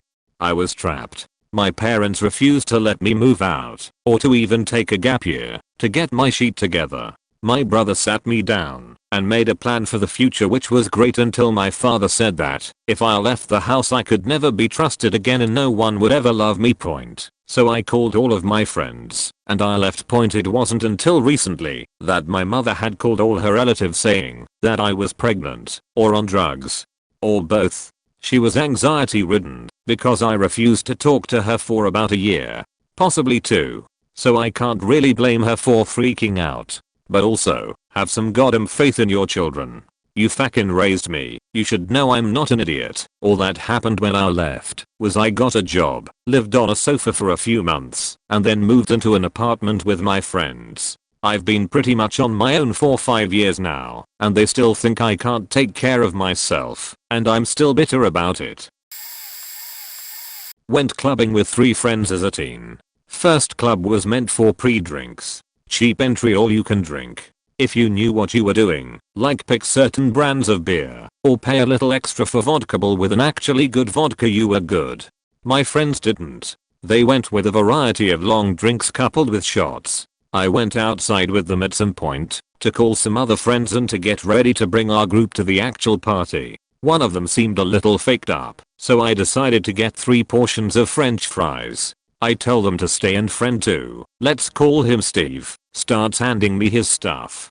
Keys, phone, wallet. I just take it, whatever. So I'm off for 2 minutes to get some salty food and bottled water. I turn back, all 3 of them are sitting side by side in front of the club, and as protocol dictates, some random bum is bugging one of them, probably for money or cigarettes. I'm not as sheet-faced as them, but pretty drunk myself, trying to get that guy away from them. I touch his shoulder and slur. YH. Yo hey, leave them with me. Random bum goes into full rage mode. He is a paramedic. and I'm some random drunk idiot who touched him. He's cool though, he lets me explain that the guys are with me and all. It's obvious at that point that we aren't going to continue clubbing. So I get a cab, bring them to my place and let them crush on the couch. Next day, I tell them what happened and hand Steve his sheet back. He insists $30 are missing. I didn't take his stupid money. I did pay for their food and water and the cab, and I let them crash at my parents' home who weren't exactly stoked. But yeah, that was all part of my planned master plan so that I can steal $30 from that idiot. A year later, party at Steph's. I was within the garden the whole faking night, but someone took money from his sister's hiding place point in her room, where a group of people hung around for an hour before he noticed and threw him out. Fuckhead. Suspects I did it. Point we aren't friends anymore. I wouldn't want to be, and as far as I'm concerned you owe me Steve, not the other way around. Not so much worst as totally mind-boggling. About 8 or so years ago my now husband and I were visiting his mom for the holidays. We had gotten a puppy a few months earlier, and since his siblings always brought their pets along we were excited to bring our dog too. My brother-in-law and his fiancée had this cool rope toy that our dog liked a lot. I asked the fiancée where she had got it. She told me where, and that was the end of that conversation.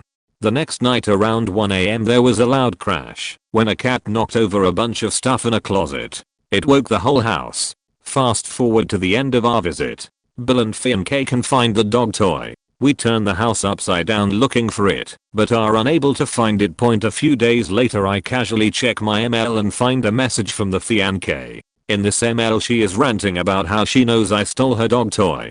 I'm a white trash loser who is stealing from the family. Everyone knows that I was sneaking around the house at night looking for stuff to steal, and that is why there was a crash at night. She tells me that I can return the dog toy to her and she will drop the issue. Point I'm so confused because not only did I not take her used dog toy, we had been friendly up until that point. It was only my second or third time meeting them all. I spent several days between crying and being flaming mad because I didn't steal anything. I had been trying hard to make a good impression on his family. I write a really nasty email back, but never send it. My mill convinced me to just ignore her. About a week later my mill calls me. She found the dog toy under a pile of cut wood that she keeps by her fireplace. I'm expecting the world's biggest apology. All I ever got was another email that said they were happy to have been proven wrong. Point it was a really crazy situation and honestly made things between my husband and his brother pretty tense for several years after. Stealing pills from the man I babysat for. He had chronic pain problems. I don't even remember what. I don't even know what pills were being stolen. Oxy, Hydrus, some type of narcotic painkillers. He was a really good friend of my parents, and he brought it up causally to them. Just about how some of his pills had been going missing. My mom suggested maybe it was the woman he was seeing. That woman accused me. I guess she caught wind that he was getting suspicious. Some weekends I'd have to go to the house to babysit early in the morning, like 5 AM. My mom would drop me off. I'd nap on the couch until kids woke up. Well, the lady had spent the night. I'd never met her, never saw her. The guy usually didn't have girls stay over when his kids were home. I knew he'd been seeing someone for a while, just never saw her. Well, this day she had spent the night, got ready for work, and left shortly after I got there. I was dozing on the couch. I just thought it was one of the kids that got up and was likely sleeping waiting for them to come ask me for breakfast. When I saw it was a lady leaving I just didn't think anything of it. I knew he was dating someone. It was okay. Didn't surprise me. Point I guess she put some of the pills in my purse I left on the kitchen counter. She then told the guy I babysat for that she saw me in the kitchen that morning putting something in my purse. He told my parents. My parents checked my purse, found the sandwich bag with 2 pills in it. I got in faking huge trouble. I was 16 and supposed to get my license that spring. My parents told me that I wouldn't. They said I'd babysit for him for free. He disagreed with that and continued to pay me, but I had to put it all in the bank instead of 50%, so no spending money. I was to go to school, go babysit, come home. They called me names, and we are awful about the whole thing. Well, a month later, He had to borrow the lady's car because his was in the shop. She stayed at his house and he took her car to work. He found 2 bottles that had first gone missing, empty, under the seat. All because he dropped his cell phone. He was never harsh to me about the whole thing. He had even said that he still trusted me, that teens will be teens. His kids were always safe, and they loved me. My parents never really apologized for how awful they were about it. He freaked out on the lady though. My mom actually went to pick up his kids. They were the same ages as my brother and sister and we're good friends too, and he told her what he planned to do. He later confided in my parents about the breakup, and I ended up overhearing. This is a bit of a long read, and happened when I was in 3rd grade. It's a case of a whole bunch of us, approximate 40, being accused of stealing money. Our school, in which we were studying, gave us all diaries to make notes on homework etc. They cost in those days about 20 rupees, Indian rupees. We were told to bring that money the next day from our homes. Most trusted. One kid, let's call him Kid 1, in our class however claimed he got the money but lost it. Another kid, Kid 2, backed him saying he saw the money with Kid 1, though Kid 1 gave him a confused look. The school teachers and the headmistress for some reason took their word and assumed someone took it. They first asked the entire class if someone else saw the money and took it. No one did and so no one said anything. The teachers then assumed the worst. They led our entire class outside and made us stand on the grounds while they searched our bags, lunch packs meticulously. Nothing was found. Here's the kicker. They then got us all in and strip searched us. Boys and girls in the same room. We might have been in 3rd grade, but it was humiliating nonetheless. We were stripped to our underwear and the teachers got each of us to the front one by one and inspected us down there. The other teachers searched our discarded uniforms. Nothing was found. It finally dawned on the idiots that Kid 1 might have lied about getting the money in the first place. And Kid 2 just wanted to feel important, and he lied as well. Turns out this was exactly what had happened.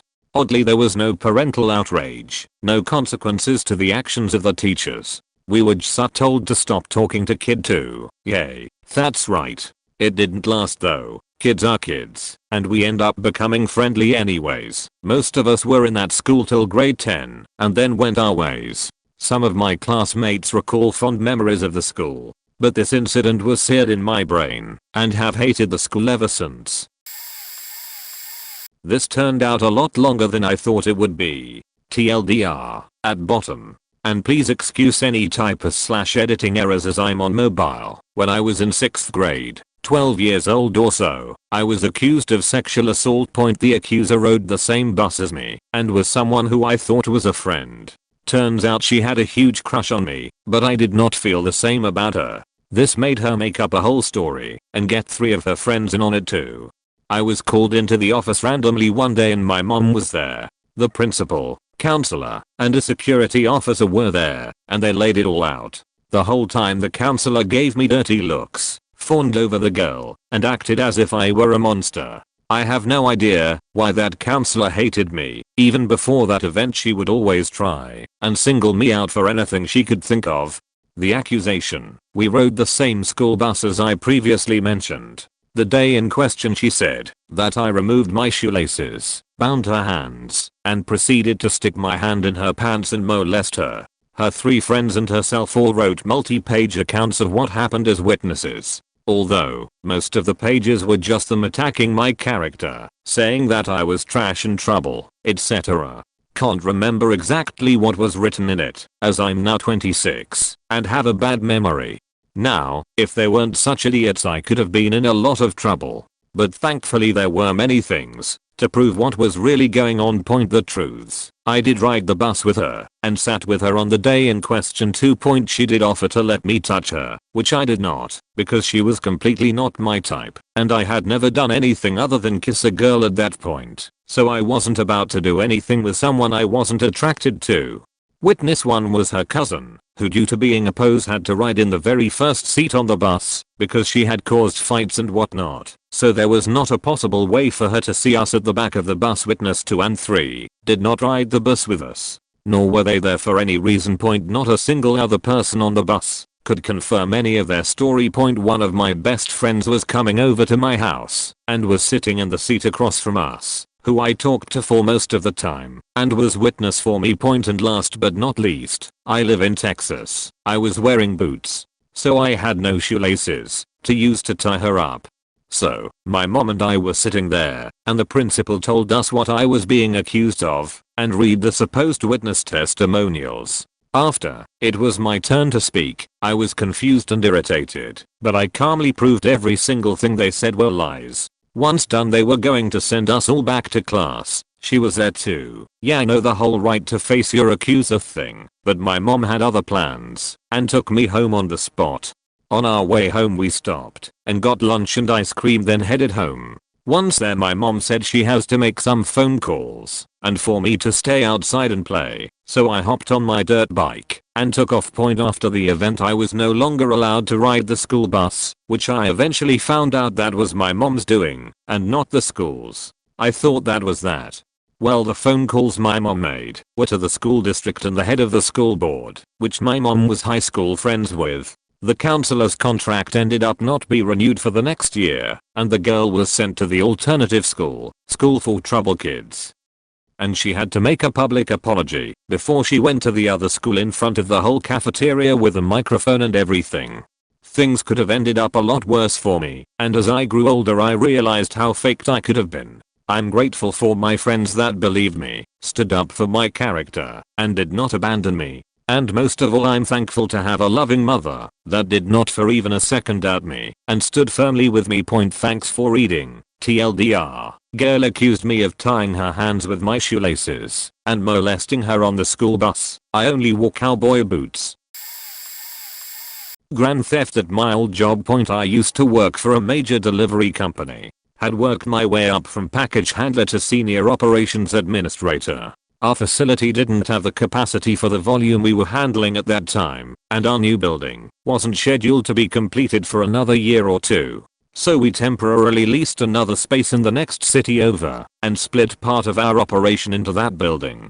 Since that was just a sub-location, it wasn't fully staffed 24/7, and we didn't have security, unlike our primary building, which was always running and had tons of security. So the last person to leave at night was in charge of locking up. As an ops admin, my job at the time was to collect equipment from the drivers nightly to clear/reset it for the next day, give the drivers their daily settlements, process them, and then reconcile all of our numbers for the day. This meant I couldn't leave until after the last driver was back and everything was processed and reconciled for the night. About 6 months into working out of this location, we started to notice that a lot of packages were coming up missing, all high value items. We couldn't figure out who it was. The stuff was too big for a package handler to walk out with. Lots of computers, desktops at the time. This went on for a bit, with my boss and I speculating on who it could be, but never really able to come up with a good suspect. Finally, one day, at the managers meeting, the senior manager lost it and said we needed to figure this out. It was costing the company too much money. The P&D manager, basically the guy in charge of liaising with the contractors/drivers, spoke up and accused me. Said it made sense. I was alone in the building every night without any supervision for hours and had the keys to everything. Basically I had free reign of the building, which was true. I did. But that was because my boss trusted me.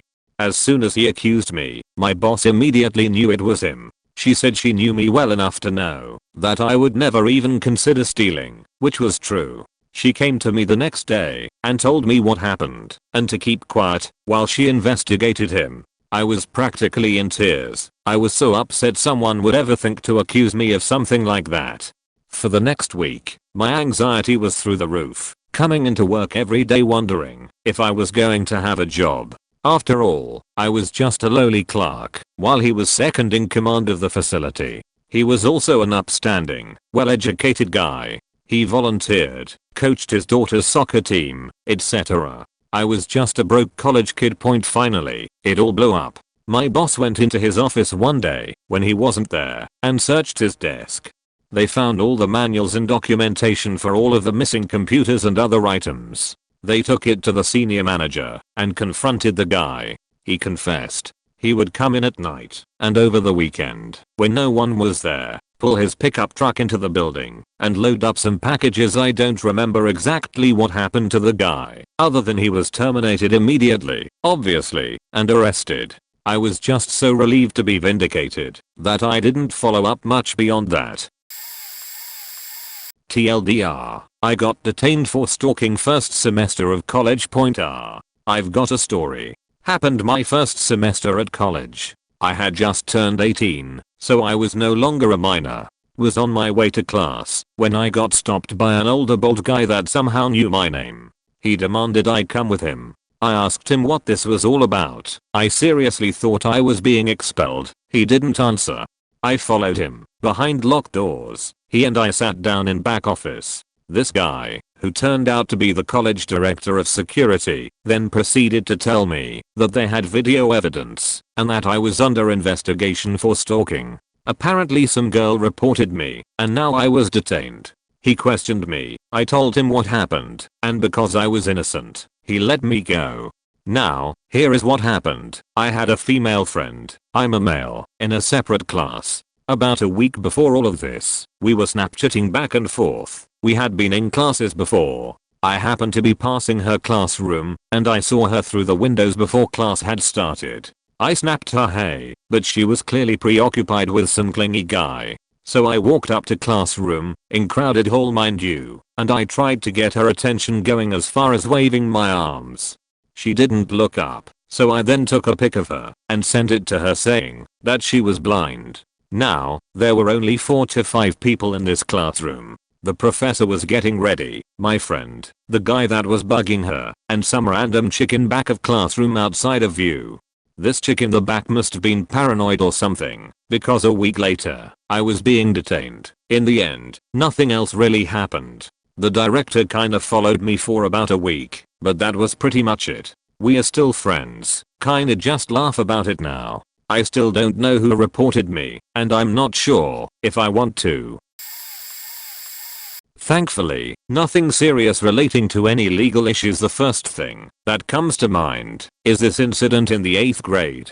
Basically a classmate made me ask out this girl, who I'll call Sarah, to our semi-formal, except she made me ask her to be my girlfriend when the moment came. It was super uncomfortable, but she said yes. I'm also super gay now. I always was, but you know, which is probably why it was so weird. Needless to say, our romance was short-lived. I think we held hands once. She sent her friend to break up with me a few weeks later, and I was very okay with it. In other words, relieved. I still hung out with that friend group, though, because I was friends with one of the girls and my friend was dating her. The breakup was such a non-issue for me that I didn't see this coming. Basically, the girls in that friend group got together and wrote me an extremely nasty note that they passed me in class, telling me that they didn't want me hanging out with them at the semi-formal because they thought I was in love with Sarah and that I was stalking her and was obsessed with her. Had a lot of mean, catty, accusatory stuff written in it, and it really hurt my feelings at the time, and I got so angry. I ended up not having a date to the semi-formal, and I don't know why I attended it, and I kinda just hung out alone outside the entire time. In retrospect, I guess I can kinda understand, since it's not like they knew I was gay. I didn't even know, and I was still hanging out, but it also felt really, I dunno, conceited of Sarah to think that after our complete non-relationship, I was somehow fixated on her. I hadn't even wanted to ask her out to begin with, and we barely even spoke a word to one another while we were together. Assaulting a 4th grade girl. This was years ago. I was a fresh teacher, first year on my own, teaching 4th grade. Now, 4th grade means the kids were 9/10 years old and super dramatic. They were mostly good kids, with a few major exceptions. One of these was a little girl who I'll call Sarah. Now Sarah was part of the popular group, always involved in drama and shenanigans. She usually listened to me when I gave directions, usually. One day near spring break we were all a little fried, and I decided to give them a break in the form of a small dance party to a few clean songs they liked. They loved it, and frankly deserved it. They'd been working hard all day. Sarah was dancing with her friends about 15 feet from my desk where I was sitting when she tripped over a chair and fell. Now, I did what any teacher would do. I quickly walked over and knelt down and asked if she was okay and if she needed help getting up.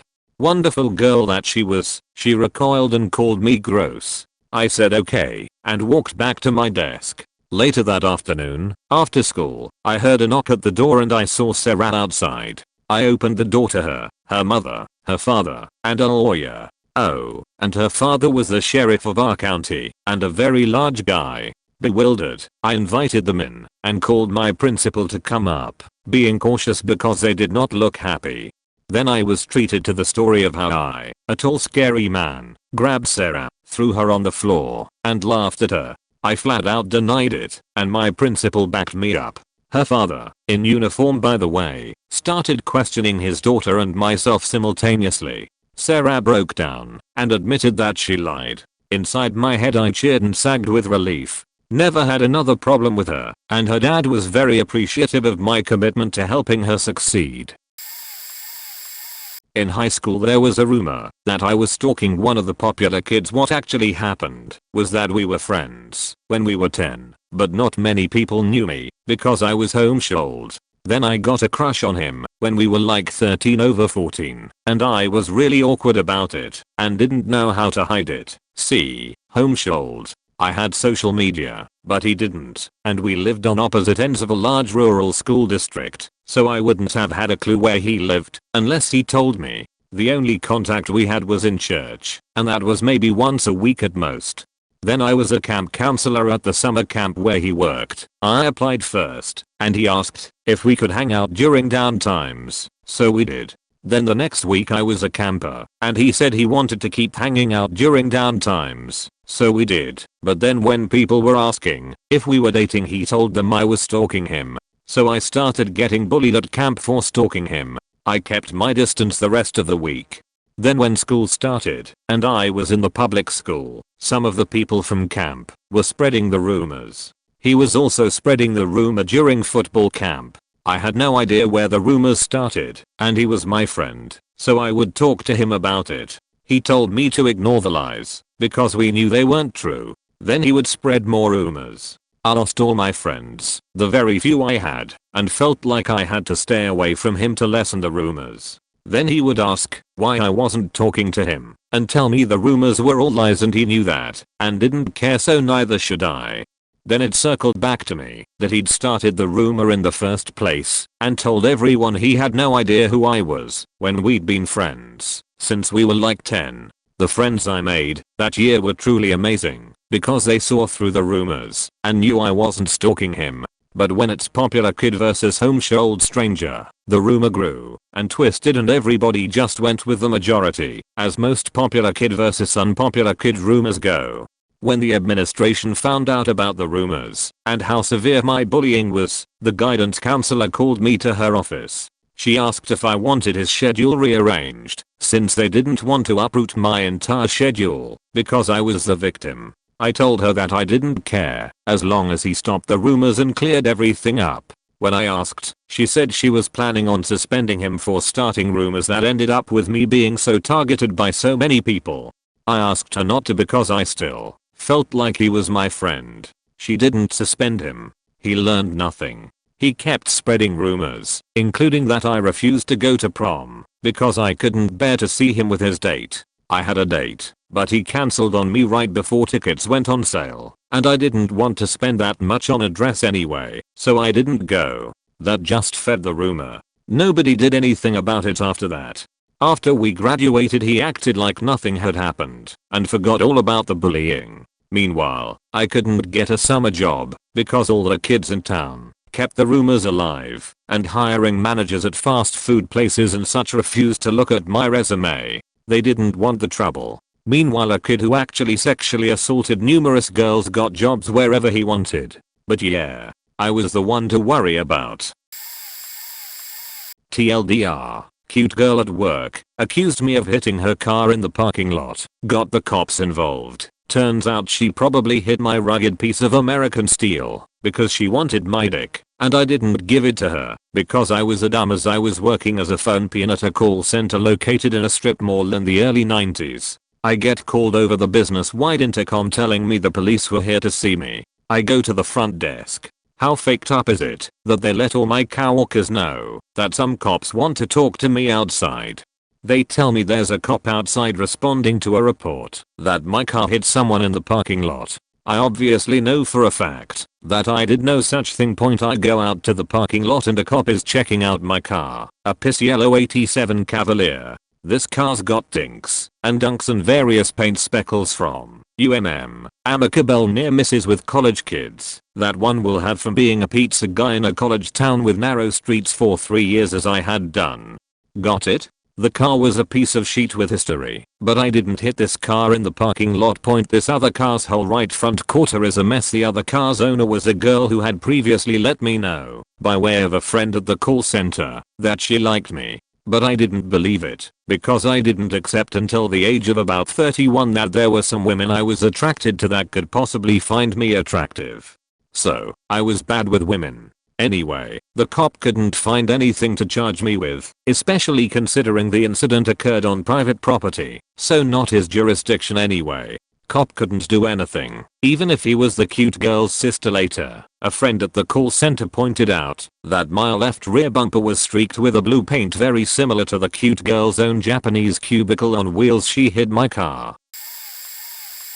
This piece of drama that happened last year made my last year of that school the worst. Let's name them Candy and Drama. One day, my two friends and I were playing Truth or Dare while inside, waiting to go and play. I got to Candy for a dare, and she says she doesn't have one. So I asked her about our friend she was keeping in touch with, and Candy says that she ain't feeling herself, and that she wants to kill herself to hurt herself. A few days later, Drama and I were in the bathroom because she was feeling sick, and she says, "You know how we were playing Truth or Dare the other day?" I responded with, "Yeah, what about it?" Candy said she wanted me to kill myself, didn't she? I was silent for a few seconds thinking back to that day. No, she never said. She cut me off. I heard you and her saying you wanted me to kill myself. I am not dumb. I was silent again. I walked out of the bathroom and got a drink from the drink taps. She come out a few or two later, and we started walking back to our classroom. Days later, one of the girl in our class comes up to me and says, "Why do you want Drama to kill herself?" I looked at her. What? I never said I wanted her dead. The girl from our class walked off with a real beachy look on her face. None of the girls talked to me again that day. Day or two later, the three of us were called over to have a little chat with the teacher. She was trying to get us to tell her what happened. Candy and I explained that we were playing Truth or Dare, and Drama heard something the wrong way. After loads of attempts to both me and Candy in trouble, Drama finally gave up. She didn't talk to me or the rest of the year. Still doesn't to this day. Claimed I was the bad guy many times and took every opportunity to make the rest of my year at that school hell. With the help of other girl in our class, Drama wasn't even the nicest friend ever, but after that happened, I was hanging out with one of my bestest friends every day for the rest of the year. When I was in university, I was president of a student club, and we sold some stuff for Valentine's Day. I was a community coordinator in student union, and the president of that club asked if we could collaborate on selling stuff on Valentine's Day. There's a difference between a student club and a student union which is not important to this story. So the setup was that the SC would make the stuff to be sold, and the SU would be in charge of the booth and handling the orders and money. At a random SU meeting one day, the president randomly accused me of stealing money from the orders. She randomly had a faking candle and was waving it at me, threateningly. It was faking weird. Everyone else was very confused, and the two other people who actually manned the booth every day finally spoke up and said it's impossible for me to have stole it because they were in charge of handling the money. The vice president said that the president is right but that I didn't steal the money, which made no faking sense. I was very frustrated and outraged that this came out of faking nowhere. Now, thinking back, I think she was planning to steal the money. Only her and the two other people can access the money. I couldn't even access it. I'm pretty upset that I didn't figure this out and accused her back, but the situation was so fucking weird. Why the fuck did she bring a candle to wave at me that I couldn't think straight through my anger? Another situation was when my family moved into a new house. I was getting ready for bed when my dad ripped the door open and screamed at me for making noise. When he was trying to sleep, he grabbed me by the arm and dragged me to the door and told me to get the fuck out. I was so confused because my dad is a chill guy and I had never seen him like that, and also I wasn't making any noises. I stood there, dumbfounded. Then my brother opened his bedroom door and said, "Sorry, it was me," and then closed the door and locked it. My dad told me to go back to my room and he stomped off. The way the rooms were was that it was my room, my brother's room in the middle, and then my parents' room. So I don't even know why my dad thought the noise was coming from my room and not my brother's. This was a small thing, but it really showed that night that my dad favored my brother over me, since he didn't punish my brother at all or apologize for almost kicking me out of the house for something I didn't do. This is really tame compared to a lot of the stuff here. I have multiple instances of being accused of doing something when I didn't. As a child, I was accused of stealing a check and was yelled at about it as soon as I woke up. I went to school distraught and worried that once I got home I'd be beaten by my mother.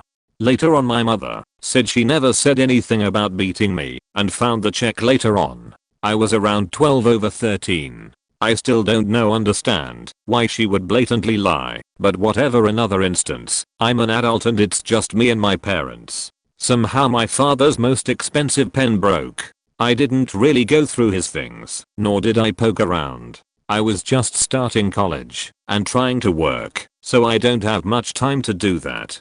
Nonetheless, since I was an only person there other than my parents, I was accused of lying or breaking a pen which I didn't even touch. I kept saying that, and they would not let it go. They kept badgering me and guilting me, so I even falsely admitted it so they would leave me alone. And even despite that they kept guilting me, it was like no matter what I'd say they'd still harass me about it. I had to literally cry and beg for them to stop mentioning it that night. I don't know what got into them to make such a big deal about a pen. Attempting to kidnap a child, with all that implies. I've posted this story before, but might as well do it again. On mobile, by the way, so please forgive any misspellings. Used to work for a flower shop back in CA. Was a delivery driver, running arrangements all over. It was the last run of the day up into a nicer town. The specific neighborhood I went to wasn't the richest one out there, but imagine your typical upper middle class suburban place. Now, to set up, I'm a big guy, 6'3", kinda chubby, so I look bulky, and I've got a long thick beard. On top of that, we didn't have a uniform at this place, so I usually wear a shirt and jeans with my leather jacket over it and sunglasses. So I get that I can look odd for a flower shop. In addition, the van I'm driving is a beat up old Ford with no windows, white, but has the company logo and number on the side. Basically the typical creeper can with a big flower on it. Anyway, I'm cruising through the streets, and around the block from my delivery I spot a lemonade stand. Haven't seen one in years, kinda surprised kids still do that. I round the corner, make my delivery, then start back. As I turn onto the street, I decide to get some lemonade cause I think it's cool these kids decided to make on. So I stop on the street in front of them, roll down the window, and ask how much. It's cheap, $1, but I then realize I have no cash on me, and I doubt these kids have a credit card reader. So I shrug it off, apologize for not buying, and go on my way. Fast forward a few hours, I'm at my uncle's house watching the UFC PPV, drinking and eating BBQ. I get a phone call from the owner of the flower shop. Dude never calls me, so instantly I'm confused. Then this happens. Owner, did you deliver to city today? Me, yeah, that was my last run. Why? Owner, did you stop by a lemonade stand by any chance? Me, yeah, didn't get anything though, I didn't have cash. Owner, gotcha. Well, just to let you know, you might get a call from the city police, but I should be able to work things out. Me, what the fuck? Turns out, a neighbor lady say some creepy bearded dude in a windowless white van stop in the street and try to coax the kids into the van. Obviously that's not what happened, but I can see how she would get that image. In the end nothing came of it, but the running joke in the shop for the next year was that I was some kinda abductor. I almost got to meet the lady too. Owner wanted to send her a free arrangement and have me deliver it because he wanted to explain what actually happened and reward her for calling out something that looked sketchy. I was on board with the plan, but the manager vetoed it. TLDR, old lady sees scary bearded man talking to kids in a windowless van. Turns out he's just a flower delivery guy with no cash for lemonade. Edit. Formatting.